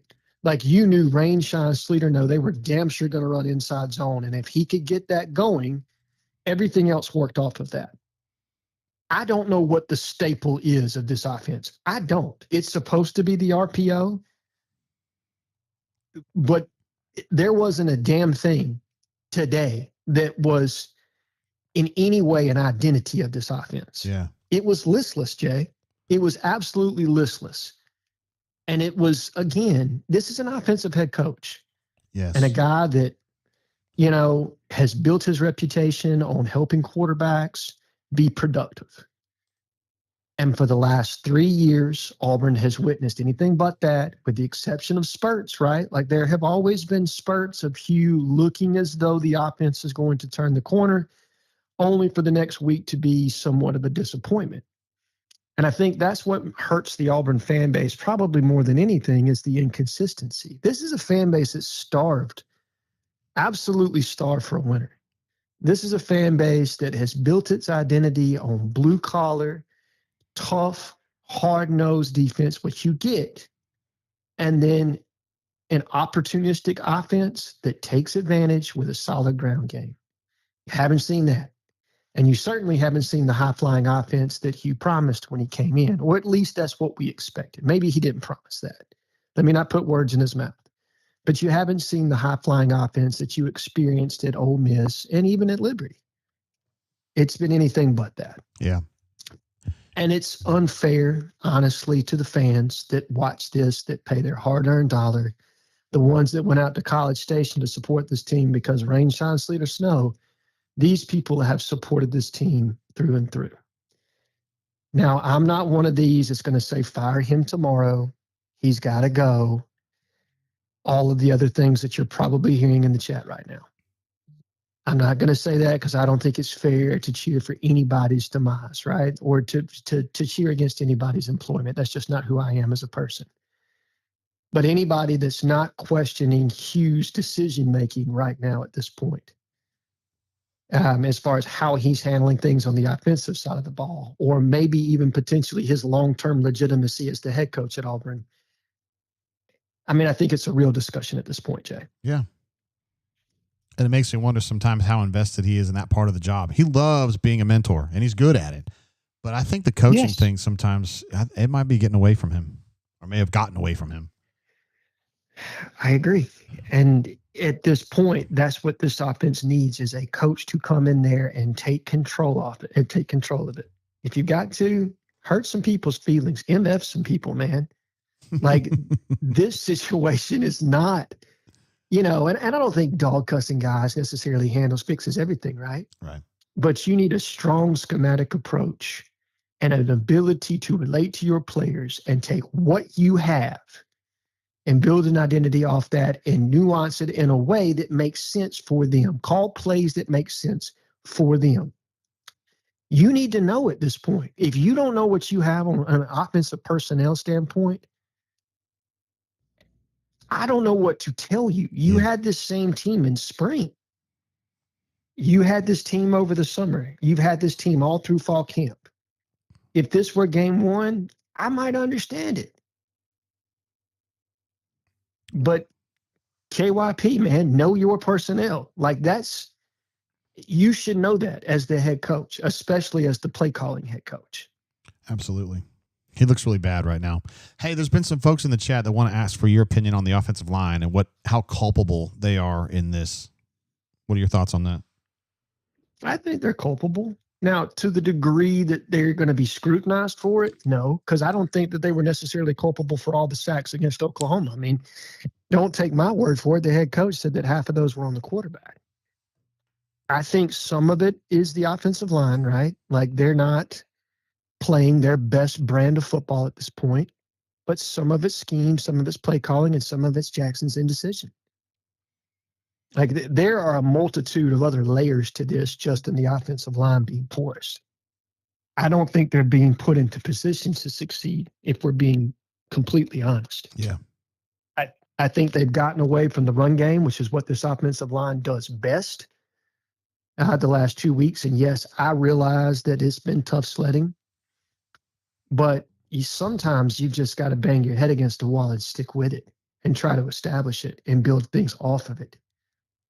And you're not seeing that. I mean, I just feel like they're jumping way too quick into the throw game, and I'm not seeing any a ton of quick game to help subsidize maybe not necessarily having that run game working. Yeah. Like you're not seeing that. You're still seeing these long developing plays, and you're trying to take shots and everything else. And again, I don't want to give, I hate being negative, right? Like I hate being the guy that's just bagging on the coach. Like to me, that's not productive.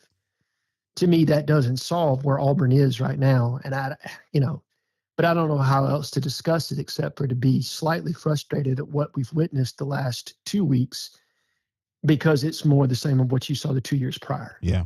And that is probably the most deflating thing. If I felt like it were a different question or a different issue, then it would be a different discussion, right? But it just feels like more the same. And because of that, it's disheartening. It's hard to believe also that they had their first designed tailback run in the 5th drive of this game. The first 4 drives did not have one. And I don't know what. The 5th drive. I mean, it's Auburn. This is a running. You run to win at Auburn. Yes. It's always been that case. Yes. It has. It's just a staple of the culture, right? And look, I'm not saying that we haven't had great quarterbacks at Auburn or dynamic passing attacks. You have. I mean, you have Pat Sullivan, who's got a trophy out in front of Jordan-Hare Stadium because he was a dynamic quarterback. You've got Cam Newton because he was a dynamic quarterback. But if you look at those teams, every one of them had, the ability to establish the run when they needed to and had a core identity in being able to do that. Yeah. So, again, Jay, to me, I think they're searching. I think they're uncomfortable with the quarterback position because Jackson has not necessarily played up to his capability at this point. I mean, when you look at Jackson, he's got all the physical tools. But for whatever reason, the ball is still getting stuck in his hand too long. It just is. And I don't know if he's seeing ghosts. I don't know if he's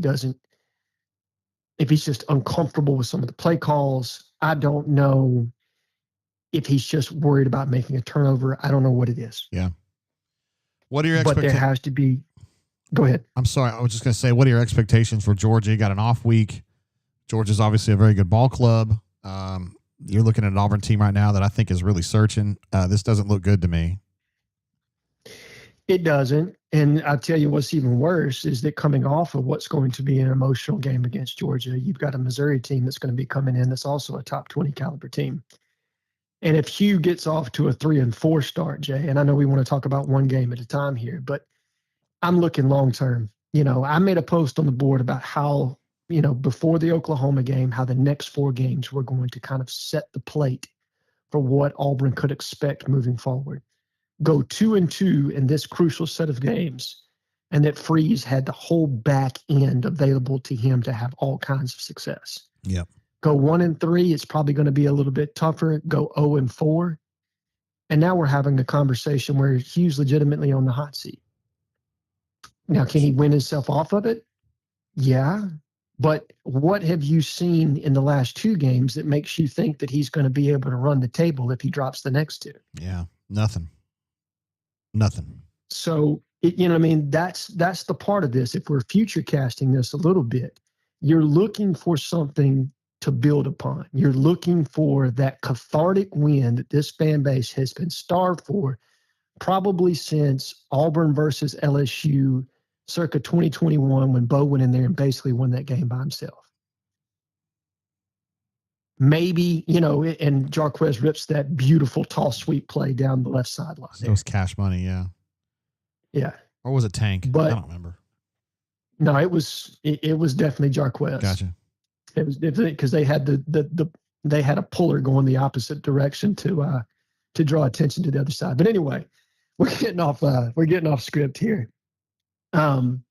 It's been too long, Jay. It's been, we contemplated doing a podcast series, and I'll admit this openly, that fell on me because I dropped it. But we talked about doing a podcast series in the off season about, Auburn football. How did we get here? How did we get here? Yeah. And that's the question, right? How does Auburn, the brand that it is, the team that it is, a team that's, or a program that is so supported by its fan base, by its donor base, and people that love it so much that they probably try to put their hands on it too much and make decisions when they shouldn't, right? Mm-hmm. Like that's the kind of program that Auburn is. And to not be successful in the way that this fan base deserves, to me, is mind-boggling because of the culture, because of the passion. But that's where we are right now. And it's, to me, Hugh is at a crossroads where he's going to have to figure some things out. He is going to have to come out and win one of the next 2 ball games to establish any kind of belief within the players, not just the fan base, but the players have to believe. They have to know that when he calls plays or when he's telling them to do something at practice, that this is going to work. Yeah. And I don't think they have trust that belief. is a two-way street. Yeah. I don't know how they can. Not right now. Now, maybe the culture is stronger within that building than I'm giving it credit for. And I do think that's something they worked really hard to do. But me, outside looking in, if we don't find some success at some point, I don't know how much I'm trusting you. And the kids, they're going to check out too. I mean, for the reasons you just pointed out. Yeah, they got business decisions to make, right? Yeah. Again, this is a little bit different of a deal. And that's the tough part about coaching in this area. And I think that's what people don't necessarily realize is that once you start to lose that 3rd and 4th SEC game and you're not necessarily going to be in contention for the playoff or anything else, keeping those kids dialed in and not looking towards the transfer portal or saving themselves for the NFL draft or, that next paycheck that's going to be coming to them, that's hard, man. Yeah. It is a different world right now of keeping kids engaged than it ever has been. So I don't know, man. If you don't have some success soon, at what point does the team check out and start tuning you out? And you covered a team in 1998 where that 100% happened, where they just, you know what I mean? And there were other things, nasty things that were happening behind the scenes, but that team checked out 100%. On their head coach. Yes. And then he checked out. Yes. I mean, let's be real about it. He started cruising out to James Taylor concerts and whatnot. Mm-hmm. So. You remember. Yes, 100%. Well, it's going to have to be 2 weeks of us sitting in our own poopy diaper like this because Auburn's not playing next weekend. We got to get to October 11th before we can see another football game. That's the way it goes sometimes, man. It is the way it goes sometimes, but hopefully they can figure some things out, Jay. Like I'm not going to predict that. I wouldn't predict Auburn to upset Georgia right now, but maybe they can. You know what? And I pray Hugh does. That's all you can say, dude. That would be great. J-Head, another amazing call every single time. I mean, you're the greatest starting pitcher ever. 35 great starts in a row. I'm telling you. I won't go that far, but I really appreciate you having me on, man. I mean, it's always tough when you're talking, when you're talking a loss and you're talking people that are disappointed because they look forward to this 365 days a year. And when the product is this, it just leaves you with a sour taste in your mouth. But some will come up tomorrow. There are more important things. It doesn't always feel like it, but there are more important things in college football. And I hope everybody has as good a night as they possibly can and a good Sunday tomorrow. J-Head, I know you've been doing some tough stuff in your own life, and I hope you find what you're looking for on that one, brother. I appreciate you, buddy, more than you know. See you, man. Thanks, Jay. Bye. J-Head, there he is, a.k.a. Allen Head. Again, I really appreciate him taking the time. He does it every week, but I thought today he really had to borrow a phrase from Huey Strained to be on the air with us today. So we really appreciate that. He's a very principled and tough-minded individual. What are you showing me here, CDF? You're showing me a picture of where I want to be right now is what you're showing me, bro. Wow. Great call from J-Head, and we always appreciate him spending some time with us. Julia thinks that he's overthinking it. Says, get an offensive coordinator that isn't from the 1980s, and if you want to pass, get a quarterback that can pass. RPO ain't working. It's that easy, guys. I mean, actually, there is not a lot of truth to that. I wouldn't say 1980s. It's more like 2010, but in the world of college football, 2010 is like ancient. Let's see who's calling us at this point. Hey, what's going on? Welcome to the Brain Drain. Yo, who this? Yo, who this? This is JG. This is Piss Jug. What up, Piss Jug? Madder than a wet hen. You're pissed off, huh? How the hell do you have 8 total carries for a running back at Auburn? We handed the ball off to a running back only 8 times in the entire game. That's really hard to comprehend.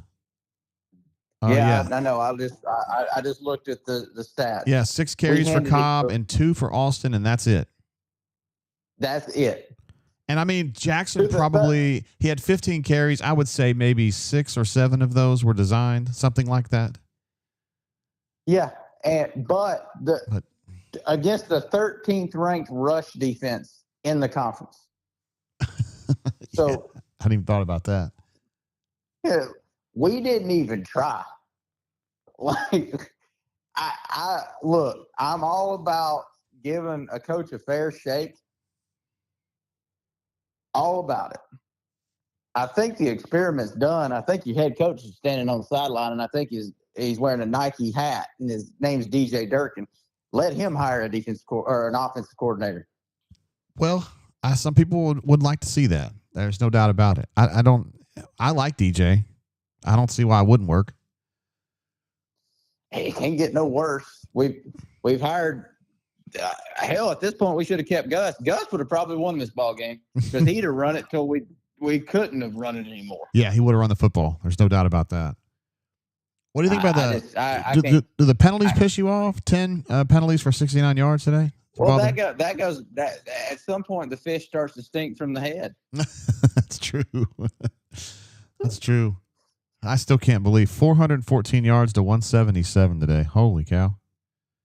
Yeah, well, the fish starts to stink from the head, and it's where are those penalties coming from? And I mean, I laugh at our offensive line coach screaming at the officials about calling a hold call that was a blatant hold call. I was like, yeah, that was a hold. Like, I don't know what you're mad about. That was a hold. They called that one right. Also, they gave us a couple today. That ineligible player downfield, where was he? Yeah, that was kind of questionable. Yeah. Auburn is owed about 5 free calls after that bullshit from last week, though. Yeah, I mean, we should have got a lot, but yes. A lot of those penalties are discipline penalties, and that comes from, like I said, I'll say it for the third time, fish stinks from the head. That's on him. And is it me, or does he look disinterested?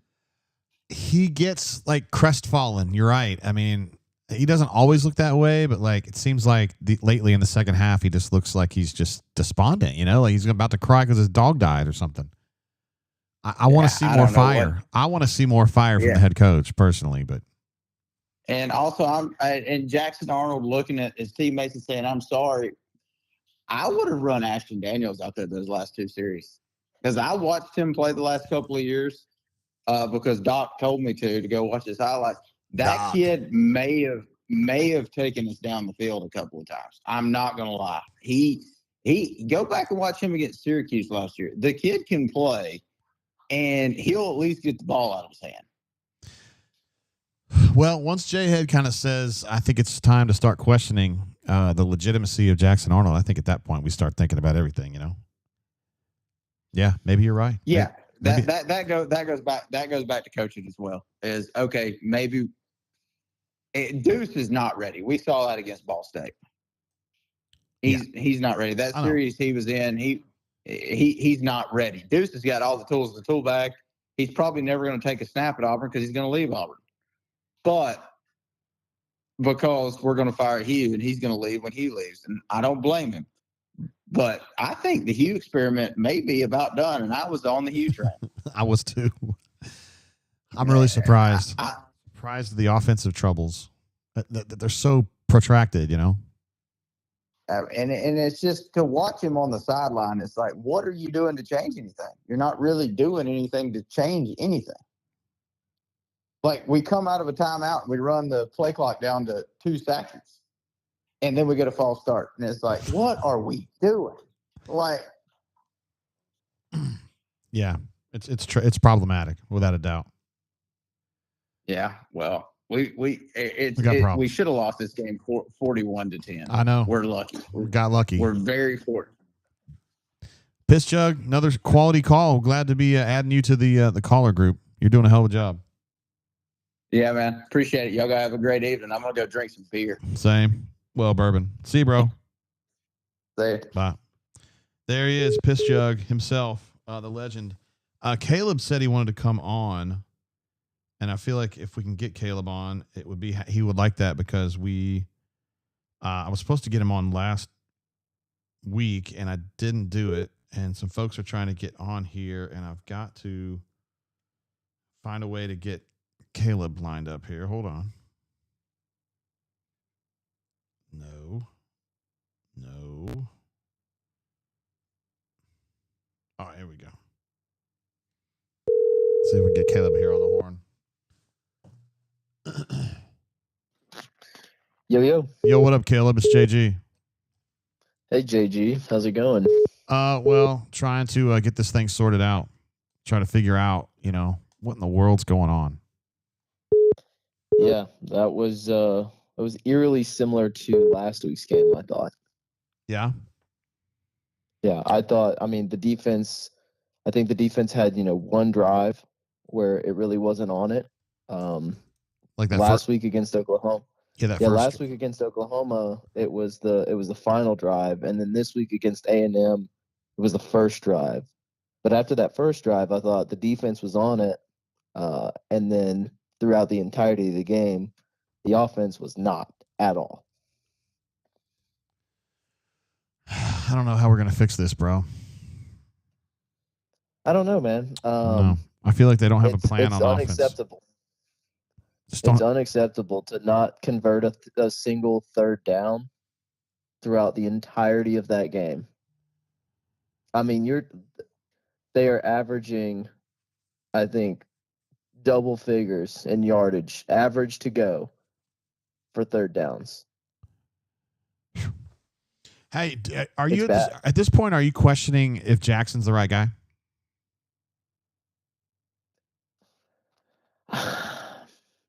That's a tough question because I don't even know. I don't even know if you can put this on Jackson. I think it has to do with the play calling entirely. All right. So at no point in this game were you thinking about switching to Ashton, for instance? That wasn't something you were thinking about? I did not think that at all. I don't understand some of the play calling where, I mean, you got third and long, and I don't know if they ever threw it past the sticks on a third down. Good question. I think there's a lot of plays where they are banking on getting the ball to Eric Singleton or getting the ball to Cam Coleman and just letting them try and make a play out of something. Well, and it's not happening, bro. I felt, they didn't run a designed tailback run until the 5th drive today. The first 4 drives had no tailback runs. Like, what in the world? Which after hearing what Hugh said after Oklahoma, where he literally said, I probably should have run the ball more. And then you don't do that against A&M, and you get the same exact result, which is your offense can't move. Yeah, and this is not a good run defense. Texas A&M's run defense is not good. No. I mean, you look at the numbers that UTSA, Utah State put up against A&M. I mean, what's going on, man? I mean, this is going to be a rough 2 weeks, isn't it, Caleb? This is going to be a rough. I don't know if the next 2 weeks are going to be rough, but I think if you go out and you put a stinker and you get the the brakes beat off of you by Georgia, or you lose another game like this to Georgia.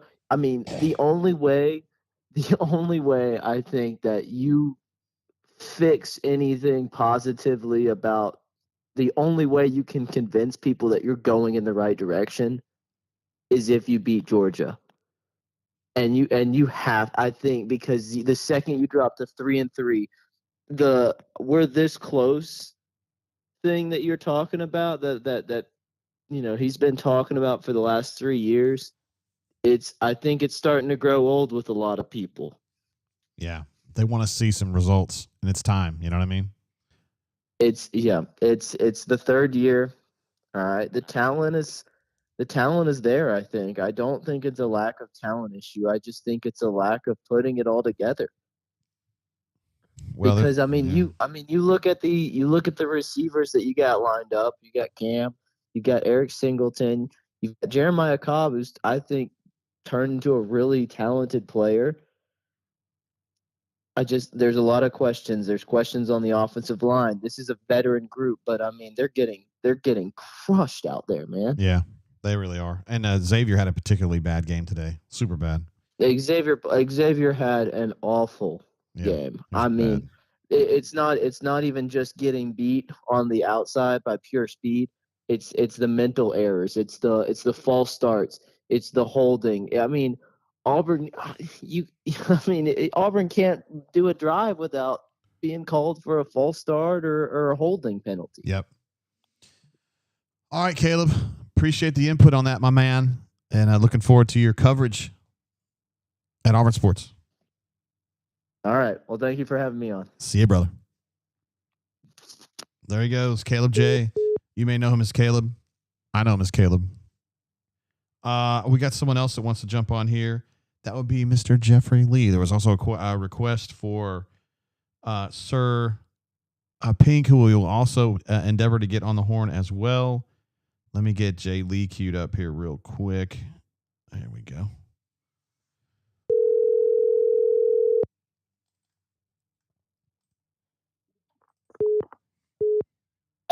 Big dog. What up, Jay Lee? How you doing? Man, I'm doing fantastic. How about yourself? Well, we're doing a show and we're fucking miserable because that offense real? was terrible. It was fucking terrible. You know what? Excuse me, I had to wet my whistle. You know what, JG? That was the first game of the season where it looked like the offense we've seen the past 2 years, just inept in every aspect. That was the offense I hoped Auburn had gotten away from with Jackson Arnold at quarterback and no longer Peyton Thorne. But I felt walking away from that game the way I felt watching Auburn with Peyton Thorne last year, the past 2 years. Oh, no. Now, don't get me wrong. I didn't expect Auburn to win. Texas A&M, my goodness, I didn't know their defense was that good or Auburn's offense was that bad. What puzzles me about Auburn's offense, and that should be the most puzzling thing for all of us, because Auburn's defense played lights out. Very, very good defense. Well played. Absolutely good enough to win. My problem with the offense is what happened to the identity? With the first 3 games of the season, Auburn was a run-first offense, had a 100-yard rusher in each of the first three games. And then these past 2 weeks, Auburn has gotten away from it, and you don't really know what they're trying to do. It's discombobulated. Yes, it does. They look unsure of what they're trying to do, and Jackson Arnold looks absolutely uncomfortable. I mean, very uncomfortable. The offensive line is atrocious. Today, every one of those guys, they should have to. They should all get fined. I mean, Connor Liu even missed blocks today, which is unusual. Yeah. It was across the board. It was across the board. Xavier Chaplin, listen, I had concerns about him going into the season, and I know first round projection. I was like, man, not from what I'm hearing, and he is being exposed for what I was afraid he is, and that's not as good as everybody thinks. And and I know the penalties are easy target for criticism, and deservedly so. But, man, I'm looking across the board at all these games. Hell, Ole Miss had 13 penalties. Texas A&M had more penalty yards than Auburn. Oklahoma had more penalty yards than Auburn. It doesn't make it right or okay, but this is a thing in college football. So Auburn's just one of many teams committing this many penalties. It's just the offense is baffling, man, the past 2 weeks for me. I really expected Auburn to score some points. I didn't expect them to score as many as Texas A&M, but I expected them to look competent, and they just didn't. I mean, it was embarrassing. I was embarrassed for Auburn's offense. I really was. Some of the lack of reads from Jackson Arnold, some of the decision making, it was disappointing to see. Yeah, for sure. And you got the head coach who's supposed to be an offensive guru, and it's not there. That's the most puzzling thing about this all. You've got to seriously, JG. I don't know if it's championship caliber defense, but you've got a playoff contention caliber defense through the first 5 games, in my opinion. I think Auburn's defense is good enough to win 9 or 10 games. I do. If they have an offense. You remember back in Tuberville's day? Was it Tuberville? It's like Auburn scored 30 points. They won every time. Yeah. It should be like that every day. Right. And I think that's what Auburn has right now. They have a defense and I don't know that you need 30. But anyway, so for the offense for the 3rd year in a row, just to look completely inept in some of the bigger games is inexcusable, and it falls on no one but the man at the top. You think he's getting close to not being the coach here next year? I think if things continue to go the way they have on offense, then what value does he bring? Yeah, that's a great question. He's been a good recruiter, and I think he's done a good job with the culture, Jay Lee. I think people like me and you who know, I think the culture's good, but they're not winning. Me too.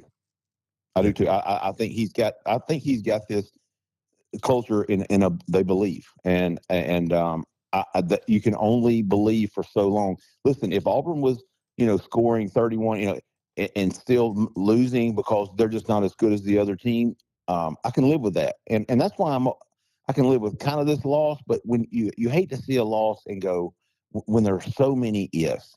And don't get me wrong, Texas A&M fans, I guarantee you, are going on the boards complaining about the number of penalties they had and the touchdowns that they had called back for penalties. And so there's a lot of ifs on the other side as well. So it's not like if Auburn had everything go their way, Texas A&M couldn't say the same thing. So, but I do think the culture, he's got the culture.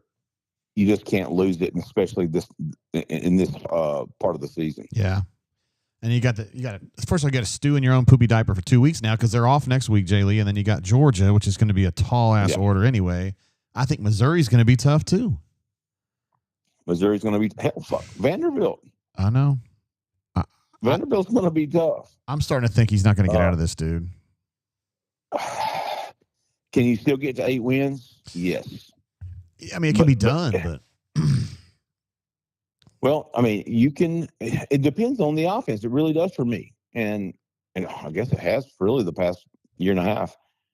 If you can come up with a competent offense like they did the first 3 games, we started. The thing about it is we started to see kind of the second half of South Alabama. We kind of started to see some issues arising, kind of coming to the top.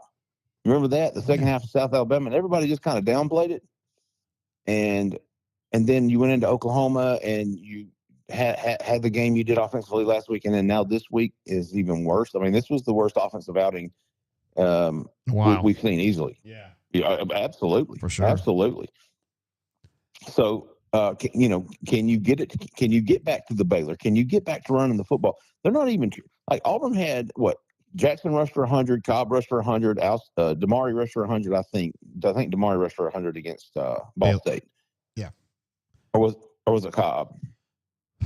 Either way, Auburn had a 100-yard rusher in those first 3 games, and then just completely, aborted the run game. Dude, it was the 5th drive before they had a tailback run today. Didn't even hand it off to him. I know. Well, they had a couple penalties, but still, it wasn't nearly enough. It's fucking Auburn, dude. It's a running school. Like, you don't have to run all the time. It doesn't have to be like Jeff Berger and fucking all that. But like, you got to run a football. Come on now. Like, yeah. How do they? Yeah. And he talked about it. He talked about it a couple weeks ago where he said, I screwed up. We should have run the ball more. And then he comes into this game, doesn't run it at all. I'm just like, against the 13th rated run defense. Didn't he? The dirty runs, you got to do it. Yeah. And this is not a good. A&M's run defense is not good. Oh, that's too bad. You hate to see it. Yeah, that's true. So really, A&M's defense is not that good. Not against the run, they're not. Okay. Because last week I gave Auburn the benefit of the doubt because Oklahoma's front four was so good. Oh, no, they're a step down from that, yeah. Yeah, and so I actually thought Auburn Auburn could win this football game this week, and could not put it together a drive. I think they were 0 for 13, JG. Is that right, on third downs? Yeah, they did not convert one. Just completely didn't get it. And most of them were 3rd and 8 or longer. They were bad. It was always like that. Yeah, because they didn't run the ball. Didn't run the ball. You're dropping back to pass on first down. You're getting sacked. You're negative yardage. I think they were at one point, according to the telecast, they were at -2 total yards in the fourth quarter. I don't know what they ended up, but they couldn't have been much more than that at the end of the game for the fourth quarter. It was really frustrating, man. It gave me Peyton Thorne offense vibes, and I thought we were done with that. Xavier Atkins' return on the interception was 73 yards, and the entire offense had 72 yards in the second half. So technically, Xavier outgained the offense with one play. It was a hell of a play. Hell of a play, but. Hey, I'll tell you what. There's some guys on that defense, man. They are playing really, really good football, and he is certainly at the top of the list. I think he is absolutely the MVP. I know Keldrick's kind of he's up there. Just because his name's not getting called a lot doesn't mean he's not making plays. You saw that even today. Agree completely. Xavier Atkins, to me, yeah. I mean, Keldrick's been a beast. Who's that? Keldrick. He's a beast. I don't give a shit what the numbers say. Oh yeah, no doubt. But and I felt sorry for the defense. They're playing good enough to be 5-0 right now. I know. Jay Lee, always have a great call with you, brother. All right, man. Tell you, girl, I said hello. All right, man. See you. All right.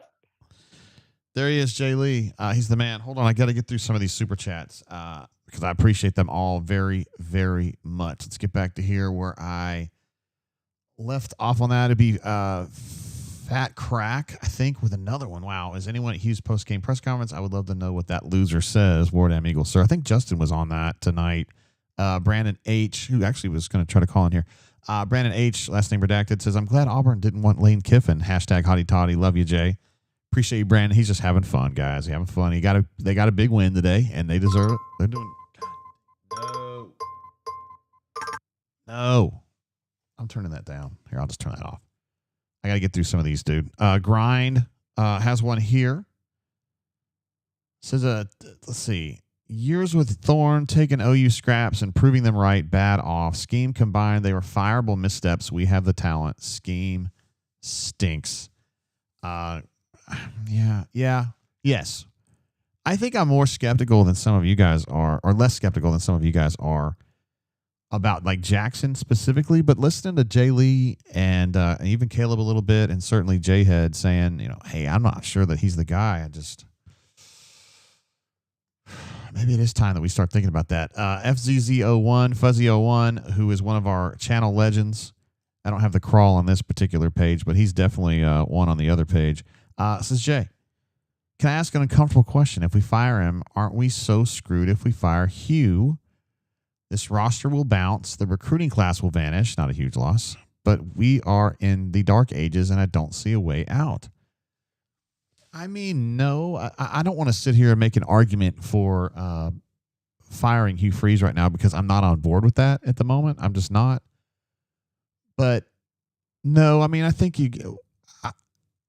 you probably have you're speaking some truth about there's going to be some people leave and the recruiting class is going to be affected and that kind of thing. That's absolutely true. But, hey, man, I mean, if the head coach ain't working for you, you got to do what's got to be done. I mean, you know what I'm saying?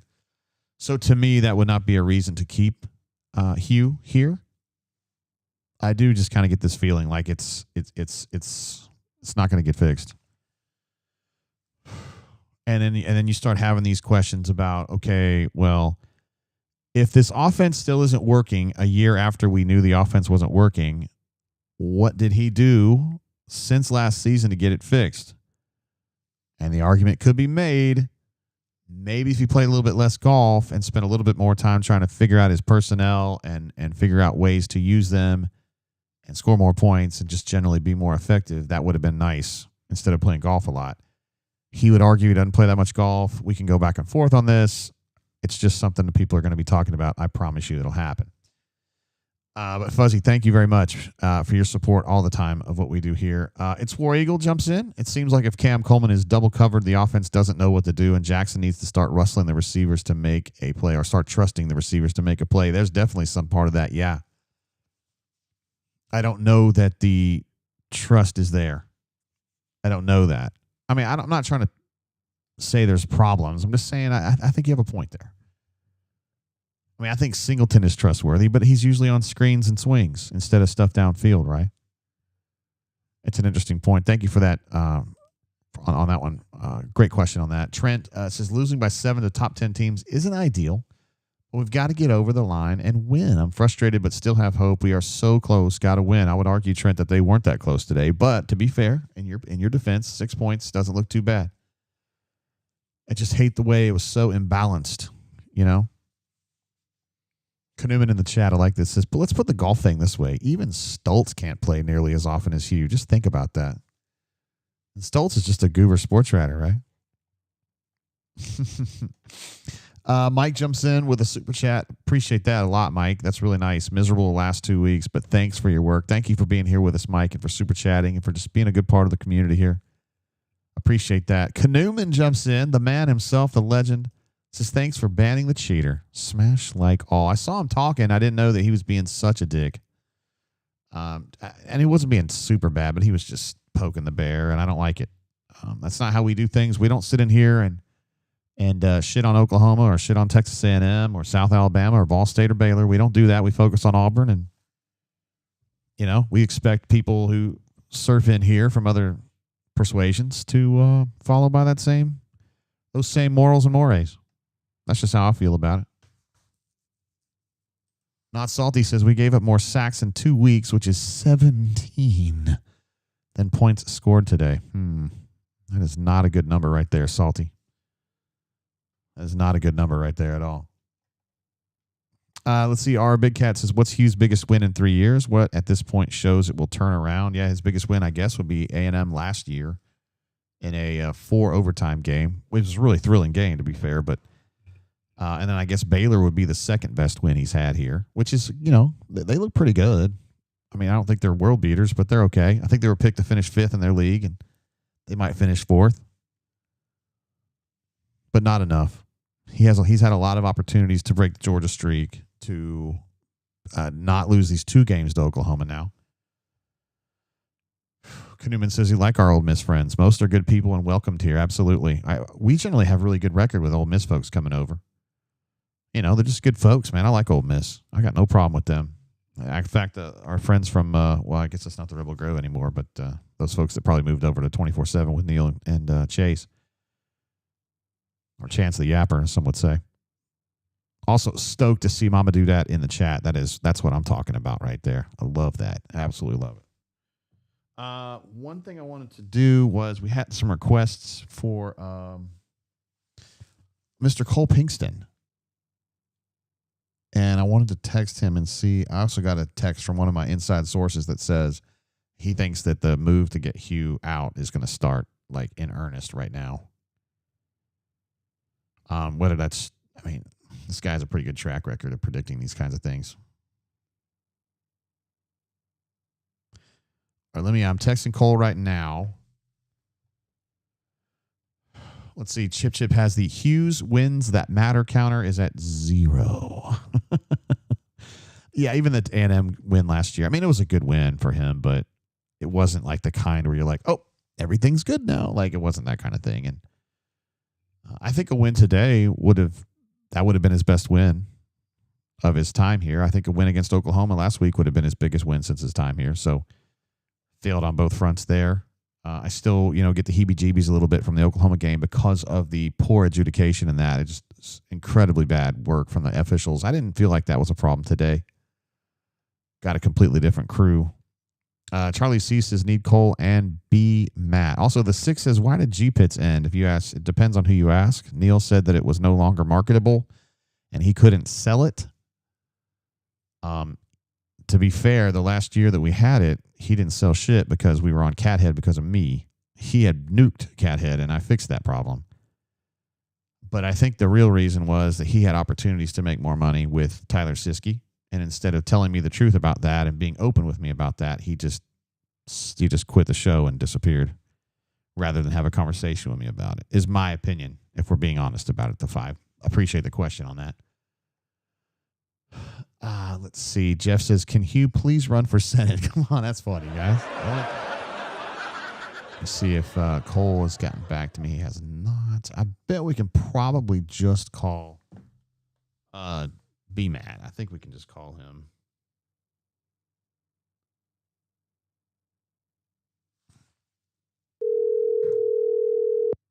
I think we can just call B-Matt. He probably knows what we're doing.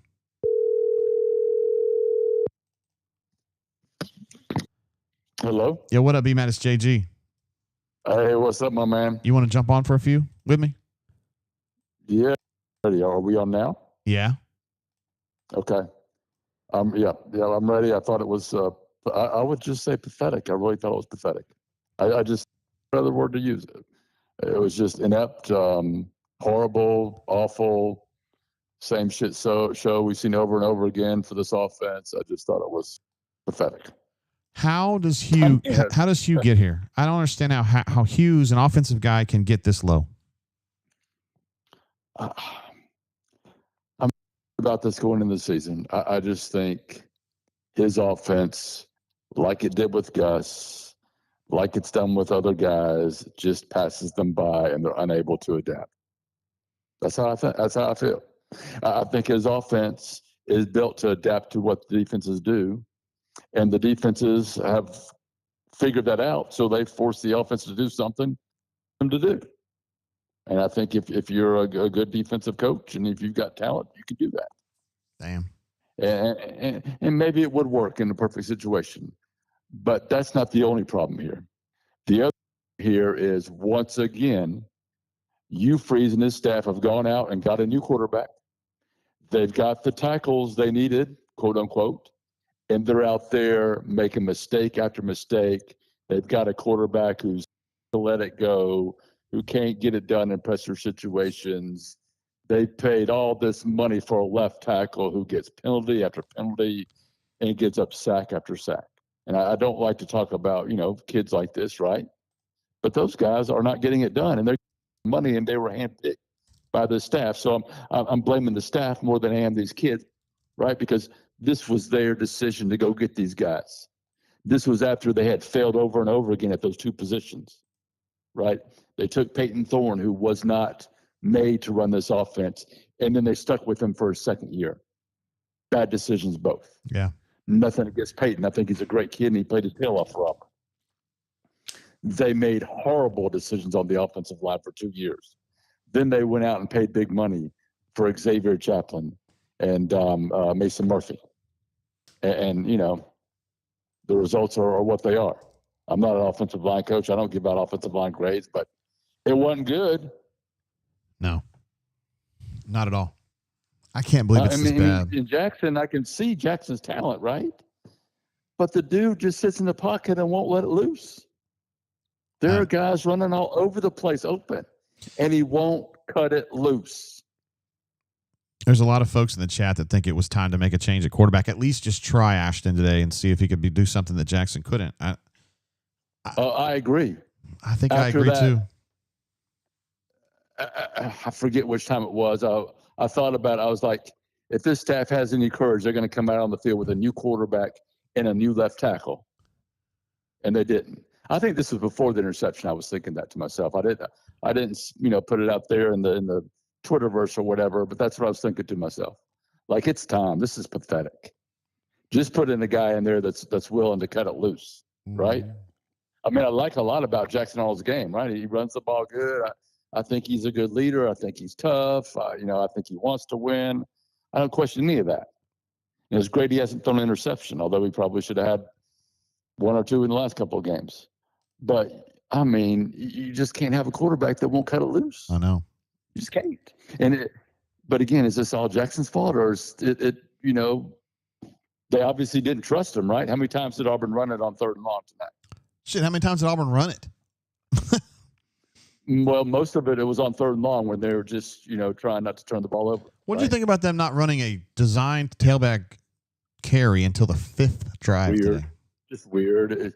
I saw this on social media, so it's not my, original idea, but it brings back, they run all over Kentucky and then come back against Vanderbilt and don't. I have a run in the first half. Is that right, against Vanderbilt? Am I remember that correctly? But it's just, again, we're going to do what the defense dictates us to do, right? And that tells the defense what they're going to do. So if they give them a certain look or can trick them enough or whatever, Auburn kind of plays right into their hands. That's the way I've always seen this offense, this RPO offense. Yeah. Right? It was great when it first came out. But you're not imposing the will on the defense. You're just taking whatever the defense wants to give you. Well, and sometimes what that defense wants to give you is confusing, or it can be exactly what they want to give you on purpose. Well, this plan ain't working. I just don't like it. This plan ain't working. No. No. No. And this is 3 straight offensive coaches that have failed and are failing at Auburn. And Gus Malzahn was far and away the best of the 3 so far. No doubt, Brian. Far and away, not close to it. The biggest mistake Gus made was he wouldn't recruit enough, and he didn't stick with being the dual threat quarterback guru, right? Which, if he had been, he may have won a couple of national championships, and he may still be the coach at Auburn. Seriously. Yeah. I mean, you can go back 15 years and, you can't do that because nobody in the NFL is going to do that. Well, guess what? Everybody in the NFL does it now. Yeah. Now that Lamar Jackson's the superstar. Yeah. Yeah. It changes things. Yeah, but that's just me. That's 15-year-old, 15 years ago, me just, getting mad again, right? That's just nothing to do about that. It's so stupid. All right. Stupid. Matt, another amazing call from you. You're undefeated. I don't know what to say about this. You're undefeated. They may beat Georgia in 2 weeks. They might. I thought before this happened, I said to myself, even if Auburn loses at Oklahoma and loses at Texas A&M, they can come back and beat Georgia.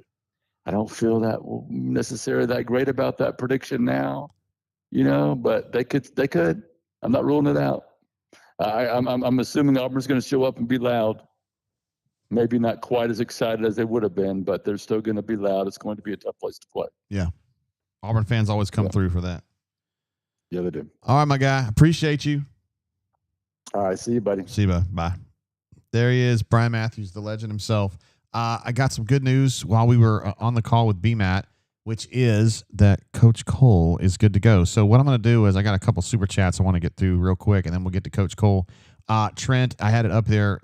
It's been up there for a little while, but offense was horrendous today.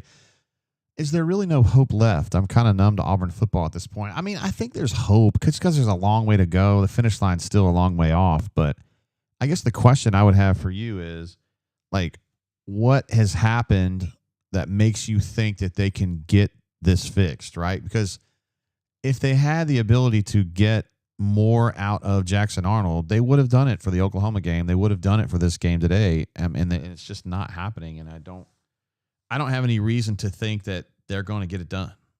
I mean, I just don't have any reason to believe them.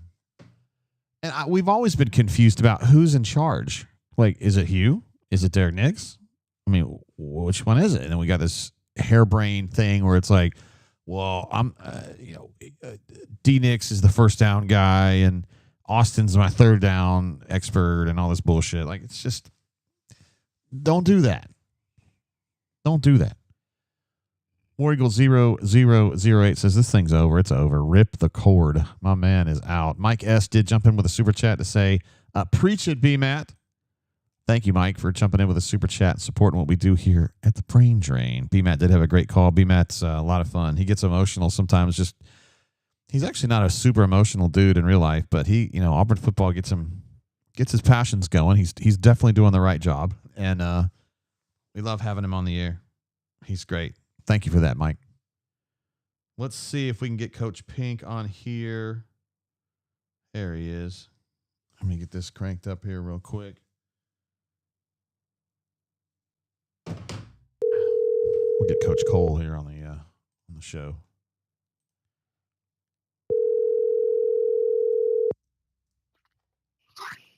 Hello. What up, Cole? It's JG on the brain drain, sir. What's up, JG? I need to save this number, man. Oh, does it come in as like a Montgomery or whatever? Just a rando? I don't want to be that guy that's like, hello, on a show like this. Yeah, I know. But I use a different phone number as the thing. I have a whole different phone just for the show. I hear you. Yeah. I hear you. Well, I think we've all kind of agreed that this was a fucking disastrous offensive performance. Where are you coming from on this one? Yeah. Disaster is a good way to put it. Yes. Man, I'm trying to collect my thoughts really on it. Honestly, I always do the full play-by-play breakdown, and this time I think I will do it, but it's almost more important to question why this is a recurring theme instead of just go play-by-play and really break it down, because it's the same. It's the same thing on offense. I think when a defensive coordinator looks at Auburn on the film, they come away out of the film room and go, we got them. No problem. We got them. Hey, number 8, he's a problem. We can just keep safety over the top. They won't be able to throw it to him. No problem. We can take that right out of the game plan for them. And, man, it is it's frustrating. I'm getting tired of watching that. I'm getting tired of watching it. I really am. I'm surprised they don't get better. And Hugh is an offensive guy, Cole, as you know. I'm not breaking any news to you. I feel like he should be able to fix some of this shit, and he doesn't get it done. Well, he's got a very strict philosophy with his offense, and I think that at this point it has been exposed enough to where I'm going, okay, I get it. You have a certain way you like to do things, but you're going to have to change it. You're going to have to run the football. You're going to have to do that. Whether you like it or not, whether you think it's the right call or not, whether it's a heavy box or not, you have to do that, or they will never bring their safeties down. And if they never bring their safeties down, you cannot throw it to the guys that you spent millions of dollars on, because your quarterback's too scared to do it. Yeah. He is scared. And that's the step process right there. Even if you don't piss a drop in the running game, which, by the way, they are at times, you go back to the quarterback running game, power read, they pull that one out, gets a first down, loved it. And then it's right back to what we know was coming. We're going to drop back. They're teeing off on you because they know all they got to do is bring an extra guy or two and they can get through. And he's going to hold the football longer than he needs to. And then that is a recipe for disaster. Mm-hmm. Would you have considered making a change at quarterback at some point in the second half today? Yeah, maybe. But, from my standpoint, where I'm standing on this, which thank God I'm not the one trying to figure this out. I almost go, look, I'd be putting Ashton Daniels in a terrible spot here. It's an operation problem at the end of the day. I felt that way with Peyton Thorne a year ago. I will give Peyton Thorne credit. He would have let the ball go. He definitely turned it over. Yeah, he would throw the ball. Yeah. He would. And it's why that they scored a lot on Texas A&M last year. But, I don't know. Probably not in this game, but I would think about it right now. Interesting. Going into the Georgia game, maybe make a switch? It's not getting any easier. I know. I know. I don't think that's there's no good time to do it. There's not a good time to do it. Boy, I can't believe we're at a point where we're questioning Jackson. But it's fair. It's completely fair. I just thought he would be the one part of this operation that was going to work, is what I thought with him. Yeah, I thought it would be pretty good with him. And it's not all on him. I think he does some good things here and there. But he's got to let go of the football at the end of the day. This offense ain't going to work if he holds it. It's just not. I don't think many would. It's because they're not going to run the ball. They're not helping you there. And I don't think they're helping their offensive line by not running the ball. The offensive line's not playing well, but you're adding on top of that, hey, they're bringing crazy blitzes at you because they know they're not scared of your passing game. So what does that do to an offensive line? Puts them in terrible positions over and over. And then you got a quarterback who won't get rid of the football. So he's got no time clock. You're cooked. Yeah. And they look bad, and they were bad. The tackles got beat pretty bad. I'm going to write this in the final thoughts that I put out in about an hour or two. I watched Texas A&M play against Notre Dame, watched every play of that game, and I came away from that going, Cassius Howell, TJ Searcy, they're okay. They're average. They didn't look average today. They whipped Auburn's tackles. So credit to Notre Dame, I guess. I guess they scored 45 on them or something like that. Yeah. Oh, man. Yeah. And, I mean, Kept 7 the of these quarterback points. playing. Yeah. I mean, Xavier's the reason they scored the only touchdown. I mean, let's be real about it. It was a 73-yard return, and the offense had 72 yards. Yeah, you know, it's a bigger problem to me that there was no change there. Are they too worried about the money he's making to make a change? I mean, that's where you start wondering if there's something like that going on. And it's like, no, you can't play that game because then you're going to get even more problems. And I don't know, I'm just talking here, but that's the change that should have been made. He was causing all kinds of problems. If the offense did anything good, he's going to hold. I mean, it wasn't just him. There was others, but he was the main one. Make a change. You got guys that you prepared for this. Put a guy out there. I know you bought him. I don't care. You got to have some accountability on that. Yeah. And Jackson is holding the ball too long. It's a problem. It's a bottleneck in the organization. It is. You're right. It is, and I think he let a few go today that he didn't last week. But, overall, still holding the ball way too long. Cole, are you a fan of GameTime.co? I am a fan of GameTime.co. I am too. I got their app, and it's amazing how intuitive it is, how straightforward it is. And they don't add a lot of fees on at the end. The price you see is the price you get. It's pretty cool. I do like that because you could be like at the checkout and it's like $20 more, and you're going, wait a minute. But it's not like that at Game Time. No, it's not. They take care of that part up front, and they will actually match you 110%. They will pay you back 110% if they don't match you. That's right. Another side. That's an amazing deal, I think. I think it's awesome. Yeah. My suggestion is you would swipe, tap, ticket, and go download the Game Time app today. I like it. Cole, I like it. Appreciate the call, my man. You're a stud. I love having you as a teammate. I love having you as a teammate, JG. All right, Cole. See you, brother. All right, see you. Bye. There he is, Cole Pinkston. You may know him as Coach Cole, Coach Pink. Really great teammate. I love how, I'm serious, I wasn't bullshitting him there. He's a great team. Actually, Hoke is a great teammate too. So, and you guys know I love Jay Lee. So everything about the On3 deal was just a plus for me. Coleman had a great question. Asked Cole what he thinks Jackson's leash is, meaning, how quickly would they make a change if he has a shitty performance against the Georgia Bulldogs? It's a great question. I'm not sure that Cole could answer that the way that we would all like to have an answer, to know exactly what's going on. The code for Game Time is ON3, ON3, to get $20 off your first order with GameTime.co. You can also get the app. Pretty cool. Caleb says, everyone okay? I like that. Blake says, appreciate you, Cole. I'm so glad that people love Cole being on the show. He is awesome. And William H. said, Alan Head is too nice. He is a nice person, but I thought he was pretty tough today. He actually said some stuff that I thought was really, at the time, I was shocked by, but I think everybody else has similar opinions. He said it's a stale product. He was questioning the legitimacy of Jackson as the quarterback number one. He says, I don't know what the staple of this offense is. It's just listless. The fan base is starved for success, and they deserve better. And you got to question Hugh's decision-making at this point, and in a lot of different ways. We think that he's crafted a nice culture there, and I think the roster's definitely gotten a lot better. But for me, that's probably the end of the accomplishments, and I just don't.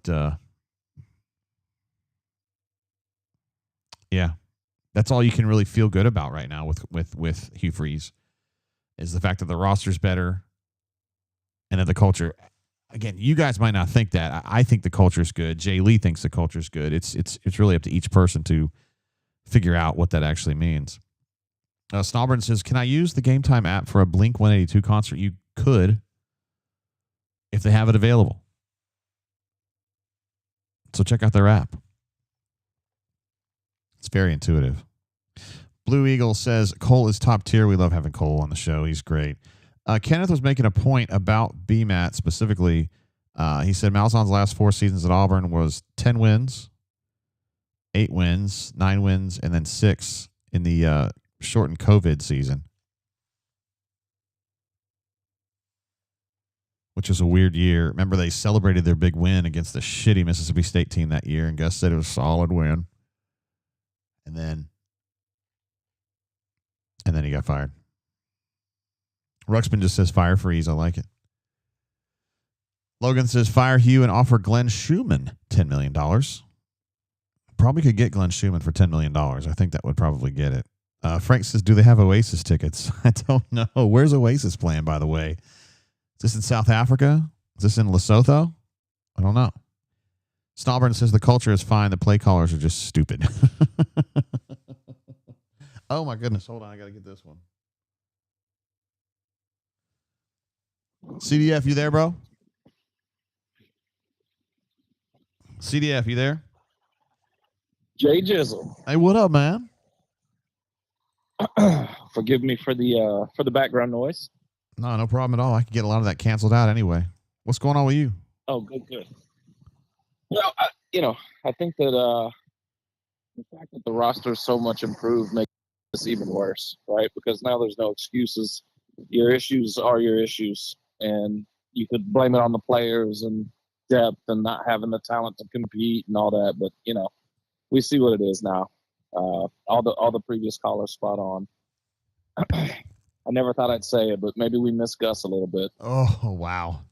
That's rich coming from you, my man. I know, but maybe if we had NIL, we could have went and bought a tackle or two over a 5-year period, and been able to lock in the quarterback maybe we needed. But yeah, I think at the end of the day, I want to be the first to congratulate you and the crew on all the future subscriptions you're going to get, because when you look back over the last 10 years, the only fun times have been the uncertain times of when the shit canning is coming and then who's next. So I look forward to the ATBD or whatever the hell the acronym is. You think someone's getting shit canned pretty soon? Whether it's soon or not, it's it is what it is. At the end of the day, it's all business now. So I recognize it's not like how it was in the past. I don't even know what his buyout is, but at least we're not paying 3 previous buyouts anymore. Yeah. It's not super huge. It's like $15 million. I mean, it's a lot, but yeah, at the end of the day, he's not it. He's not the guy. You go back to his introduction press conference and all the things he said and all the things he promised and all that. We're not getting any of that, right? No quarterback development, no quarterback guru, no play calling. It's just not. It's not going to get there. And again, whether it's Peyton Thorne, whether it's Arnold, whether it's some kid on the bench that's going to come in, it's not on them. You're putting your kids in position to fail week after week after week. I continuously ask the question, what do we do all week on offense during practice and film study? Right? We set our script. When's the last time we had a script that made sense? When's the last time we started a game and you're like, oh shit, that was good there. Yeah. Well, I don't think they script a whole lot. We know what we're doing. I think they just try to do what the defense gives them, and that means you can't really script it. You know what I mean? Which is stupid. Well, yeah, no, I think you're right. But as is the case with most things, it's typically better to be proactive versus reactive, right? And I think when you look at the talent that does exist, whatever credit you want to give, it should be extremely challenging to scheme us up defensively, because there should be pressure points all across the offense, and there's just not. No. It's so easy. It's confusing. Like I think Pink said, You know, you shade to 8, and nothing else really scares you. Yeah, I think the fact that we can't even get a real angry BMAT anymore says all that it needs to say. That's funny. Hey, who would you want? Of all the disappointments today, that might be my largest. That was a very piss poor effort, BMAT, on your angry. Hey, he just got his girl. He's got his oldest daughter married off, so he's still pretty happy about that. Hey, listen, he's still in his feels. If CDF was the one making the hire, who would you realistically replace you with? Like, you know, if you can't get, Andy Reid or whatever. You know, I think the pragmatic approach is we've 3 offensive in a row. Someone said it. Yeah. You know, I think if Durkin, if you can get with that, okay, you know, but I'd run a search. I'd make sure that there's true commitment, right? And that you're going to spend even more this year trying to retain kids, and then go get someone who can, you know, who's modern offensively, and who, you know, hire someone who can recruit. And I saw Trooper Taylor sighting. I'd love you give him some NIL. Hell, I think some things could happen. Yeah. As a recruiting coach, but you've got to have some variety, some you know, just a lack of predictability. It needs to be a diverse offense, in my opinion. And I'd prefer to go with a defensive coach, I think, because if it's not going well, it's easier to make changes. Right now, it's just we'll see who gets the blame now, right? And it's just going to be this kind of series of blame until, you know, so and so is not calling plays on second down anymore. I took that over. You know, we saw the same shit with Gus, right? Like, it's always someone else's fault. Yeah. There's no good answer, though, I'm afraid. I mean, there could be a right answer, but at the end of the day, the way the game has evolved, you know, it's just not. You don't have the obvious path, I don't believe, anymore. You know, I think you do have to maybe think outside the box. Yeah, a lot of shifting to basketball briefly. You know, I think a lot of people felt either one way or the other with Stephen Pearl. You know, but when I listened to his press conference, I 100% believe everything he said, that he's going to work and you know, continue to work as hard and work to make everyone proud. Yeah. And I just can't imagine that these offensive coaches are spending the time that's needed to then produce this result. And if they are spending the time that's needed, they're focused on the wrong shit. Period. CDF, great call, brother. Thanks for being part of our community and super chats and chatting and just being funny in general. Yeah, for sure. You know, I think, you know, maybe one day we'll win a game we're not supposed to. That'd be fun. That would be fun. It hasn't happened in a while. Yeah. I'm not going to let you ruin my weekends. Hell with that. I don't even have any kids this weekend, so I'm definitely not. I'm just going to hate watch Bama a little bit. Maybe that, you know, and then I'll feel disgusting that Georgia won if they win. And we'll just keep it moving. But, I guess basketball season's close, so we'll just look forward to that. All right, brother. Appreciate you. Yeah, my man. See you, man. Thanks, all. Bye. Later, bro. There he is, CDF, the legend himself, coming in from a long way off. I don't want to say where he's at. He might be in Irkutsk. I don't know. It depends where he might be this week. Also had a super chat. Timothy's up there. Actually, I left it up there for a while. Auburn family. He's kind of pretending he's running the press conference. Auburn family, please join me. Hold on. I can do something better like that. Hold on. Auburn family, please join me in welcoming the next head coach of your Auburn Tigers, DJ Durkin. How'd that go? Is that pretty cool? DJ Durkin. DJ Durkin. That was pretty fun. Thanks, Timothy. That was a good idea to be able to do something with my thingy here. That was pretty cool. Trent jumps in with another one. Says, I know we were screwed when we fired Gus. Tennessee still hasn't fully recovered. Dark ages indeed. Oh, man. I mean, dude, I don't know if the dark ages, though. Like, it's a frustrating run, but I think old guys, old heads like me and girls, anybody who's been an Auburn fan that long, remember like 98, like that was way worse than this. Like this may end up being that bad, but I don't think it's going to be that bad. Because you had so much more like pulling against the program.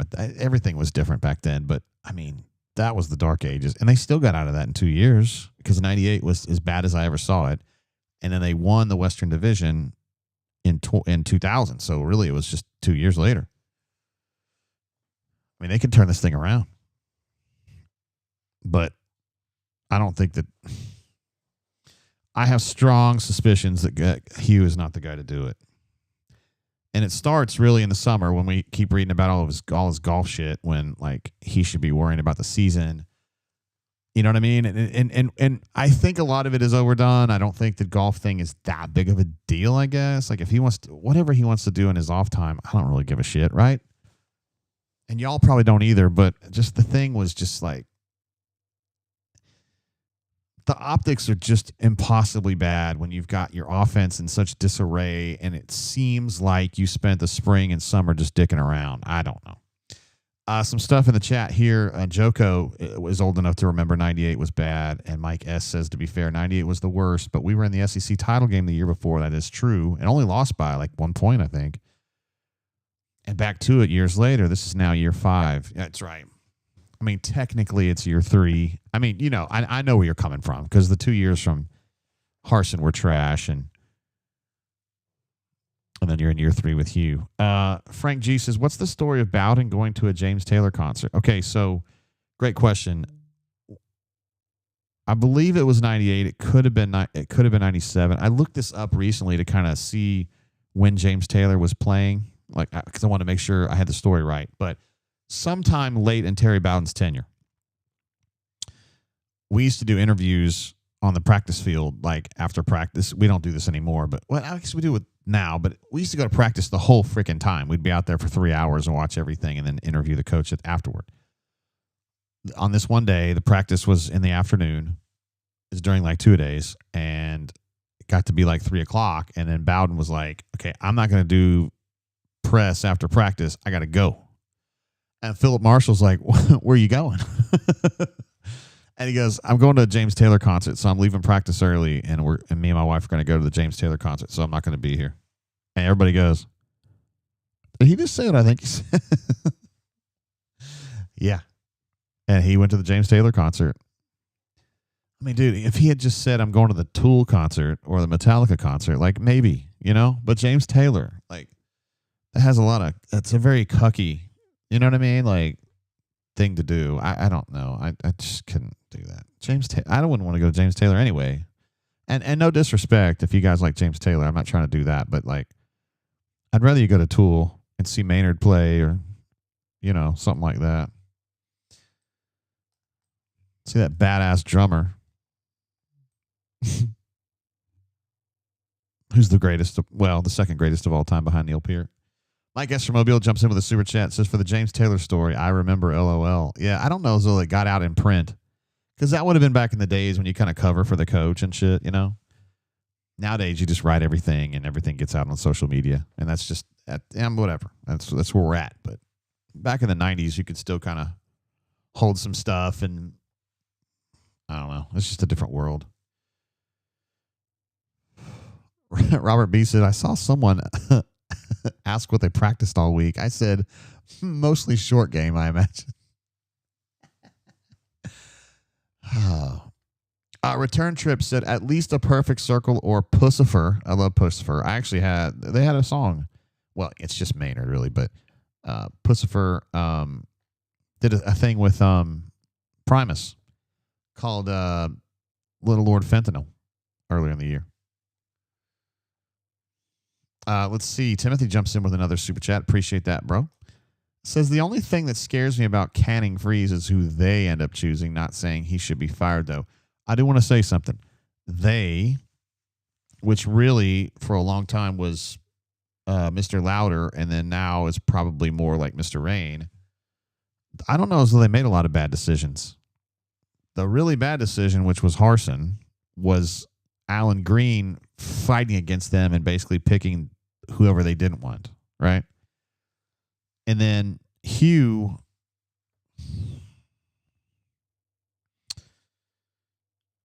He was just one of those. I think it was just destined to happen because he was just like available and he kind of fit the culture and he had a daughter that had come to Auburn and it just whatever. But we could sit here. I know specifically in the 90s and early 2000s, people like to vilify Mr. Louder and say he's overstepping his bounds and all this kind of stuff. He made a lot of great hires. Tuberville was a great hire. Pat Dye was a great hire. Terry Bowden was a great hire in the short term, right? I mean, he got a little bit. I'm trying to think of the right verb here. He got a little uninspired when it comes to recruiting. The sixth said, then Neil Peart. Let's see who he's trying to say is above Neil Peart. I am absolutely going to go crazy if he says something stupid here. Danny Kelly. He's probably talking about, you mean Danny Carey, who's an absolute stud. Neil Peart to me is number one. I think Danny Carey would tell you Neil Peart's number one. But Danny Carey, when Neil Peart now passed away, unfortunately, I think Danny Carey's the best living drummer. Just unbelievable. And sometimes sits in with the Kansas band at the basketball games. I've seen the videos. Because he's from the great state of Kansas. Jeff B says, could we make a pass at Monty Kiffin? That would be tough. I don't think he could be worse than Hugh, but I don't know that he would be better. Christopher B says, a lot of people hated the Hugh hire on day one, but we were all shouted down for doing a woke or whatever. Anyway, Hugh's a bust. There were a good number of people. I think that Will Collier was probably the most full-throated of those voices who said that Hugh Freeze was a terrible idea from the very beginning and took a lot of shit for it. I thought it was inappropriate because I feel like you got to give people an opportunity, to do the job before you say too much. And I love Will Collier. He's actually become a good friend of mine, but I get it. People get mad about that stuff. It actually turns out it looks like that Will's probably right on the money. I mean, not for the reasons that Will thought, but he was right about maybe Hugh not quite being what people thought he was going to be or hoped he would be. I'm just thinking out loud here. But a pass at Monty Kiffin, I wouldn't think he'd be real expensive. But you might have to run that one through Lane on that one. Fat Crack asked me about Chestnut Farms bourbon. I have not had that. I am open to it, though. Let me see if I've seen it before.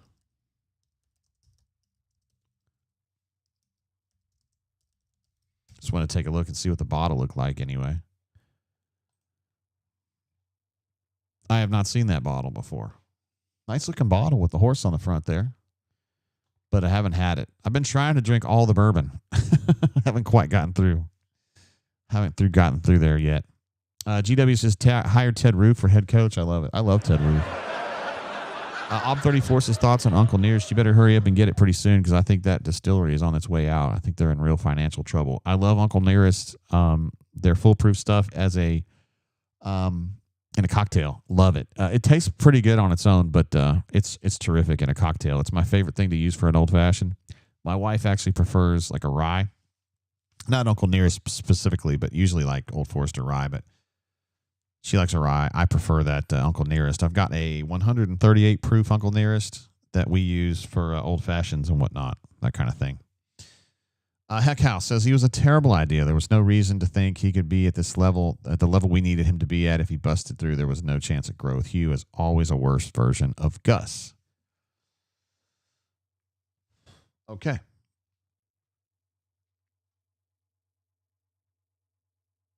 Blake R. says it was Mr. Rain that was working to hire Kiffin before he turned Auburn down. Interesting. I don't remember that specifically, although that could be true. I think, and I'm shooting from the hip here because I don't remember perfectly. I think Mr. Rain was working on Billy Napier, is my recollection. But I don't quote me on that. I don't remember. It's been a while. That was the hire, I think, that turned into Harsin. So that was a while ago for me. Yeah, War Eagle 0008 says, I like this full circle on cocktails. You used to be a cocktails are for not cool people guy. I used to literally say that cocktails are for girls. And I don't drink cocktails unless Courtney makes one for me. But it was the wrong take for me. A good cocktail is delicious, and I got no hate, man. So I was wrong on that, and I have repented. And Neil was right on that. Neil pushed me about that a lot. Actually, Gabe got on me about it too. Gabe's been a big, he's really been an important factor for me as an adult. These last 10 years being friends with Gabe, he's given me a lot of interesting ideas about how to grow as a person. And I don't even know that he means to do it. He just has such a simple way of living, such a simple code in his life, and it really inspires me to be more simple in my life. Chico's Bail Bond says, John Summerall, ? Just talking about guys that could take over this job and maybe do a better job than Hugh. And John Summerall, the coach at Tulane, formerly at Troy, certainly would be a name that people would be interested in. I think a lot of people would be interested in. So that's the thing there. You've got to convince them to that Auburn is a better opportunity than XYZ or whatever. Let's see. Bob says, firstly, pull Jackson and put in Daniels, which Bob has a lot of faith in Daniels. If this still does not work, pull Freeze and put in Kendall Briles. So they just pluck Kendall Briles here in the middle of the season and install him as offense coordinator. Is that what you're saying? Hornatius says, Neil, you mean old Purple Teeth. What are we talking about, Gabe? Gabe did definitely wear the number 22 shirt. Does Gabe still live in a she shed? I just saw Gabe Wednesday. He was at the Stephen Pearl press conference. Hadn't seen him in a little while. I don't do baseball. It's like the one sport I don't do. I like this. I like the sport, but I prefer softball. Baseball is just so long and laborious. I don't know how BMAT and Stoltze handle that. Blake R says, could John Summerall be able to recruit at Auburn? He would have a staff that I presume that would be able to help him a lot on that. So that would be pretty big. I like him. He stands on business. So on the CDF passed along here on the chats of this is pretty funny here. This is the long face that we're always talking about with Hugh. This is it. Like somebody got an actual picture of it. Look, that's it. That's the picture. Like that's forlorn Hugh right there. That's the face we're always talking about. It's just annoyed and sad and crestfallen and just life sucks. Please get me home. Like that's just what it looks like. Thanks for passing that along. That's the picture we'll always show. RR Big Cat says, who is Auburn, baby? Who is Auburn? Is Swag, baby? Who is? Oh, Prime Preach. Yes. Thank you for giving me an opportunity to play one of my favorite sound bites ever. I like that.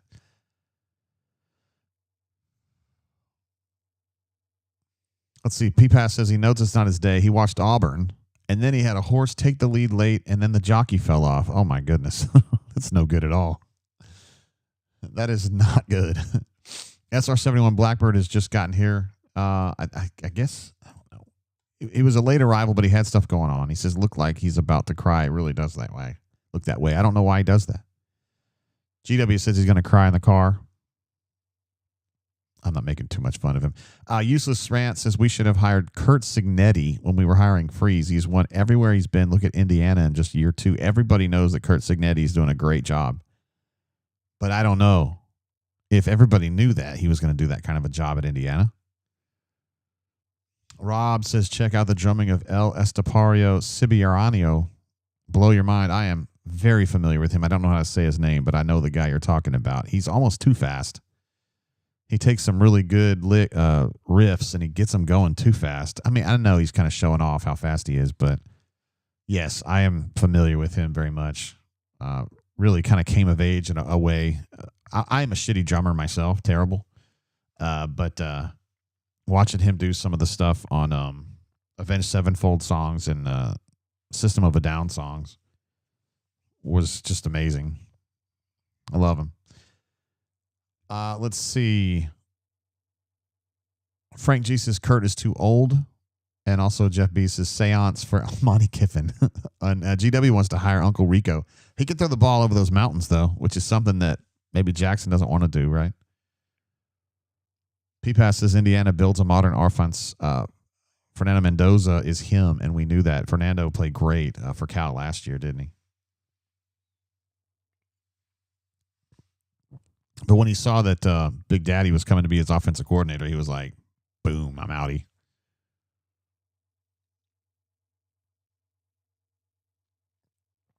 Yeah, well. William says Few is struggling with a health. He needs to step down. It's a possibility. I could see it happening. I mean, I really do. Let's see. Diego C. Says Eloy Casagrande is the new Slipknot drummer. Yeah, they needed one. They had a great one in their first one, Jordy, and then Max Weinberg's kid, Jay Weinberg, was their next drummer, and he did a great job, and now it's going to be Eloy. I like Slipknot. People Equal Shit is one of my favorite songs of all time. And it's also a lot of truth spoken in that song, if we're being real about it. All right. I think we're going to wrap it up there, guys. We've been on the air 5.5 hours. I only took one quick pee break. We did pretty well. And I think we've just kind of said it all. Fat Crack's asking about Bondstone. I don't know that one right off, brother. Do I like toasted or no? Sometimes I do and sometimes I don't. The Peerless Toasted is one of my favorite bourbons you can buy, and it's really not even that expensive. My friends who live in Atlanta, it's at like all the stores there. So if you ever have an opportunity, I definitely think you should try that. The Toasted Peerless. It's like a brown label. But then like we had, I think it was Elijah Craig Toasted Barrel, and we didn't like it at all. So it just kind of depends. It's like saying, do you like a black car? And it's like, well, sometimes I like a black car if it's a Tesla, but if it's a Ford Explorer, then no, I don't like it. You know, it's just kind of that thing. Blake R. says Psychosocial, another great song. I like it. And Frank G says, thanks, Jay. Please remember to unban me and I'll change my avatar. I'm going to work on that. I've got to remember to do that.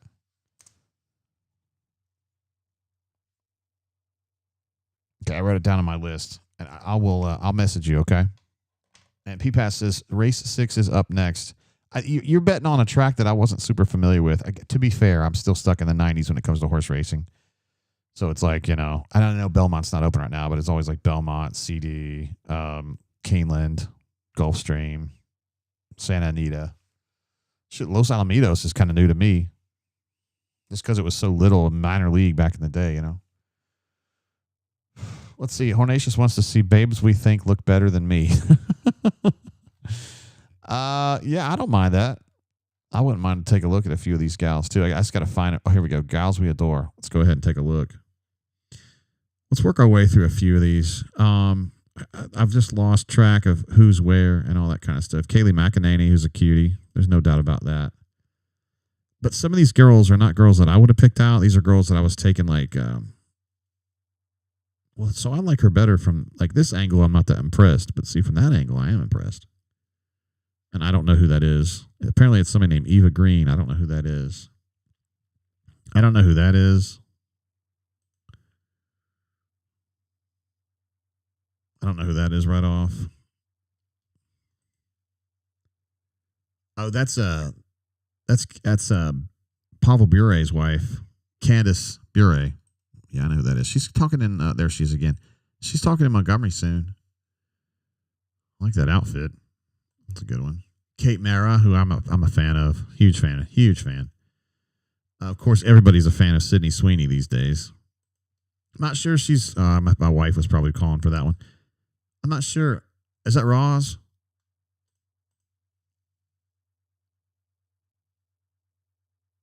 I like that bikini. That's a nice one. It has a nice hue to it.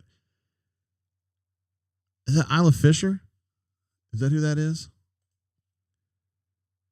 Here, we were just getting, this must have been like a COVID show. We were getting down at the bottom of the barrel here now. So what else we got here? Don't know her. Marissa Tomei. No one's got a problem with her. Oh, I know this one. This was that dude on the right is, that's Pat Summitt's son, Tyler. And then that was and that was his wife that he ended up getting divorced from. Oh, I don't forgot what. There was some kind of a deal with her. I forgot what it was now. I don't want to misrepresent it. Get myself sued. Anyway, if you don't think Jill Arrington's hot, you've got a problem. Oh, I like her. She's the girl from Mad Men. Some of these are like Ruxpin's girls. Oh, that's the girl, Emmanuel Shakiri from Entourage. She's lovely. Alexandra Daddario, of course, everybody likes her. So there we go. We like this. Sage Steele, when I said it was Roz, it was actually Sage Steele. Thank you for that, bro. And Sam Ponder, I missed. P-Pass says, I've been to Linda Carter's beach house. She was so kind. Wow. Yes, she was a smoke show, bro. And I didn't understand. Like, I feel like I just don't understand what you're doing here. Like, you won. Like, you won at life.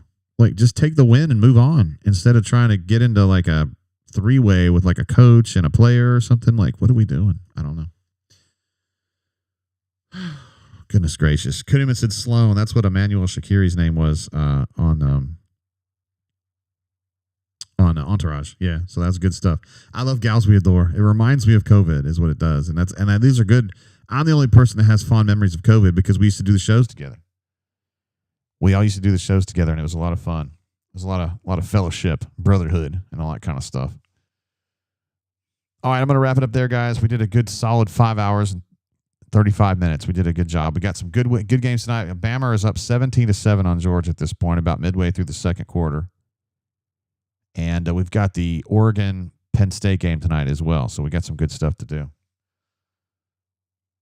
Anyway, we're going to wrap it up there, guys. Appreciate you, chatters, super chatters, friends, haters, lovers, Auburn people, people who don't love Auburn. Love you guys. Thanks for hanging out with me for so long today. We'll be back. Not next weekend because Auburn's going to be off, but the weekend after that for the Georgia game. That's going to be a 6:30 kick, and should be a good time. Jordan Harris should be absolutely rocking, and it should be fun. I just wish that I felt like they could win, but let's see what happens. Maybe Alabama beats the brakes off of them, and maybe I feel like it could happen. By the way, Georgia's got to play Kentucky next weekend. Auburn plays nobody, so that may be to Auburn's advantage, although Kentucky's basically an off week at this point anyway. I'm going to bounce. See you guys. Love you guys. Peace.